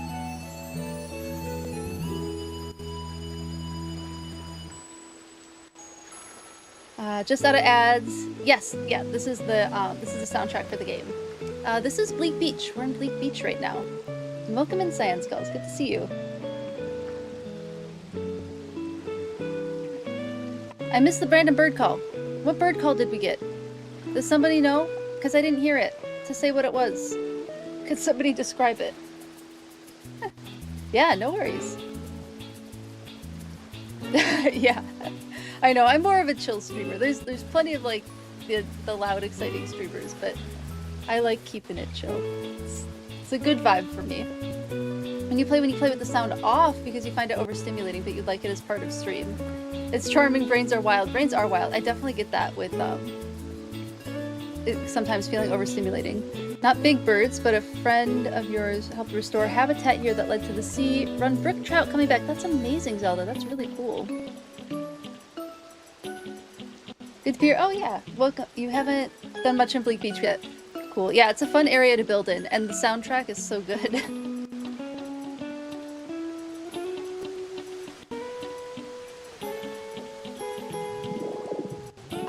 Yes, okay, I think... No, I'm gonna have to go find some place to grow moss. Can I grow moss in here? I should be able to grow moss in here, right? It's just a wood floor.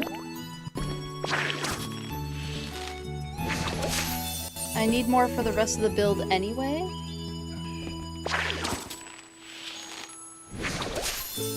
Might as well grow a decent amount. Oh, do you like it, Torchic?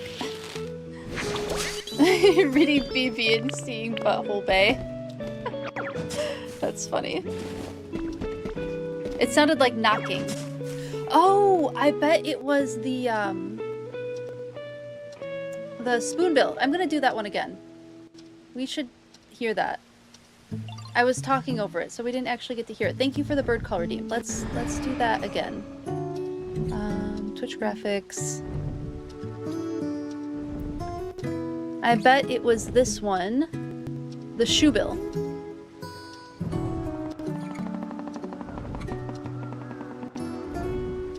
That was a shoebill stork. They're such a cool looking bird. I could do a more loud one, but I didn't want it to really... It can kind of sound like guns sometimes, and I didn't want it to sound like a gun on the stream, so that's why I went with a calmer, quieter shoebill redeem. Yeah, it is a quiet one. They are a whole vibe. It's true. They are a whole vibe.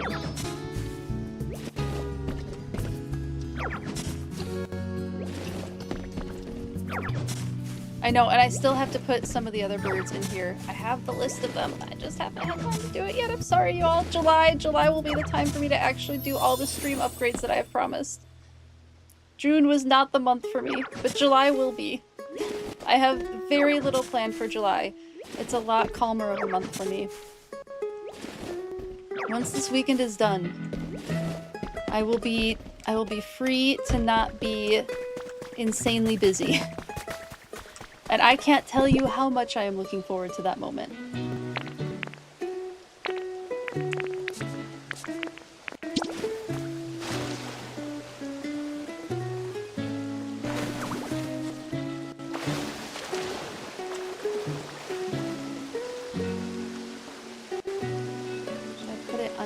I could have it peeking out from underneath here. Oh, I need to remove that yellow grass.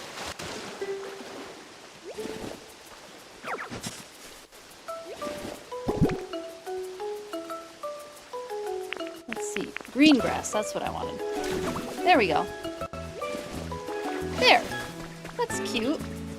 And then sometimes if I left room for it, which it doesn't look like I left any room for it this time, I like to put some hanging vines on, but it looks like I didn't leave room for that, but that's okay. I think I'll throw a tree there. What do I need? Maybe a palm tree?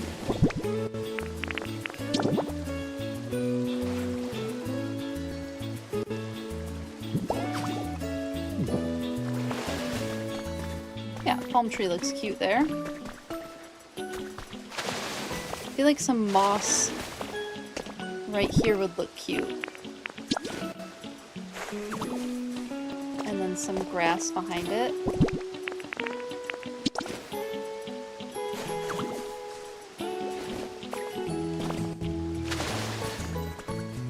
Definitely some more shrubs.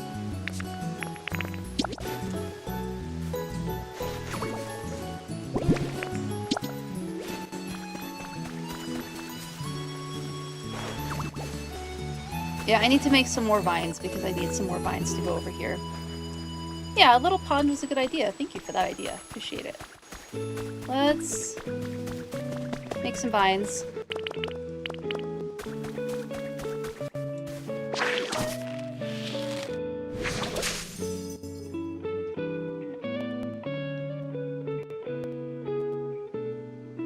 Understand too. How dare I be busy with real life stuff, truly. Long enough that people were like, you can't believe you put your name in your handle and now people's full names are their entire brand online. I know, I do have like, I don't like hide my first name. I prefer to go by Dewfeathers online, but I am careful with my name. I like to watch other Pokopia streams while you play, but you can't. When you're in decorating mood, yeah, valid. Or you get too distracted.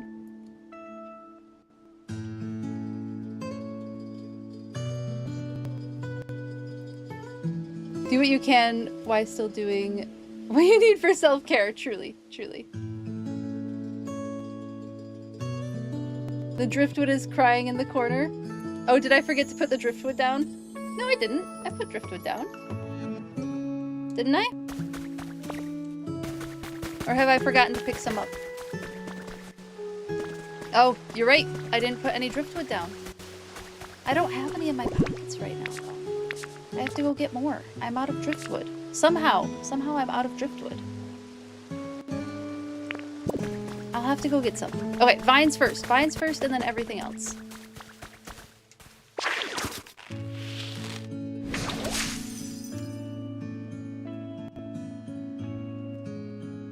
Oh, thank you, Zelda. I appreciate it. I didn't even notice that you did it. Likes to play Hello Darkness, my old friend from Driftwood. You're good, Zelda. You're good. Did you see my face change on the screen? There was just a mean comment on YouTube is all.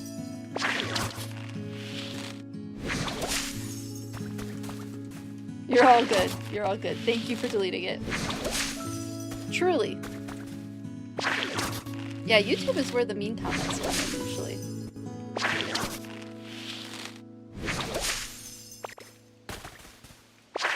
Distracted by your seagull passion rant from the other day as you clip it. I just love that. Time to run away, friends. Thank you for hanging out, Justice. It was so good to have you in chat.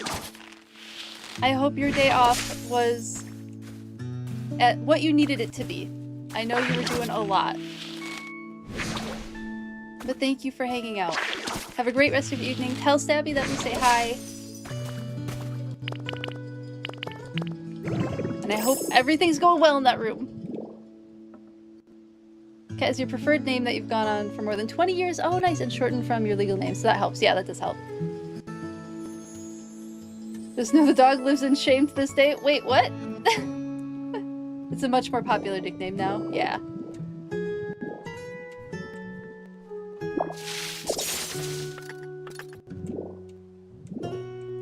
Yeah, I've had the Dewfeathers handle since middle school. It was my alternate handle for many years. Now it's obviously my main handle. And it's actually Lord of the Rings inspired. It's a Tom Bombadil quote. Dew on the feather from his song. You're the fool who goes full government. You know, there's some like people don't try to find out what your real name is when you just like put it out there, you know? So there's definitely some wisdom to it.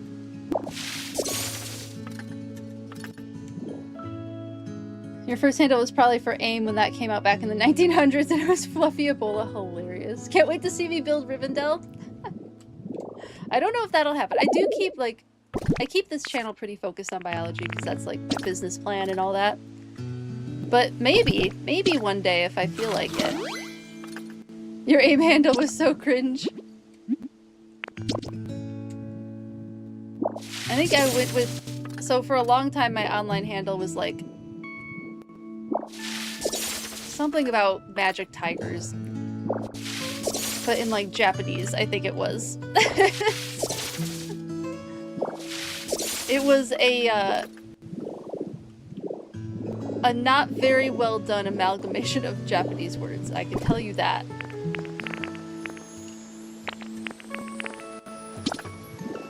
Because I did not know Japanese. I was just a kid who really liked anime.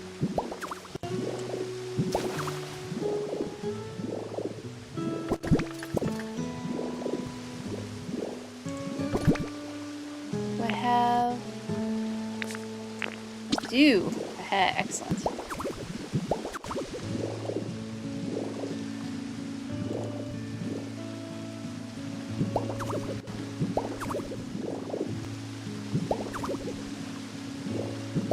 Oh, I can, but I forgot that I can layer these. I love that I can layer these. It's the best.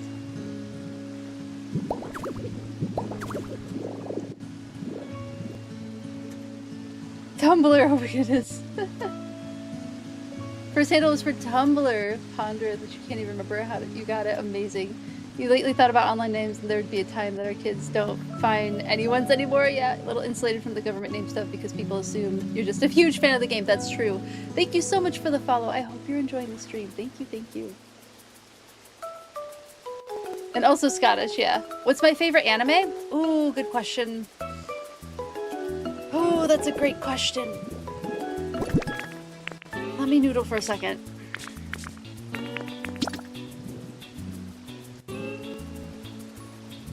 I can tell you my gateway anime was Inuyasha.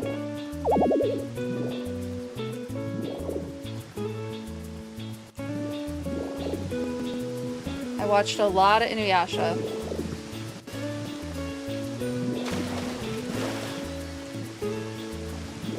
Can I not put this anywhere? Let me put these vines on the ground.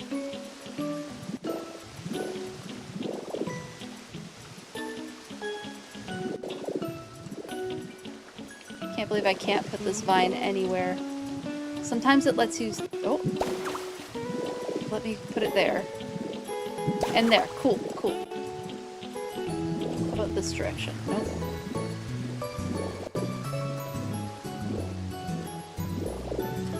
Well, it let me do some of them. Oh, I can do... Here. Oh, favorite anime.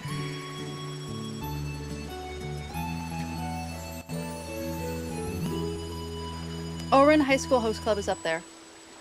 Ouran High School Host Club is really far up there. I really like that one. Fruits Baskets, too. Fruits Baskets, I think I liked the manga more.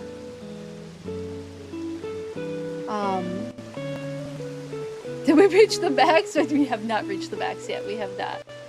Zelda, has you hooked on Tumblr, Vincent? Oh my goodness. Good to see you, by the way. Good to see you. Hold on. I'm really behind on chat. Let me just catch up on this. Zelda Newcomb's amazing. You've had this one for 21 years, and if it wasn't meant to be...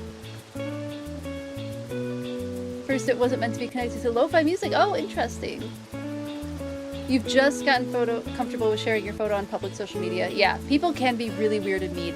And some of it is I just don't always look at DMs. It takes me a long time to look at DMs. I make sure I'm in a good space to be able to handle the mean stuff and like the mean comments. Because sometimes the mean comments, you just delete them. Because once you leave a mean comment up, it can encourage other people to share more mean comments. Protect your space. Your social media page is not a democracy. It's for you.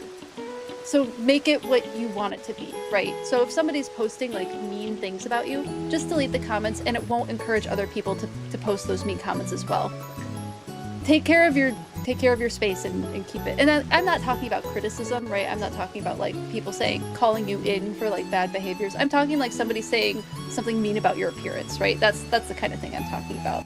And I get weird, so the performance I'll be doing this upcoming tomorrow, the performance I'll be doing tomorrow is belly dance, right? So there's a certain way that people view belly dancers, and it's not always nice, right? So I've gotten weird comments about my stomach and about other parts of my body, and you just delete those comments, right? Don't even let them stay in your sphere. They don't belong there. Get rid of them.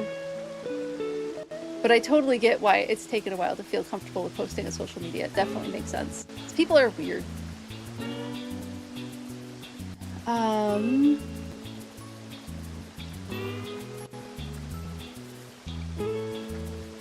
Used to just be you. Kat Von D, Kat from Casper, and Kat from 10 Things I Hate About You. Amazing.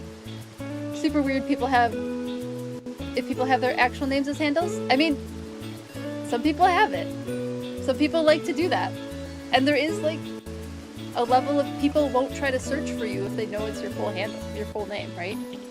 Or people will do like a nickname sometimes and like an abbreviation of their last name. I've seen lots of stuff like that. Thank you for the bits, Zelda. I'm really behind on chat. The elves rode deer and elks, right? Yeah, I think they were talking about specifically, so I'm thinking of what we saw in the Hobbit movies, the Battle of Five Armies with Thranduil.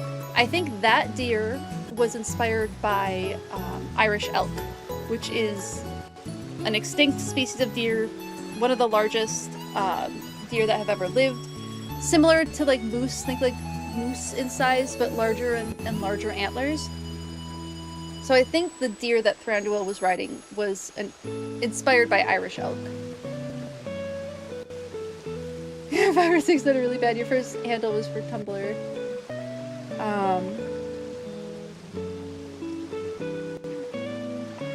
Rivendell has a few waterfalls and trees. Trying to find everything biology in Rivendell. You know, Tolkien loved plant life and biologies and trees and botany. Tolkien was a huge fan. I can noodle on like... Let me noodle on like what kind of thing Tolkien would have liked. Let me noodle on that. Because maybe we don't make Rivendell, but maybe we make something that like a little ode to Tolkien. You know, maybe that would be fun. That'd be cute. Love the water in this game and love what you're doing with it. Oh, thank you, Science Skills. Thank you.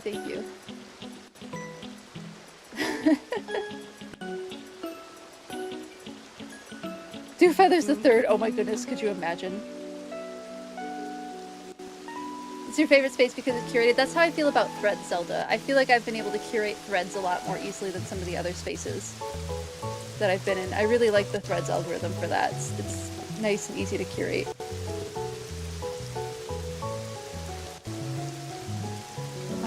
Journey, the first anime we could ever watch was Inuyasha. Yeah, Escaflowne. Yes, yeah, Escaflowne. Yep. I don't think I've watched Escaflowne, but I think Z has.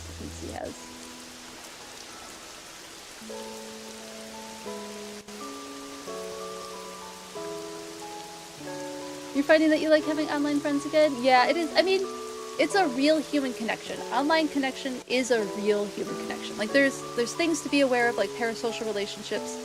And I'll be upfront and say, like, I'm not doing like a character per se, but I'm not telling you everything about my life either, right? So like, I love hanging out with you all. You're all so much fun to have in chat. But like, we know each other through chat, right? There's instances where you can get to know people better online and like have more of a friendship with it.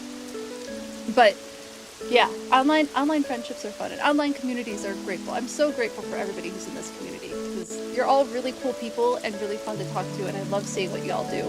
Thank you so much for the follow. I appreciate it. Thank you. The Slayers, yo, you're right, C. The Slayers is my favorite.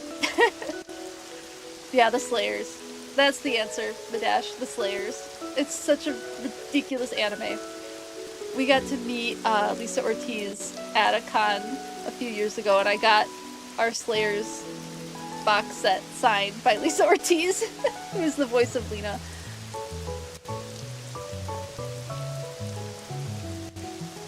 Sailor Moon! Oh, you redeemed a hydrate! Thank you for that. I appreciate it. We'll do the hydrate now.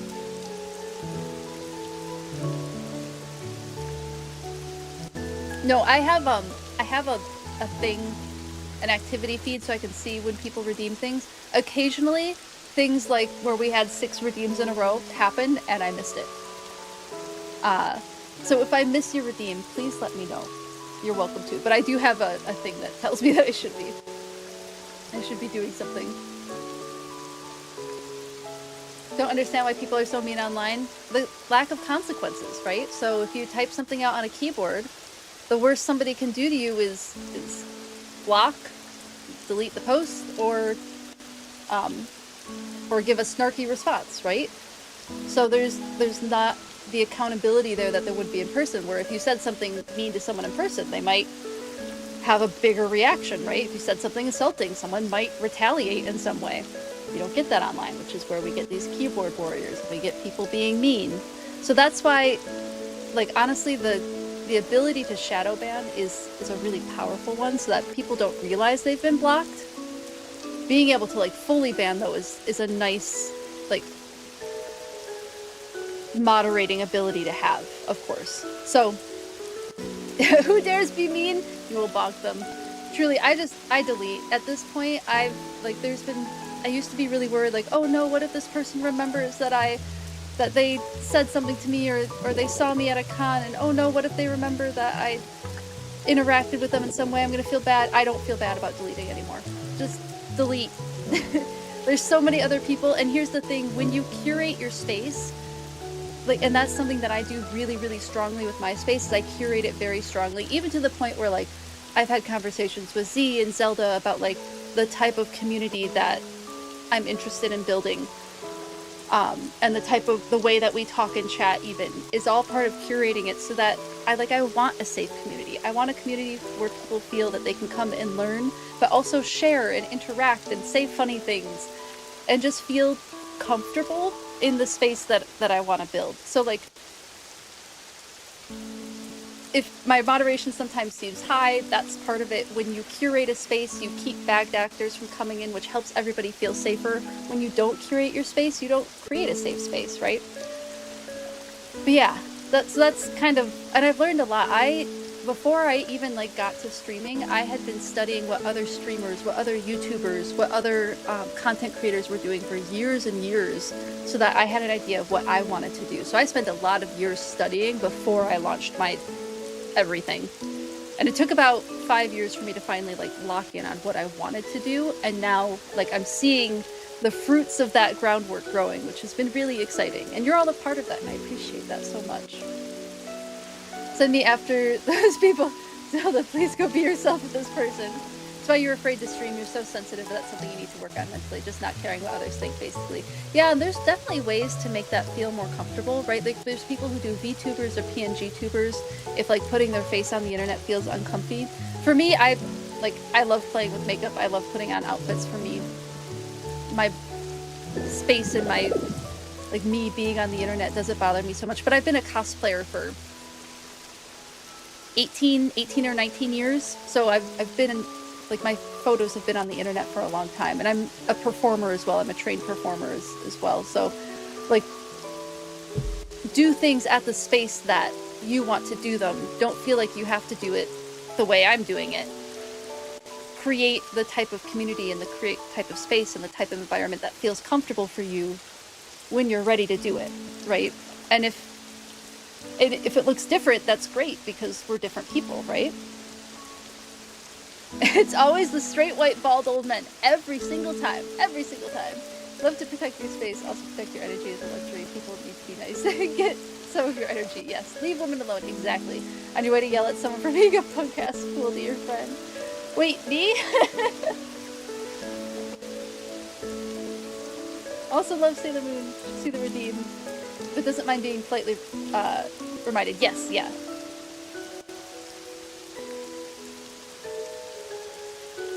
Fangorn Forest? Ooh, the Fangorn would be fun. Even you have a few tails? Yeah, I certainly have some tails. We should make Earth full of gays and girls and problem solve. There it is. There it is. It's called On-Stage Persona. Yeah, exactly. I think all of us have, here on chat, have a chat persona, to be honest. You're exactly right, Loco Lord. Yes, exactly. The on-stage, the on-screen persona is going to be a little bit different than my real-life persona, right? Your chat persona is going to be a little bit different from your IRL persona. We were just hearing Isu, one of your friends in chat, mentioned that, like, you act differently in this stream from other streams. You have just, like, different parts of you for different parts of your life, right? Oh, I'm so glad that you found the stream too, Cat of Diamonds, and thank you, Madash. I'm really glad that you like the stream too. You're all wonderful. I appreciate you all a lot. It means a lot that you all come and hang out with me twice a week. It genuinely really does. Because this is just really cool to be able to do and hang out with you and talk about my favorite subjects. It's just a good time. Oh, thank you for the follow. I hope you're enjoying the stream. I know I'm getting on like an emotional, feeling good vibe. Community scratches your itch for loving to learn in gaming and also connection with others. Yeah, there's good research for, like, video games being a fantastic learning tool, because all creatures in existence learn best through play. And what are we doing when we're playing video games? We're playing. And so if you can learn while playing, and Nintendo makes it so dang easy to talk about biology with their games. So dang easy. Like, there's biology everywhere in Pokemon and in Animal Crossing. There's even, I bet I could pull some out in the Mario world too. Like, there was like a Yoshi game I was considering, but I'm too stuck on Pokopia right now. Never forget that when the trolls are being aggressive online, the best way to deal is to ignore, block, and move on. Exactly, yes. Oh my goodness, I'm so behind on chat. Oh, thank you all for being here. Thank you. It's hard to maintain a space safe and remember to keep yourself part of that equation too. Yes, exactly. Yeah.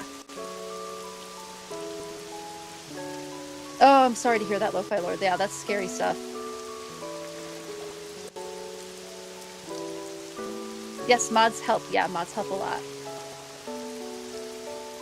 We haven't even talked about being a woman on Twitch yet. Right? Never thought about streaming a lot. Did some no camera streams. Yeah, finding your footing is important.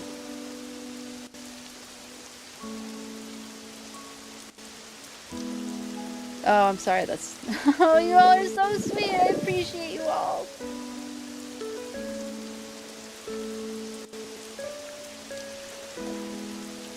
You also want that Yoshi game? Doesn't it look cute? Like, it looked really fun. You have to go. Thank you for hanging out, Pink Bubbles. It was so good to see you. Oh, I appreciate it. I don't know if you can see this, so I'm just gonna do a heart and let you know to have a good evening.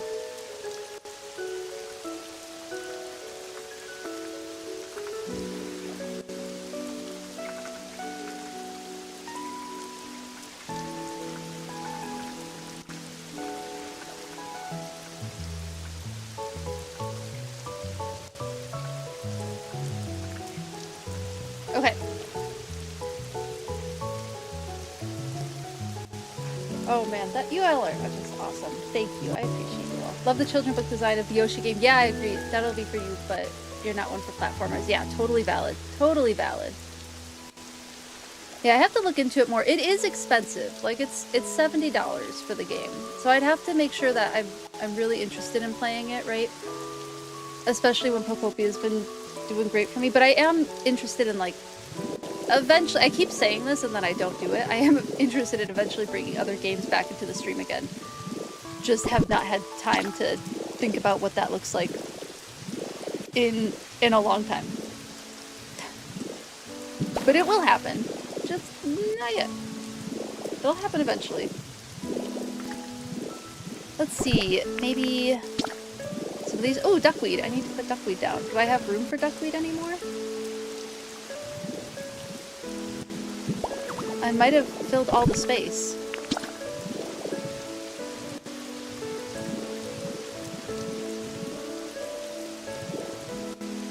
Oh, I can put one here.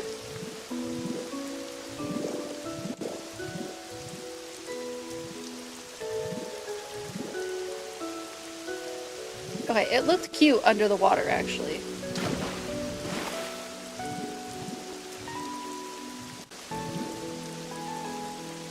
Oh, it can go there. Cool. Alright, we have some duckweed now.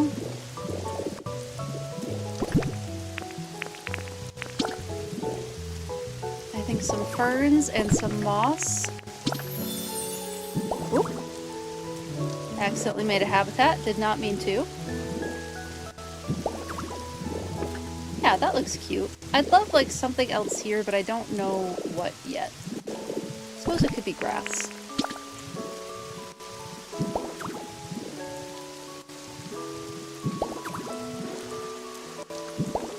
Yeah. Yeah, I'll have to take a photo of logs in order to get more. This is coming along.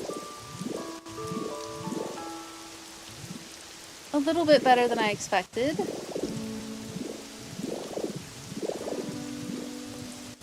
Okay, I think I need to make some stairs at some point. Let me take stock.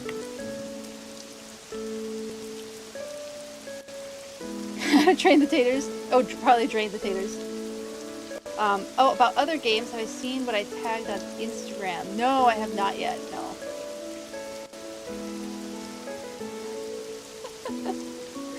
I have not yet. Like, again, like I said, it's been so busy, I've been barely looking at anything besides what was necessary for me to look at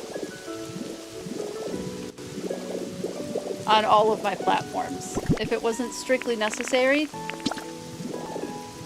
I did not look at it. And that goes for, like, things that IRL friends have sent me to. Okay, so the original idea, like, I'm glad I got the stairs done. The stairs are really cute. My original idea was moving Charjabug and Vikavolt in here. And then also Golbat. I would like to do something in here for Golbat. Give Golbat just a little bit more in there. Let me look at what the habitats are for Charjabug and Vikavolt.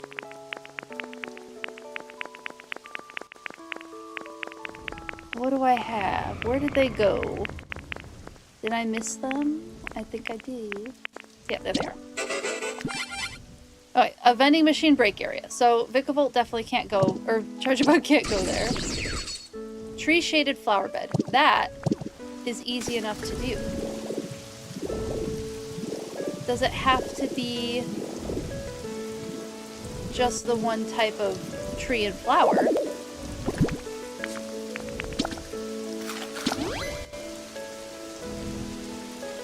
Take Pokemon out, Pokemon Go, and put animal. Oh, that's cool, Lo-Fi Lord. That is a cool game. Your family chose. Oh, tomato soup. Excellent. Sleep. What's that? Yeah, you too. Stayed up super late. I won't give you too much shit for though. I appreciate you both being here. But definitely, again, as always, get some sleep if you need to. Breezy flower bed. So...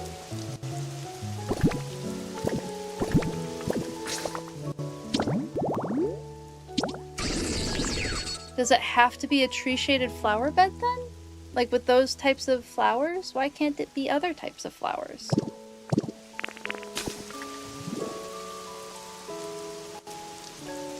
Once Pokemon lives with you, it doesn't matter which habitat. Oh, that's true. That's true. I could put it in any old habitat. I do like to try and make sure that they're in habitats they like. I like being able to put them in the types of habitats. But I appreciate you saying that, Trinity Creativity. Thank you for saying that. I appreciate it.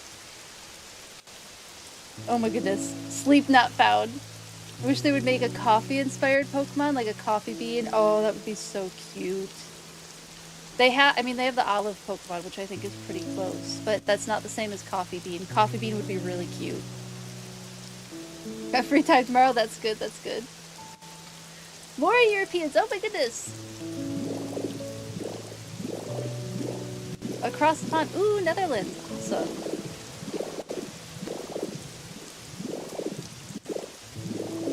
Yeah, I could take a picture of this, because we were mentioning wanting the... Am I too close for a photo, though?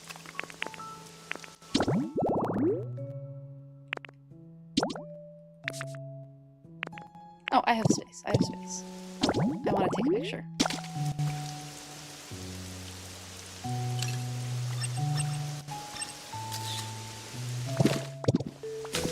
Oh, I have the photo now. So yeah, I could put Vikavolt there, where I just did that. We do have some other habitats. What other things does Vikavolt like?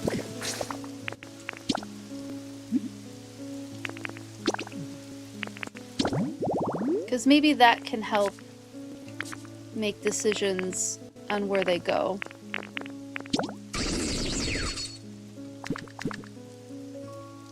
Nature, that's good. Glass stuff, nice breezes. Okay, so they like the nice breezes. Dry flavors, exercise. Okay, okay. Done with work, yay, Z! Time zone triplets. Oh my goodness, another one from the Netherlands. Fantastic. High five with a jump animation. Wish you could shoot photos while in Magnemite Rise. Agreed, totally agree.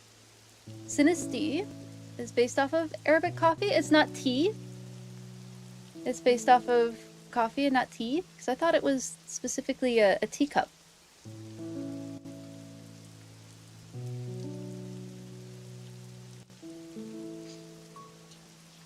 Okay, we'll just move Vikavolt there, and maybe we give Vikavolt some like things that they like over here, because I was saying that there's a lot of space here.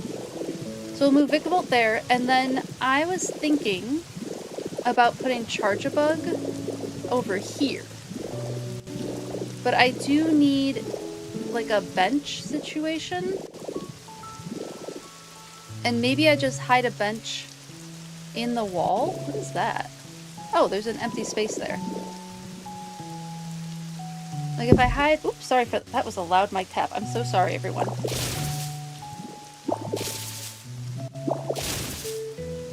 Oh, there's a tree there. That's what's happening. Like, if I put a bench there and just, like, hide it.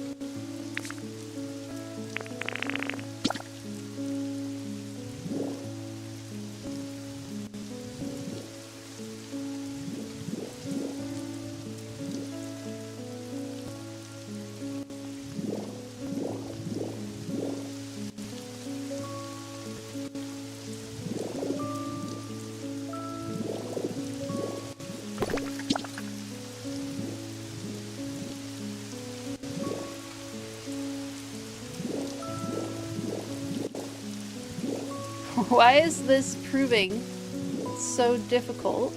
There we go.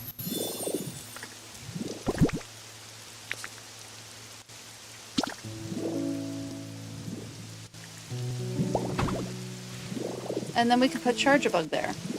Let's go find them. Are they still... No, Charjabug should be around here. Thank you so much for the follow. I hope you're enjoying the stream. Thank you, thank you. Dutchies everywhere. Black tea, yeah. No, you're good, you're good. Yeah, and Poltegeist instead of Poltergeist. I actually cosplayed Poltegeist a few years ago. That was a few years ago cosplay. I still have it. The cosplay's not super comfy to wear. It was really a fun one. The cute, like, trumpet skirt situation to make myself look like a teacup. Okay, they're not there. Where did I put this bug?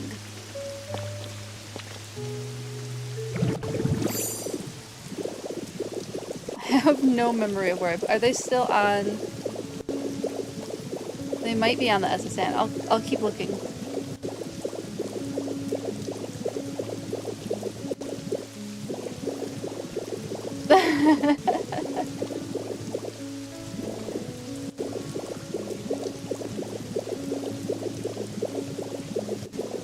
Let me find charger bugs, put them away.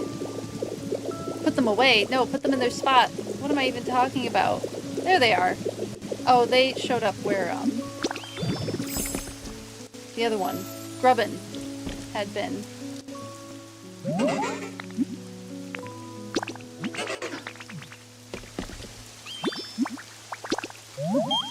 Let's see if I finally get... Nope, no water.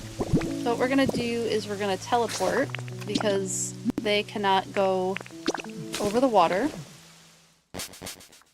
Due to the event, you started playing more actively yourself. You enjoy watching others in their creative process and idea. I love to see how others see the world and how to realize their ideas come to life in games. Yeah, isn't it fun? It's fun to watch other people play in these games. I love seeing everybody else's builds. Especially since, like, I don't do a ton of, like, building builds. I do a lot of, like, naturescapes. It's really fun to see what others do with buildings. I will eventually start getting around to more buildings. I do kind of need to explore that side of the game more. Not that I haven't. I have a couple of buildings that I've made. But I definitely do a lot more with all of the plants in the game.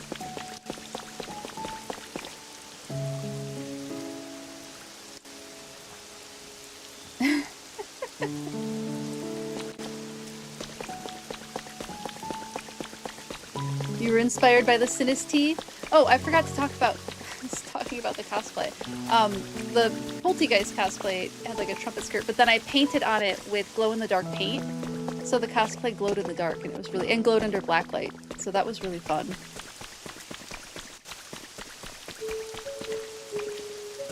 Did I wear it once on stream? I think I was going to, but it's really wrinkly. I need to fix that somehow, because it doesn't look super great anymore. Want to move in here?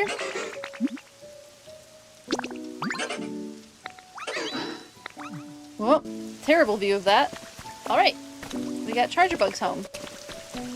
Cute! And then we'll go grab Vikavolt. It's gonna be so cute when it's done! We have so little left to decorate in here. I mean, there's still like the giant... Well, here's a building that I'll be doing soon, is the temple for Raikou. So that'll eventually happen. I want to give Raikou like tiger-like things too, so I have to look up like tiger habitat and what type of tiger in particular, and then also habitat for it. Comes when you're ready, and then you'll explore it. Yeah, true. Haven't had enough water today. Yes, definitely go get some more water. When am I coming to the Netherlands so I can learn about Dutch biology? That would be fun. When can you book a flight for holidays in this area? Right? I know, I would love to explore more of Europe. I would absolutely love to. I've only ever been to London, but I would love to go to more places.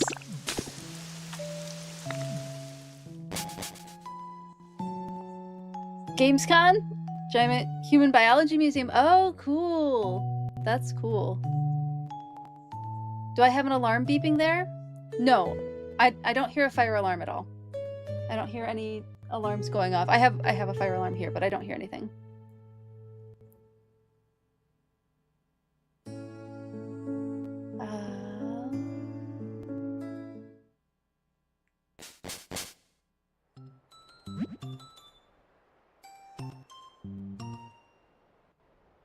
A single beep.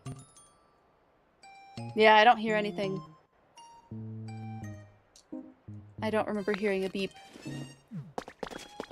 If anybody else heard it, we can try and figure it out, but... I have my phone on silent. All my stuff on silent. I should be able to hear everything that's coming through the computer. A single beep would be a pretty poor fire alarm, wouldn't it? Wow. Why didn't I come here to get grasses and wheat and whatnot?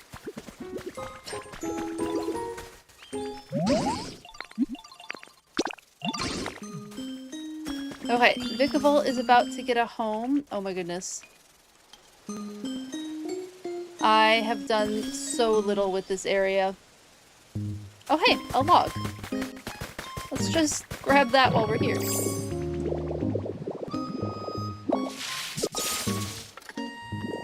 Can put a log down. Okay, back to Bleak Beach. Put our stag beetle. We also, yes, it's true. We have supplementary fire alarms in the form of dogs. Yeah, they would be quite loud if anything like that were to happen.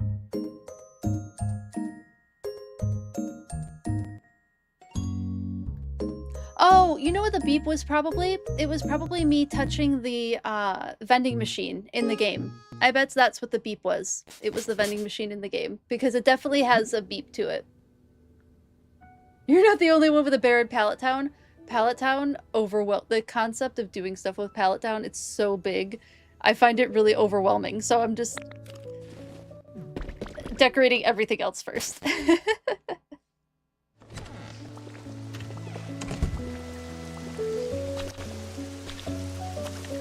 Your fire alarm beeps like that when the batteries are running out? Yeah, mine's really annoying when it does that.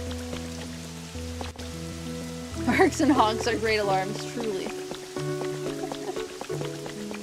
Yeah, I bet it was probably the vending machine. I think I've touched all of these vending machines. Did I do this one? I might have.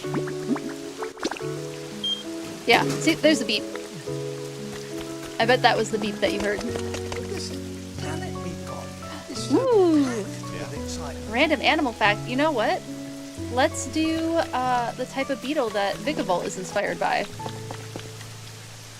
I have to find that again. I know I've looked this up before. I'm pretty sure it's a type of stag beetle. But let me just look that up. Ooh, and a PokeBiology card redeem. I'll get to that in just a second. Yes, stag beetle and a railgun.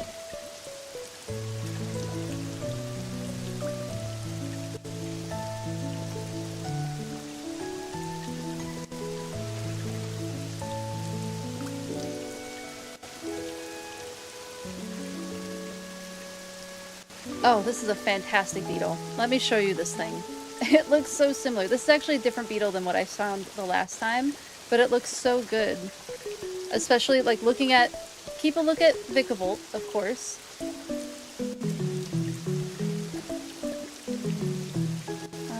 Here it is. Oops.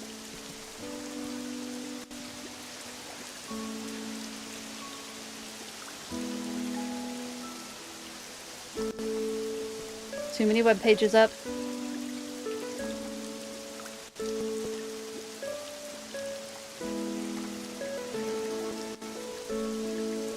So here we have Cyclomatus type stag beetle. So take a look at Vikavolt. Take a look at this stag beetle. I think it looks quite similar. They're really cool.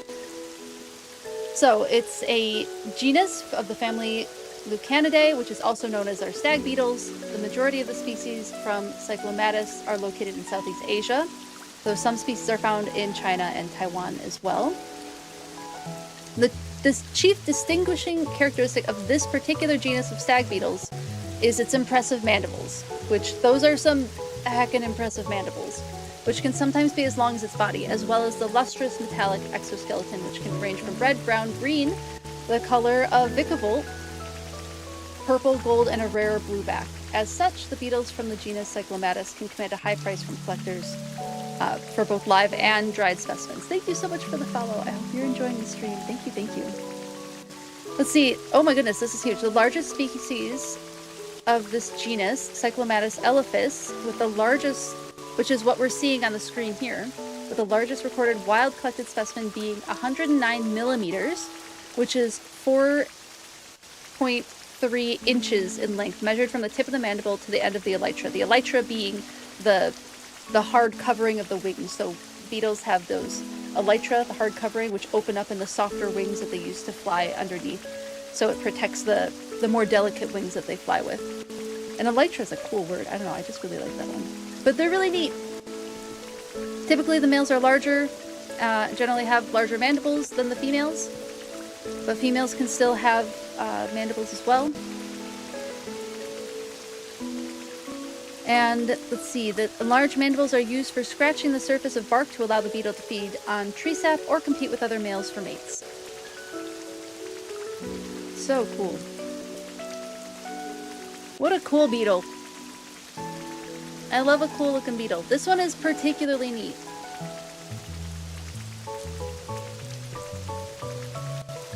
Yeah, that's cool. That's Vicavolt. I think it's a pretty close match.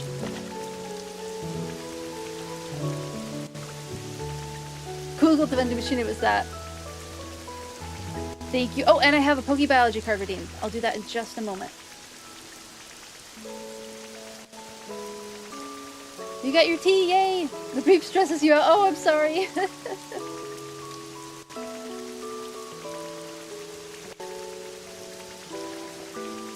Work is over, yay! Thanks for hanging out, Risky Ivy. I appreciate having you in chat. Thank you, thank you. Have a great rest of your day. In Japan, they farm them, potentially. That was your favorite animal when you were young? Oh, that's cool. Work is over for you. Okay, mandible. Yeah, mandible is also the movable part of your jaw. Yes. The beetles have like a sideways opening mandible, but this is also considered the mandible of humans. Why are men always bigger and physically stronger? Okay, so here's the thing. With many of these species where the male having the bigger proportions, the showier feathers, those take more resources and put them in more danger.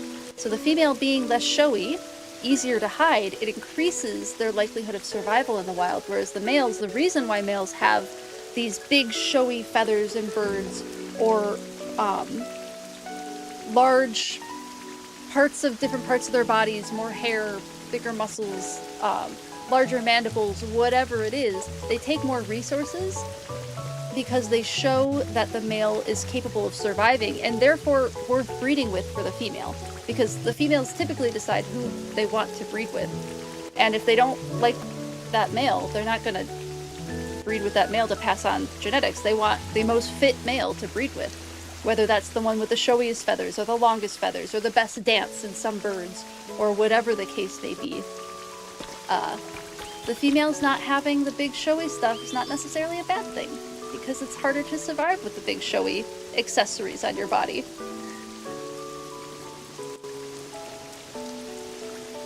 Mating behaviors of birds are very fun. Yes, slay queens, you're prepared. Sexual dimorphism, correct, C. Yes, that is sexual dimorphism.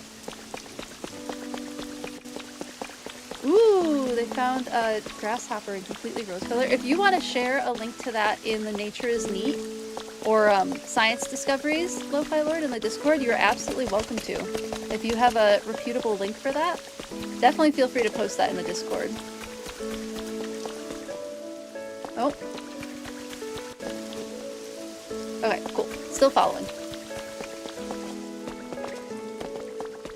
It's in German? That's okay. If it has like the species name, it's something we can look up.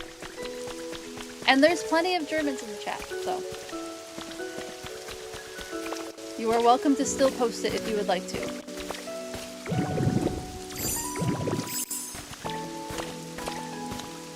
Okay, I think I do need to go into Magnemite Rise mode.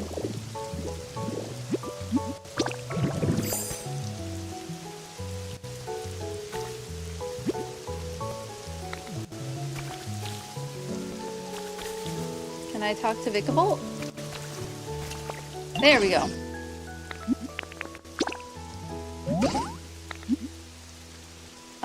There's several flowers, several places. We'll do the breezy bed because they like breezes. Some of them eat the male species after mating. Yes, it's true. Yeah, some spiders do that. I know with anglerfish, the males completely dissolve, and it's just their gonads left. They attach their gonads. They attach to the female, and their body dissolves, but their gonads are left. You got your tea! Yay! Funny the comments are. Pokemon fans calling it a shiny. That's hilarious. I love that. Alright, we got our beetle moved in. Cool. It's coming along. Slowly but surely, it's coming along.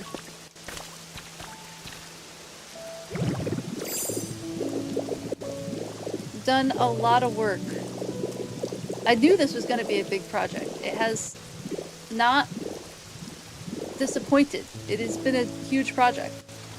Yeah, I love this area that I made for Ariados. You know, I have more, I wanted to put more spider webs over here. Let's throw a couple more spider webs over here for Ariados.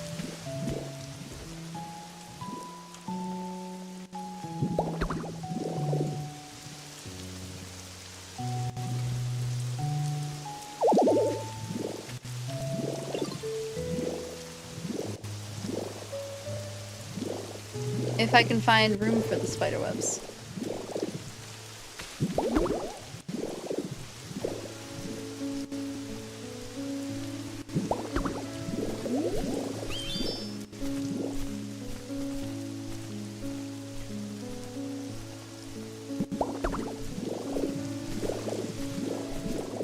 Just, you know. I feel like Ariados will appreciate having some more spider webs around. Although I do think I've cluttered the space up so much that there's not a ton of room for spider webs. That's alright. I think just the couple extra is helping it feel more spidery. Yeah. And then this area, the learning center where Chatot lives. Eventually do more with that river area. Yeah, this area is so cute. I love this little learning center. Classroom. Oh, do I have a follower? No, I don't. Okay. Go upstairs to this other classroom. I want to put posters here instead of the frames. Although the frames are cute, I think a poster would look nicer. Oh my goodness. Oh, I'm so glad I came up here. Look at how nice it looks from this view now. The last time we looked at it, it looked so barren. Look at how nice it looks now.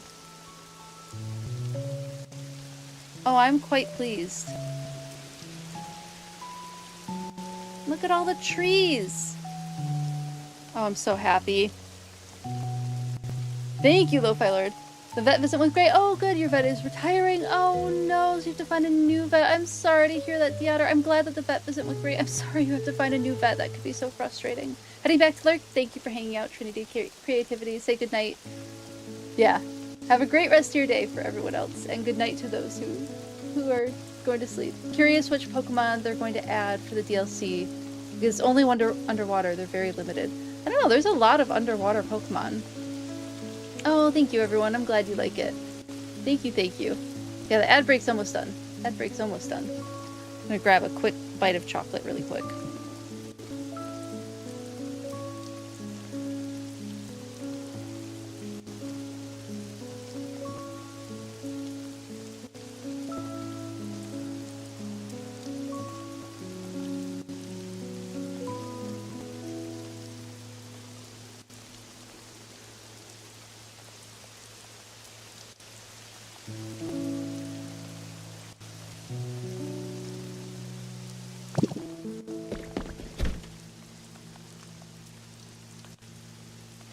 One of your cats needs more checkups. Yeah, that's... I forget, yeah, some offices aren't taking new patients. Fingers crossed that you can find a new office. I wonder if like referrals work the same way with vet offices as it do with like human if you can get like a recommendation or a referral from someone. That might be an option. Welcome back, Vincent. Thank you for hanging out through the ads, everyone. I appreciate it so much. Thank you, thank you. We're curious what Pokemon they're going to add for the DLC because it's only underwater. They're very limited. There are a lot of underwater Pokemon, though. So I wonder if it'll be some more of the amphibious Pokemon that can go on land. One of my predictions is, one of my hopes would be the Staryu and Starmie line. I'm kind of hoping to see them. Mudkip, I feel like, is an option. Oh, Octillery and Remoraid would be really cool. I hope we get more fish Pokemon. Octillery and Remoraid would be really cool.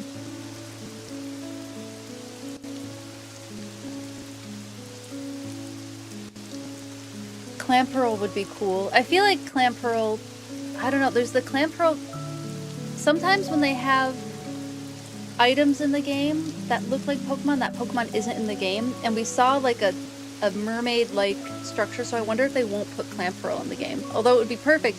Thank you so much for subscribing, Aisu. Thank you, I really appreciate it. Really, really appreciate it. Thank you so much. I don't know why my subscribe thing didn't go off. Hold on. I have a fun thing for that. Oh, because I made it for a gift sub, not for subs. We'll do it anyway. We'll do the elk bugle call. That's what an elk sounds like. American elk. With PT. American elk.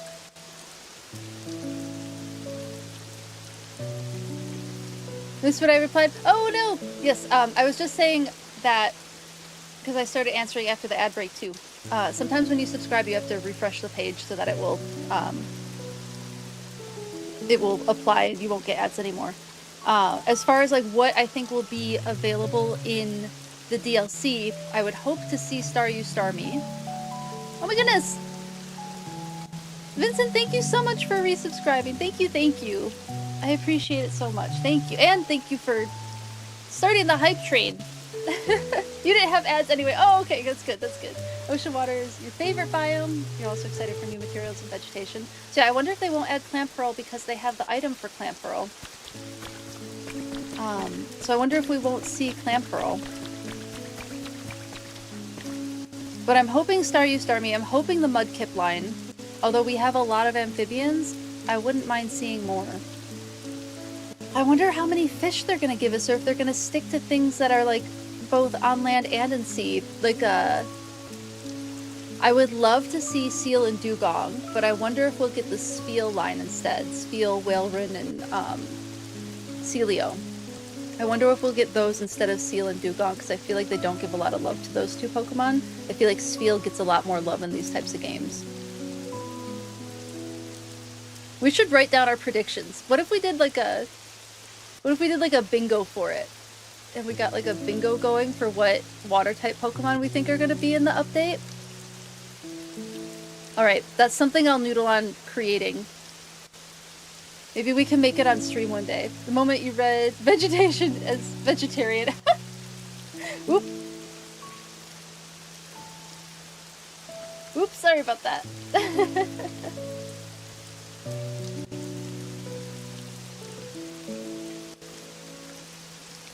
Enton, but it won't go into the water. Oh, Psyduck. We already have Psyduck. Zelda can help with bingo cards. That's true. I'll chat with Zelda about that for sure. I'll definitely chat with Zelda about that. Okay, anything else that I want to do before wrapping up? I'm not quite feeling like wrapping up yet, but it is 6 and I do have a performance tomorrow. Let's see. Oh, some of you had wanted to see what I did in Rocky Ridges, right? I can show you the habitats that I made in Rocky Ridges. Let's do a little habitat tour before wrapping up. I haven't been to some of these in a while. You're new here. Oh, hello. Love what you've seen with Pokopia builds. Have I worked on any other areas yet? Yes, yeah. I'm actually just about to show Rocky Ridges. I've done a ton Withered Wasteland. I've done a ton in Rocky Ridges. Oh, not a ton. I've done a few in Rocky Ridges and a bunch in Bleak Beach. Done almost nothing in Sparkling Skylands. Or Pallet Town. I haven't done anything there. But welcome in, clever girl. I'm glad that you're enjoying it. Thank you. Yeah, Psyduck we already have in the game. Alright, Everybody else, what are your hopes for the DLC? What are you hoping to see in the DLC?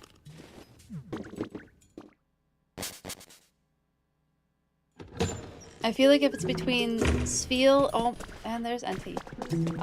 If it's between Spheal and Seal, I think we'll see Spheal. Oshawott, well, we know Oshawott's gonna be in it, right? Wait, was Oshawott in the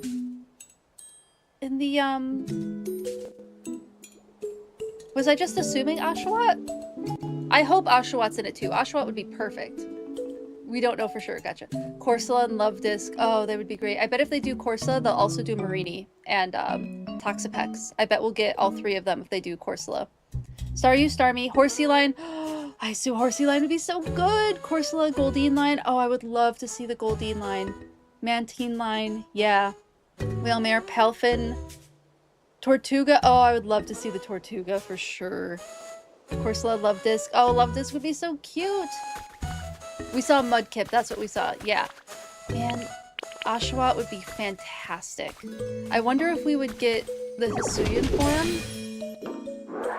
as well as the regular form. I mean, have they done more than one form for any Pokemon? Because they have the Paldean Wooper, but we don't have regular Wooper. Do we think they'll do both forms? Or just kind of leave it with the one form and not do both. Alright, so here is my not super interesting Rocky Ridges. A lot of this is still very much... we're not worried about it at the moment. But one of my first big builds was to do the restaurant for Chef Dente. So the idea of this restaurant is there's options for all sorts of different types of Pokemon to be able to enjoy and eat. There's water Pokemon area. There's flying type Pokemon area up here. Some flying type tables. Some of our larger Pokemon can eat over here. So that was the idea behind this restaurant, is it's made for different types of Pokemon. And then I did actually decorate Chef Dente's house. I think I did that off stream. Oh my goodness, no, so I didn't do the Pokemon card. Let me do the Pokemon card right now. Let me do it. Sorry about that. We're getting so chatty, I'm forgetting. My apologies, yeah. Let's do that. Let's see, we have our next card. Snorlax! Snorlax is one of those kind of inspired by bears. Actually, I think Snorlax is specifically inspired by bears that are hibernating. However, it's been kind of like discussed that bears don't truly hibernate. They go into torpor, which is more of a deep sleep, but they do come out of it at times, even during the winter.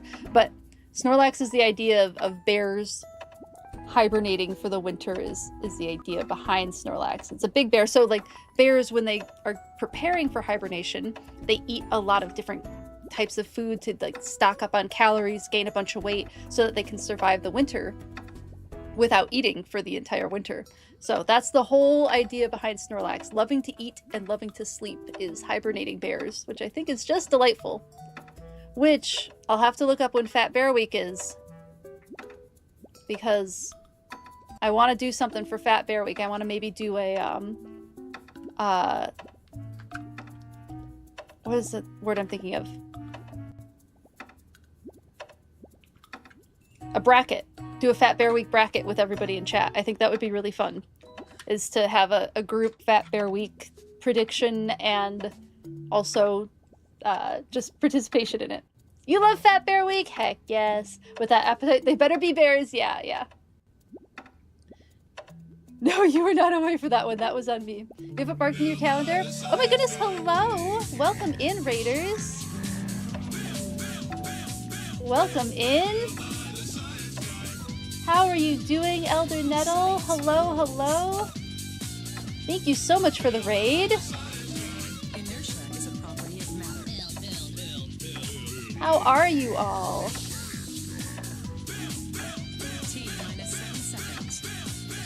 An Elder raid!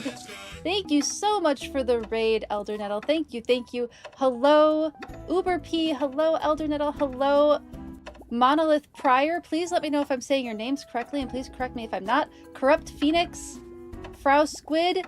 Thank you all for hanging out. Hello, hello, welcome in. If you are new here, hello, my name is Dewfeathers. I'm a former wildlife research biologist, and I play games inspired by nature, a lot of Pokemon right now, and talk about animals and animal behavior, which is what my degree is in, biology, nature, all sorts of stuff like that. So I hope you enjoy your time here. While you're here, please feel free to raid and run if you need to. Take care of yourself after your stream, get some after stream self-care. Please do that if needed.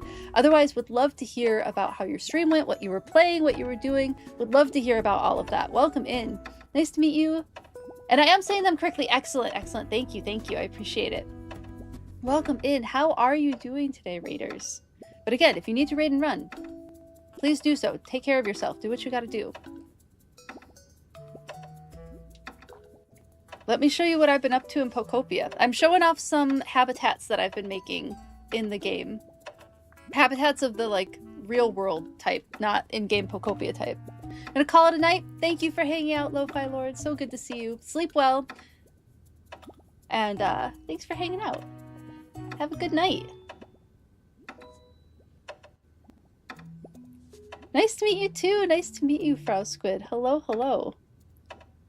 Let me show you what I've been up to. Stream was good. It was your first day back streaming after months because of a disability. Oh, that's fantastic that you're back to streaming again. You played Slay the Spire 2. And it was great, and you love your sweet friends for welcoming me back. Oh, that's amazing. Oh, that's so lovely. Well, I'm glad that you're able to be back to streaming. I hope that you are feeling better after months of not being able to. And welcome in. I hope that you have a good time here. Please take care of yourself if you need to rest after stream. Don't feel like you have to stay in chat either. Would love it if you could and you wanted to hang out, but please do what you have to do to take care of yourself. You've been following for a bit. Oh, you lurk while you do things. Well, thank you so much for hanging out and for chatting and for bringing your community here. I really appreciate you bringing your community here. It means a lot. I'm glad that it's a space you wanted to bring them to. But thank you for hanging out. Yes, please enjoy your lurk. Please enjoy your lurk. Take care of yourself and get lots of good rest. Man, when I decorated Chef Dente's house, it felt like I'd done so much. This looks so empty. And I thought it was so cluttered. So yeah, I haven't clearly done a lot in the houses. So eventually we'll do that. Gave people opinion, they were like, biologist! Oh, fun! That's really fun. Well, thank you to your community for wanting to be here. I really appreciate it. That's awesome. I'm glad it was exciting. So, one of my builds, probably... I don't know if this is my cutest build in this area or not. I like the bat build, though. This is where I put all 3 of the bats, but I do think Golbat is going to come back to Bleak Beach with us after I've done a little bit more. But I do like this little bat cave.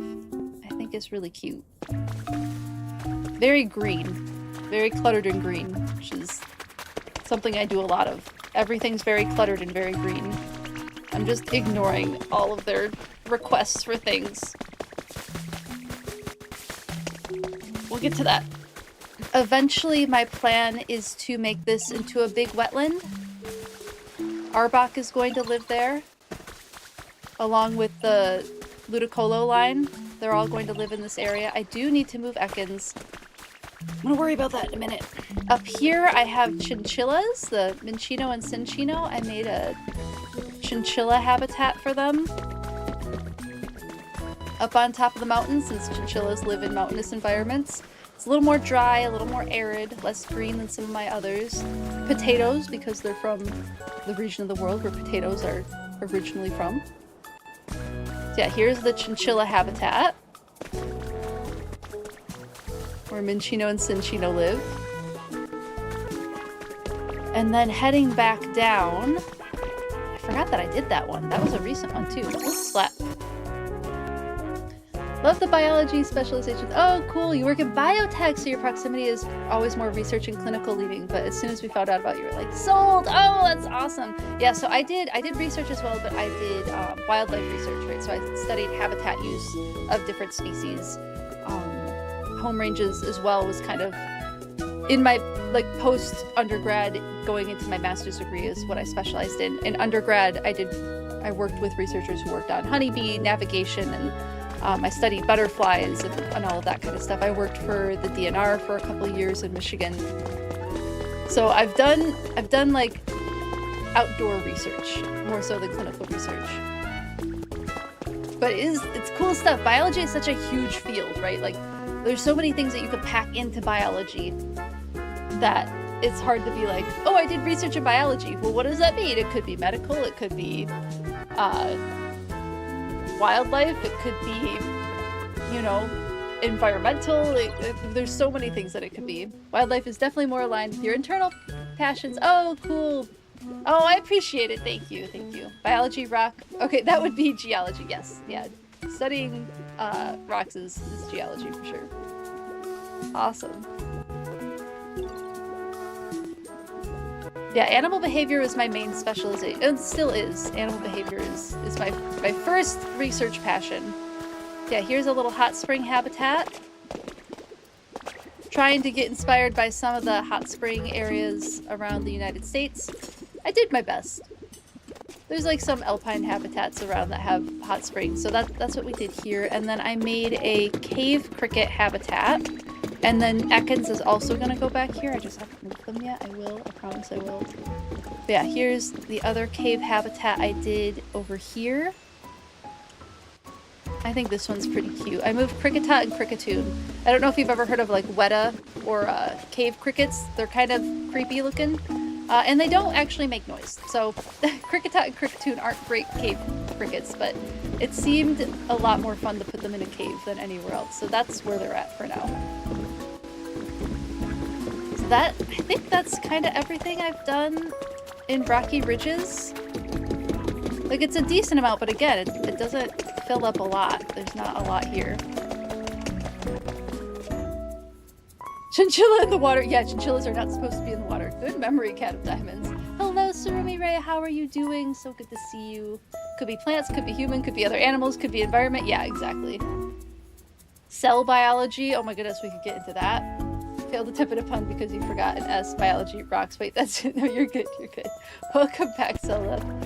Just doing a cute little tour of everything that I've made in Rocky Ridges. We can go back to Bleak Beach and show you all what I was working on there. I'm kind of like not finishing stream because I'm not quite ready to be done yet. I should probably start getting ready to wrap up soon, but I'm not ready to yet. I'm having fun with you all. Let's go back to Bleak Beach and I'll show you all what's happening at Bleak Beach. I have a performance tomorrow, which is why I should probably be wrapping up, but we'll get there. Keep going? Okay, Z says keep going, so I'll keep going for a while. Welcome back, Zelda. Sushi for dinner? Yes. Yeah, absolutely. That sounds delightful. Yeah, that's perfect. I would love sushi for dinner. Hello, welcome in. Saw Instagram and immediately came over. Oh my goodness, thank you so much, Jenna the Human. I appreciate it. Thank you so much for the follow. You're a biologist who's obsessed with Pokopia. Yes, what kind of biologist are you? Would love to hear about what you do. I was a wildlife biologist for many years. I did a lot of wildlife biology research. You're in the middle of writing an intense scene? Okay, you're good. Good. You can add a Withered Wasteland habitat tour request. Yeah, I could do that. I've only seen the title zone because that's how I found you. Okay, yeah, we'll go to Withered Wasteland too. We'll end in Withered Wastelands. How about that? Yes, more biologists. Always the best. Thank you so much for the follow. I'm glad that you came over. So yeah, this area I have not done anything with in Bleak Beach. We're just gonna keep running this way to where I have done some things, some of my smaller builds. The Clodsire build that I did, oh my goodness, I had so much fun making the puppy habitat. For Clodsire and Whooper. Just lots of things in the water. One of my favorite things to do is just put stuff in the water. And I am, like, one of the things I try to do is keep, like, if it's from Bleak Beach, I try to have the flowers from Bleak Beach stay in Bleak Beach. So I don't want invasive species, because I studied invasive species for a bit, and I don't want to have that in my game. Used to be an environmental scientist. Oh, cool, which is biology adjacent. I would consider that under biology. You have a lot of biologist friends, and you used to joke that you're half biologist also because of passion. Molecular biologist, oh cool, don't know much about animals, but you know a lot about cells and DNA. We were just talking about how big of a field biology is. That's super cool. I love that. I've only ever done like, I worked on a study, again, this is a habitat use study that I was doing. Actually, no, it was a home range study. I wasn't doing anything with habitat, I was looking for home ranges. And I did that by picking up deer poop in a suburban, so it's a suburban deer study. We were swabbing the poop for DNA, and that's about as close as I've gotten to any sort of like molecular biology. And I know that's genetics, it's not molecular biology, which is a different field entirely as well. But that's about as close as I've gotten to it. Oh my goodness, you have to go to sleep. Aisu, it's okay. Get some rest. You've already seen everything that I'll be showing everyone. Get some sleep. Sleep well. Thank you so much for hanging out today, Aisu. Get rest. That is very late. Have a great rest of your evening. Have a great weekend as well. Sleep well.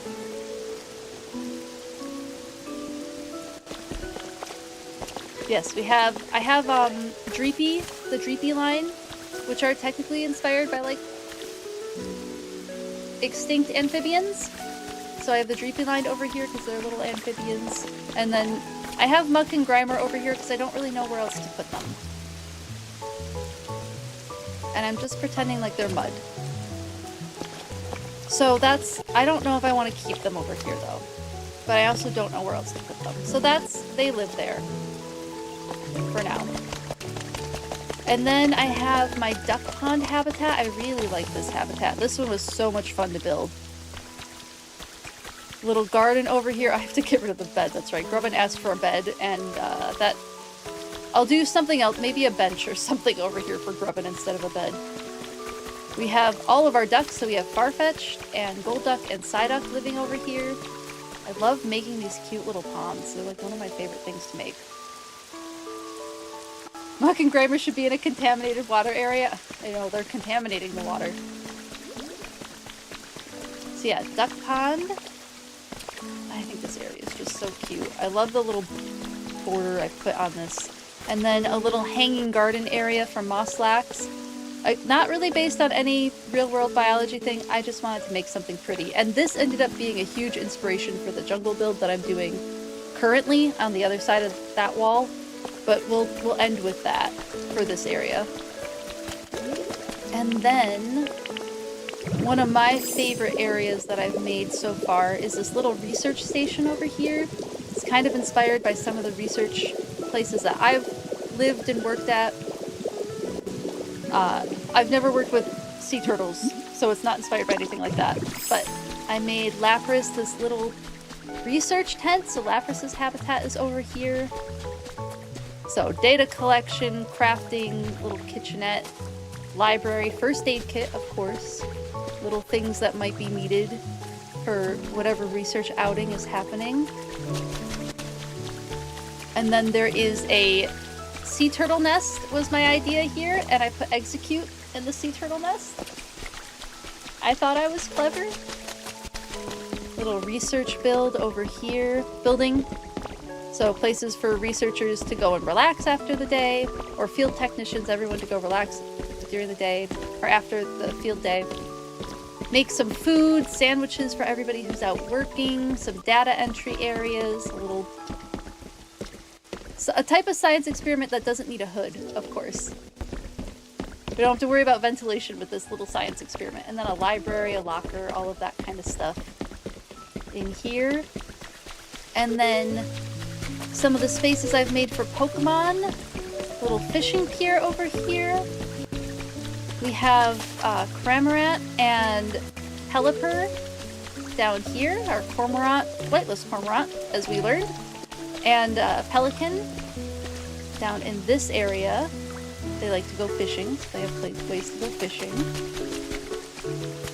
Then we'll go back up over to this area where we have our storm petrel, which I guess live in puffin type habitat. So the whole idea behind this hill was to look like puffin habitat. And that's where I put the storm petrel, which is Wattrel. Oh, and there's Wattrel there. Cute. I have Wingle over here as our seagull. Nice elevated area. And then I haven't finished this area. It eventually will come back to it.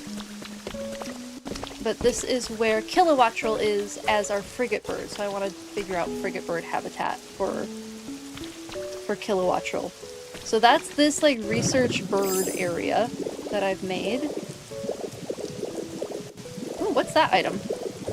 I don't know that I've ever seen this cave before. We're just gonna hop in here really quick, and then we'll go to the other area that I'm supposed to be going to.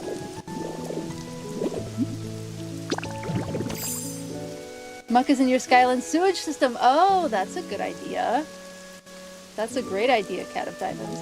So cool you feel the same about wildlife, environmental microbiologists. It's amazing what you knew about real animals that Pokemon were based on. So knowledgeable. Oh, I appreciate it. Yeah, my undergrad degree is in zoology. So I've studied a lot of animals. I don't know every animal that exists, but I know enough of them that I can figure out something about an animal if I don't know much about it. Fun little area. Although, considering the story of Pokopia, maybe not so fun. And then there's my jungle that I've been working on. So this is kind of like a tropical rainforest jungle-inspired area that's still in progress. So the walls are almost done completely. But I have Ariados as our orb weaver spider over here.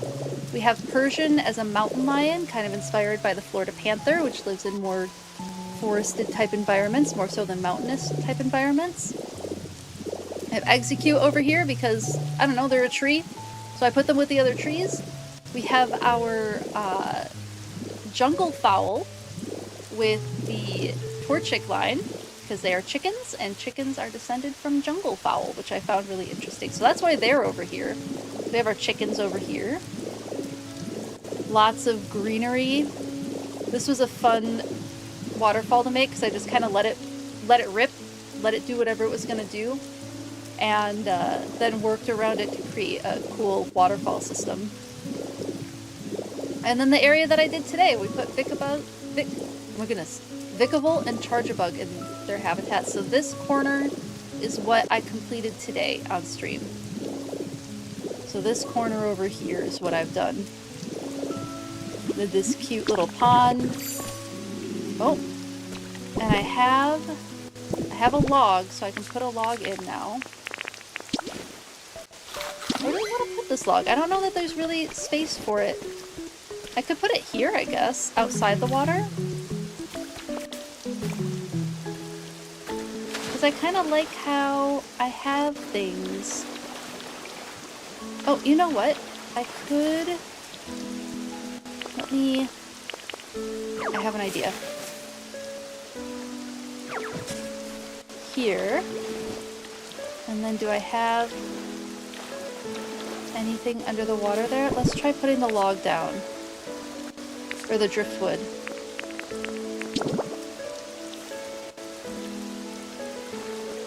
Right, there's something there then. What did I put there?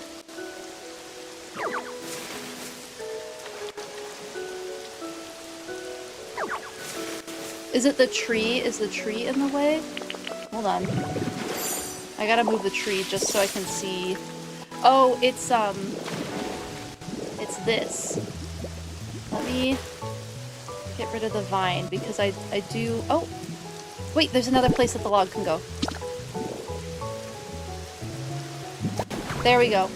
And then that should peek out from underneath the tree. There, now the log is in. Cute! Well cluttered. Perfectly cluttered. That's how I like my ponds and all my decorating. So this was most of it, and then I made this cute little stairway which doesn't have steps yet. But I thought the moss was just so... I've been wanting a walkway where you can just run on moss. So this will lead over to Raiku's temple when I finally get working on Raiku's temple. So that'll be another stream, is Raiku's temple, which is where the path will lead to. And then kind of the final thing for this area is this little learning center. Detritus, yes, exactly. The sand home with the blue roof is your favorite. I know, it's such a cute looking house. Such a good looking house. Used to specialize in biological remediation and soil contamination. Oh, interesting, which includes DNA analysis of everything, so Euphilia. That's really cool, Empress Lisanne. That's really a neat career. Yeah, I have a friend who does consulting. I have a friend who's a biological engineer. No, what does he do? He does engineering and something with like habitat engineering type stuff. He like consults with companies on it. And then I have another friend who does, is she consulting or not? I'd have to ask, but I know she does a lot of surveys of areas that companies want to build on to make sure there's not like endangered species or anything there. So yeah, this little learning center, kind of a yeah, learning center, nature center kind of combination. So this is where Chatot lives. Chatot will give tours throughout our rainforest jungle. It's where people can come learn about things. We have a clean energy little exhibit over here. And then up the steps, some like history of the area type exhibit. And then this classroom, which I just think is so cute. And this, I love being able to look out this window and see all the trees. It just looks so cool. Yeah, the round shape is really cute. How's the Professor Lapras? We were just over there, Shiny Pidgey. Professor Lapras is doing fantastic. Thank you for letting me know, Zelda. Thank you for letting me know. I'm glad you like them. I'm glad you like them. Yeah, it's been a lot of fun making all this stuff. Oh, that's right. We still have to go to Withered Wastelands and check out my builds of Withered Wastelands. A thing to remember with Withered Wastelands is that's where I started these builds. Some of them are pretty cluttered like this. Not all of them are, though. Some of them are like the early builds that I did that I haven't upgraded, but I kind of like them. I think I'll add like stuff around the edges, but I kind of want to leave them as is, you know? It says like a reminder of where it all began with all of this decorating. But yeah, you can see I use mostly plants. Not a lot of other types of blocks. So like building the temple will be cool because it'll get me building other blocks. I want to improve Persian's habitat too a little bit. I want to make more up there for them. Oh, I'm just so delighted at how full this feels. There's not really a barren wall anymore besides like this little area, and that's going to take no time at all to fill in. Shiny Pidgey, I answered. Lapras is doing good. Lapras is good. We were over there a little bit earlier, but the Lapras area is doing fantastic. Still doing research on sea turtle eggs. Let's head back to Withered Wasteland. And I can show off those areas. Let me know if you have questions, by the way. Like anything. If you want me to like go back and look at something a little closer, you are more than welcome to. And then if anybody would like to, since I know we've had quite a few new followers today, I'm going to throw the Discord link. If you would like to join the Discord, I would love to have you in the Discord. But absolutely no pressure to join. But would love to have you there if you would like to be there.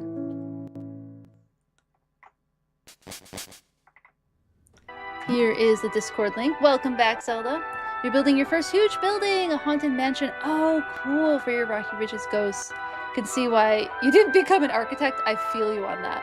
We do actually have a an engineer who does like architectural type stuff in the chat sometimes, and it's fun being able to pick his brain on ideas. I love hearing about everybody's specialties. Not just biological ones, everybody's specialties. I think there's so much that we can learn from all different types of careers. I think it's really fun to learn that kind of stuff. Cool, new print. I know everybody's in a pickle, but we're just gonna ignore that for now. So here we have kind of my beach area of Withered Wastelands. I have my, so like if you've seen ecology textbooks, they talk about succession of like habitat succession, that concept. So this habitat is, or this build is inspired by that kind of figure that you would see in textbooks on succession. So starting with like mosses and lichens on rocks, which break down the rocks, and then we get into, now we have some dirt that other plants can grow on, but there's not a lot of speciation yet. As we get further away from the water, or further away in time to whatever made it go back to only rock, now we have some more grasses, some different species of flowers, we're getting some shrubs. Now shrubs are able to form, we're getting more and more different species of flowers and shrubs, and then kind of getting into a forest environment. And then within this forest environment, I've put the Charizard line because fire is a huge part of ecological management and like keeping habitats the way that they are. So like the Charizard line is kind of this concept of prescribed burns or natural wildfires and how they affect landscapes. So that's why the Charizard line is over here. Yeah, ecological succession is this whole concept for this area. And then over here, I have my sea slug build and a cute little restaurant area, of course. So this is where the sea slugs live. Oh, it's gonna look so cute at night with all the mushrooms lit. So I have Goodra, and I have both Gastrodon and Shellos lines in here, both the eastern and western. So we have our sea slugs over here. But the idea was a tide pool, making a little tide pool for them. This is probably, besides maybe the chickens, I think this is my most cluttered area. They look so cute! Tides! You're having difficulties! Am I adding more to the greenhouse? I don't know if I'll do that yet, Shiny Pidgey. We'll see. We're gonna go look at the greenhouse. Eventually, maybe. Yeah, I flooded the house. Because they live in the water. So I figured they would like having water in their house. It doesn't flood the inside of the house. The inside of the house is still dry. And you do have to build it dry and then add water after the house is built. But once the house is finished building, you can flood it. You can put it underwater, I bet, if you wanted. Fully underwater. I mean, we'll have to see what the update, right? What the update's gonna bring. Yeah, we'll get there. We'll get to the greenhouse. We're making our way over there. So yeah, this is my sea slug build. This was such a fun one. I enjoyed putting all the clutter down. I cannot use vacuum mode in this area because I will destroy much of my decorating. So yeah, we have our sea slugs. Our nudibranch sea slugs. And then this way, let's go see Professor Tangrowth's lab.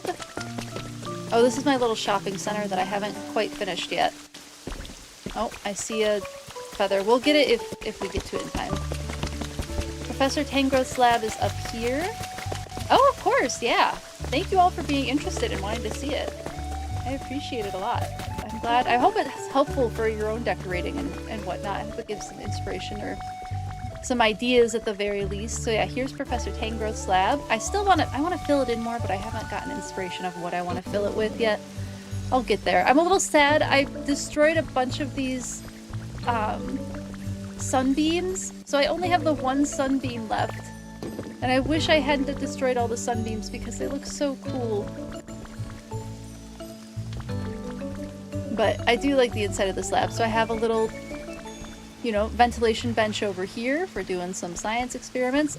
Of course, as is necessary in science labs, I have a shower for, you know, in case anything gets spilled. I have all the different grasses and the flowers from the different areas for study purposes, so like a little botany setup, little geology setup.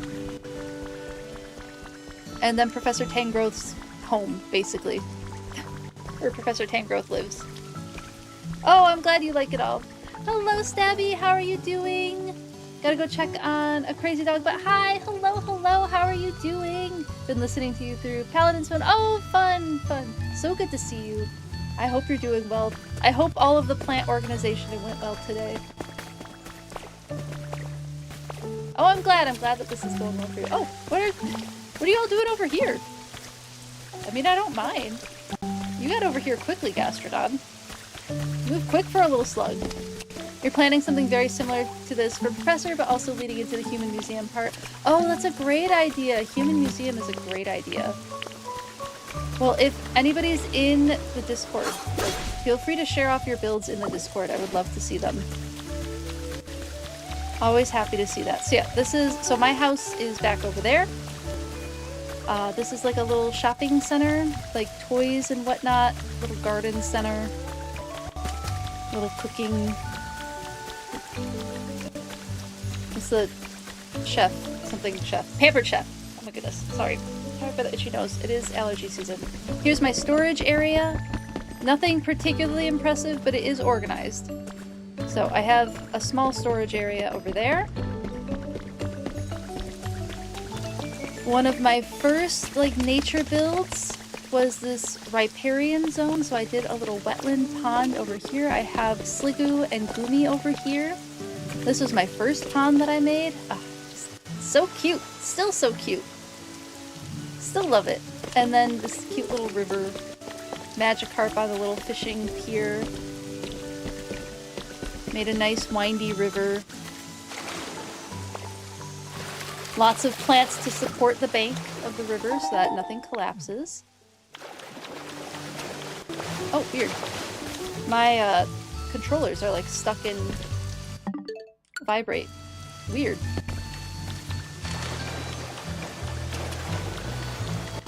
So then over here, I have the Squirtle line. Living near the river and some ponds. And then, now we're getting to the greenhouse. We're getting to the greenhouse that Shiny Pidgey was talking about. Here it is. Have I collected all the mysterious slabs? I have collected all the mysterious slabs. I do have them all. So here's the greenhouse. I'm quite pleased with it. I have a weird bug happening right now with my game where my controller is just vibrating constantly. And it won't stop. It's very strange. So yes, here is the greenhouse. It's kind of inspired by conservatories, like nature conservatories. So like Como Park Conservatory would be an example, or Belle Isle Conservatory in Detroit are kind of places where I drew inspiration from. So there's a wall of epiphytes, epi meaning on top of, phyte meaning plant, so plants that grow on top of things, sometimes other plants, sometimes rocks, whatever. And then I have a little vignette for the plants from each area. We have rocky ridges here. This is withered wastelands here. Cute little display back here. Nothing particularly special about it besides just being cute. Leak Beach. And then Sparkling Skylands is up here. I have a little educational thing on the different grasses from the different regions. And my rainbow wall of flowers that I think is really cute. So this is the greenhouse. I really like how it turned out. You have the Squirtle line in the same spot? Excellent. Yes, it's such a good spot for it. An upcoming project is a grassland area. So I'm going to be putting the Snivy line for like lizard and snake in a grassland area over here. That's the plan for here. I have my Bulbasaur Venusaur line over here. And then Girafarig and Farigiraf have their own area over here. So I have a little like savanna area, savanna grassland, shrubland for the Giraffe and Okafe Pokemon. And then I think there's one last area to go check out, and that is my forest biome, my little forest habitat. Let's head over there. Mew did join the game. Yes, I do have Mew in the game.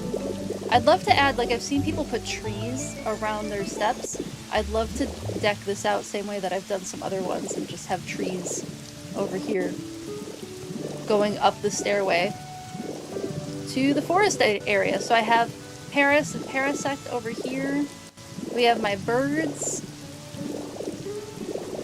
We have some carnivorous plants and or stinky plants, all of the above, with Vileplume, Rafflesia flower. Heracross is over here. And then I love the Noctowl habitat that I made up here. I made Noctowl like a treehouse. And I just love how it looks. So this is where Noctowl lives. And I think I covered everything. I think that's all of the builds. I'm pretty sure that's everything. Yeah, I think that's it. Oh, thank you everyone, I'm glad you like it. What's my plans for Pallet Town? Currently nothing. Pallet Town is overwhelming. Eventually I'll do something with Pallet Town. I don't know what or when right now. Yeah, of course, of course. Yeah, thanks for hanging out. I'm glad that you all like it. This is so weird that my controller is just... It's like stuck in rumble mode. Which is weird. Yeah. Like, won't exit rumble mode. Taking Pallet Town one island at a time? Yeah, so valid. I mean, there's like, what, 4 huge islands to do stuff with? There's just a lot happening in Pallet Town. It's a lot. So yeah, I think we went through pretty much all of the areas. Yeah, I have all my bees over there. I think Pokemon will eventually move around to different areas, but for now, this is where I have everybody. And I think it's fun. I think it's cute. Excedril and Drillbur. Oh, maybe they should move to Rocky Ridges. I don't know. They might be here too. We'll keep them here for now. I just have to decide where I want to put everyone. This planet we've Ooh! got is so packed with excitement. You're taking Pallet Town, starting with the first beach. Oh, which is your evolution bungalows. Oh, that's so cute. Meanwhile, you've mostly only built in Pallet, and you hardly touch the other areas. You know, everybody has the thing that works best for them, right? Some people really like the blank slate of Pallet Town, and they find that really helpful for building. I find it really overwhelming, but I think it's great that it is like a great blank slate for doing whatever it is that you want to do with the area. Okay, random animal fact. Let's see. Let's go with mole, because we were just looking at some of the mole Pokemon. There is a species of mole called the star-nosed mole, which is kind of a wild species that has these, like, its nose is truly shaped like a star. It has these, like, tentacle appendages on its nose that are super sensitive and allows them to detect scent and also movement when they're underground. It's a very, very sensitive organ on their body. It's really neat. And then moles, of course, have the big front claws for powerful digging through different areas.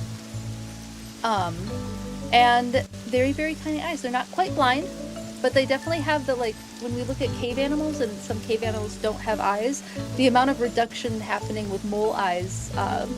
And I think there's some moles that don't. Let me just look this up. I want to make sure I'm getting this correct. Yeah, very inconspicuous small eyes, but they do have eyes. And I don't know if there's any moles without eyes. I think all moles do just have really tiny eyes. The star-nosed mole, the one I was just talking about, can detect, catch, and eat food faster than the human eye can follow, which is pretty cool. But yeah, moles are really neat species. Super cool stuff. Thank you for the random animal fact. Okay, I think I do need to start wrapping up. Also great for earthbending, those giant front legs. Yes, they are. You've moved most of your favorites over to Pallet Town. Ooh, fun! To live with you, so not all the lines will live together because you want them with you. Oh, that's so valid. That's so valid. I know, everybody's in a pickle. Everybody needs help. It's that event. The event is fun, but it is a lot. Let's, where do we want to do our send-off from? Maybe we'll do the send-off from the greenhouse. Just for funsies. There's also a naked mole rat. Yes, there is a naked mole rat. That's true. That's very true. You want all the lines complete and living together? I have some of them together and some of them separate. It kind of depends on how I want to do an area. Because we only have so many snakes in the game, right? We only have so many, like, frog-like Pokemon. So splitting up lines, I found, has made it easier to, like, fill in gaps in different types of habitats. But some lines I do keep together. You did Jirachi sales 6 times? Yeah, that's valid. It's valid. You can't break up the fam. That's totally valid. You know, do things how you want to do them in your game. It's totally valid to keep everybody together. I thought originally I was going to keep all of the lines together, but I'm kind of having fun splitting some of them up. So some of them stay together, and some of them are getting split up. It just kind of depends. on what I'm feeling like for that particular build. Okay. I am going to wrap up now because I'm starting to feel a little tired, but wrote out all the specialties by hand and mapped it out to make sure there's at least one in every area. That's super cool, Cat of Diamonds. That sounds fantastic. Ohana is family. Oh, thank you, everyone. I appreciate it. Just one more time in case anybody missed it. I'm going to throw the Discord link in there. Thank you for the raid message, Zelda. If you would like to join us on the raid that we'll be doing on Twitch, you can copy and paste that raid message into the chat of where we go. And transport, most of them are in... Oh, the SSN. Yeah. Valid. Well, thank you everyone for hanging out. I'm glad you all liked the builds. I'm glad that you had fun here. I appreciate... Again, this community is wonderful, and I appreciate you all so much. Thank you so much for hanging out with me again. This is just the best. I appreciate you all so much. Let me find somebody to raid. Who are we going to go to today? Let me see.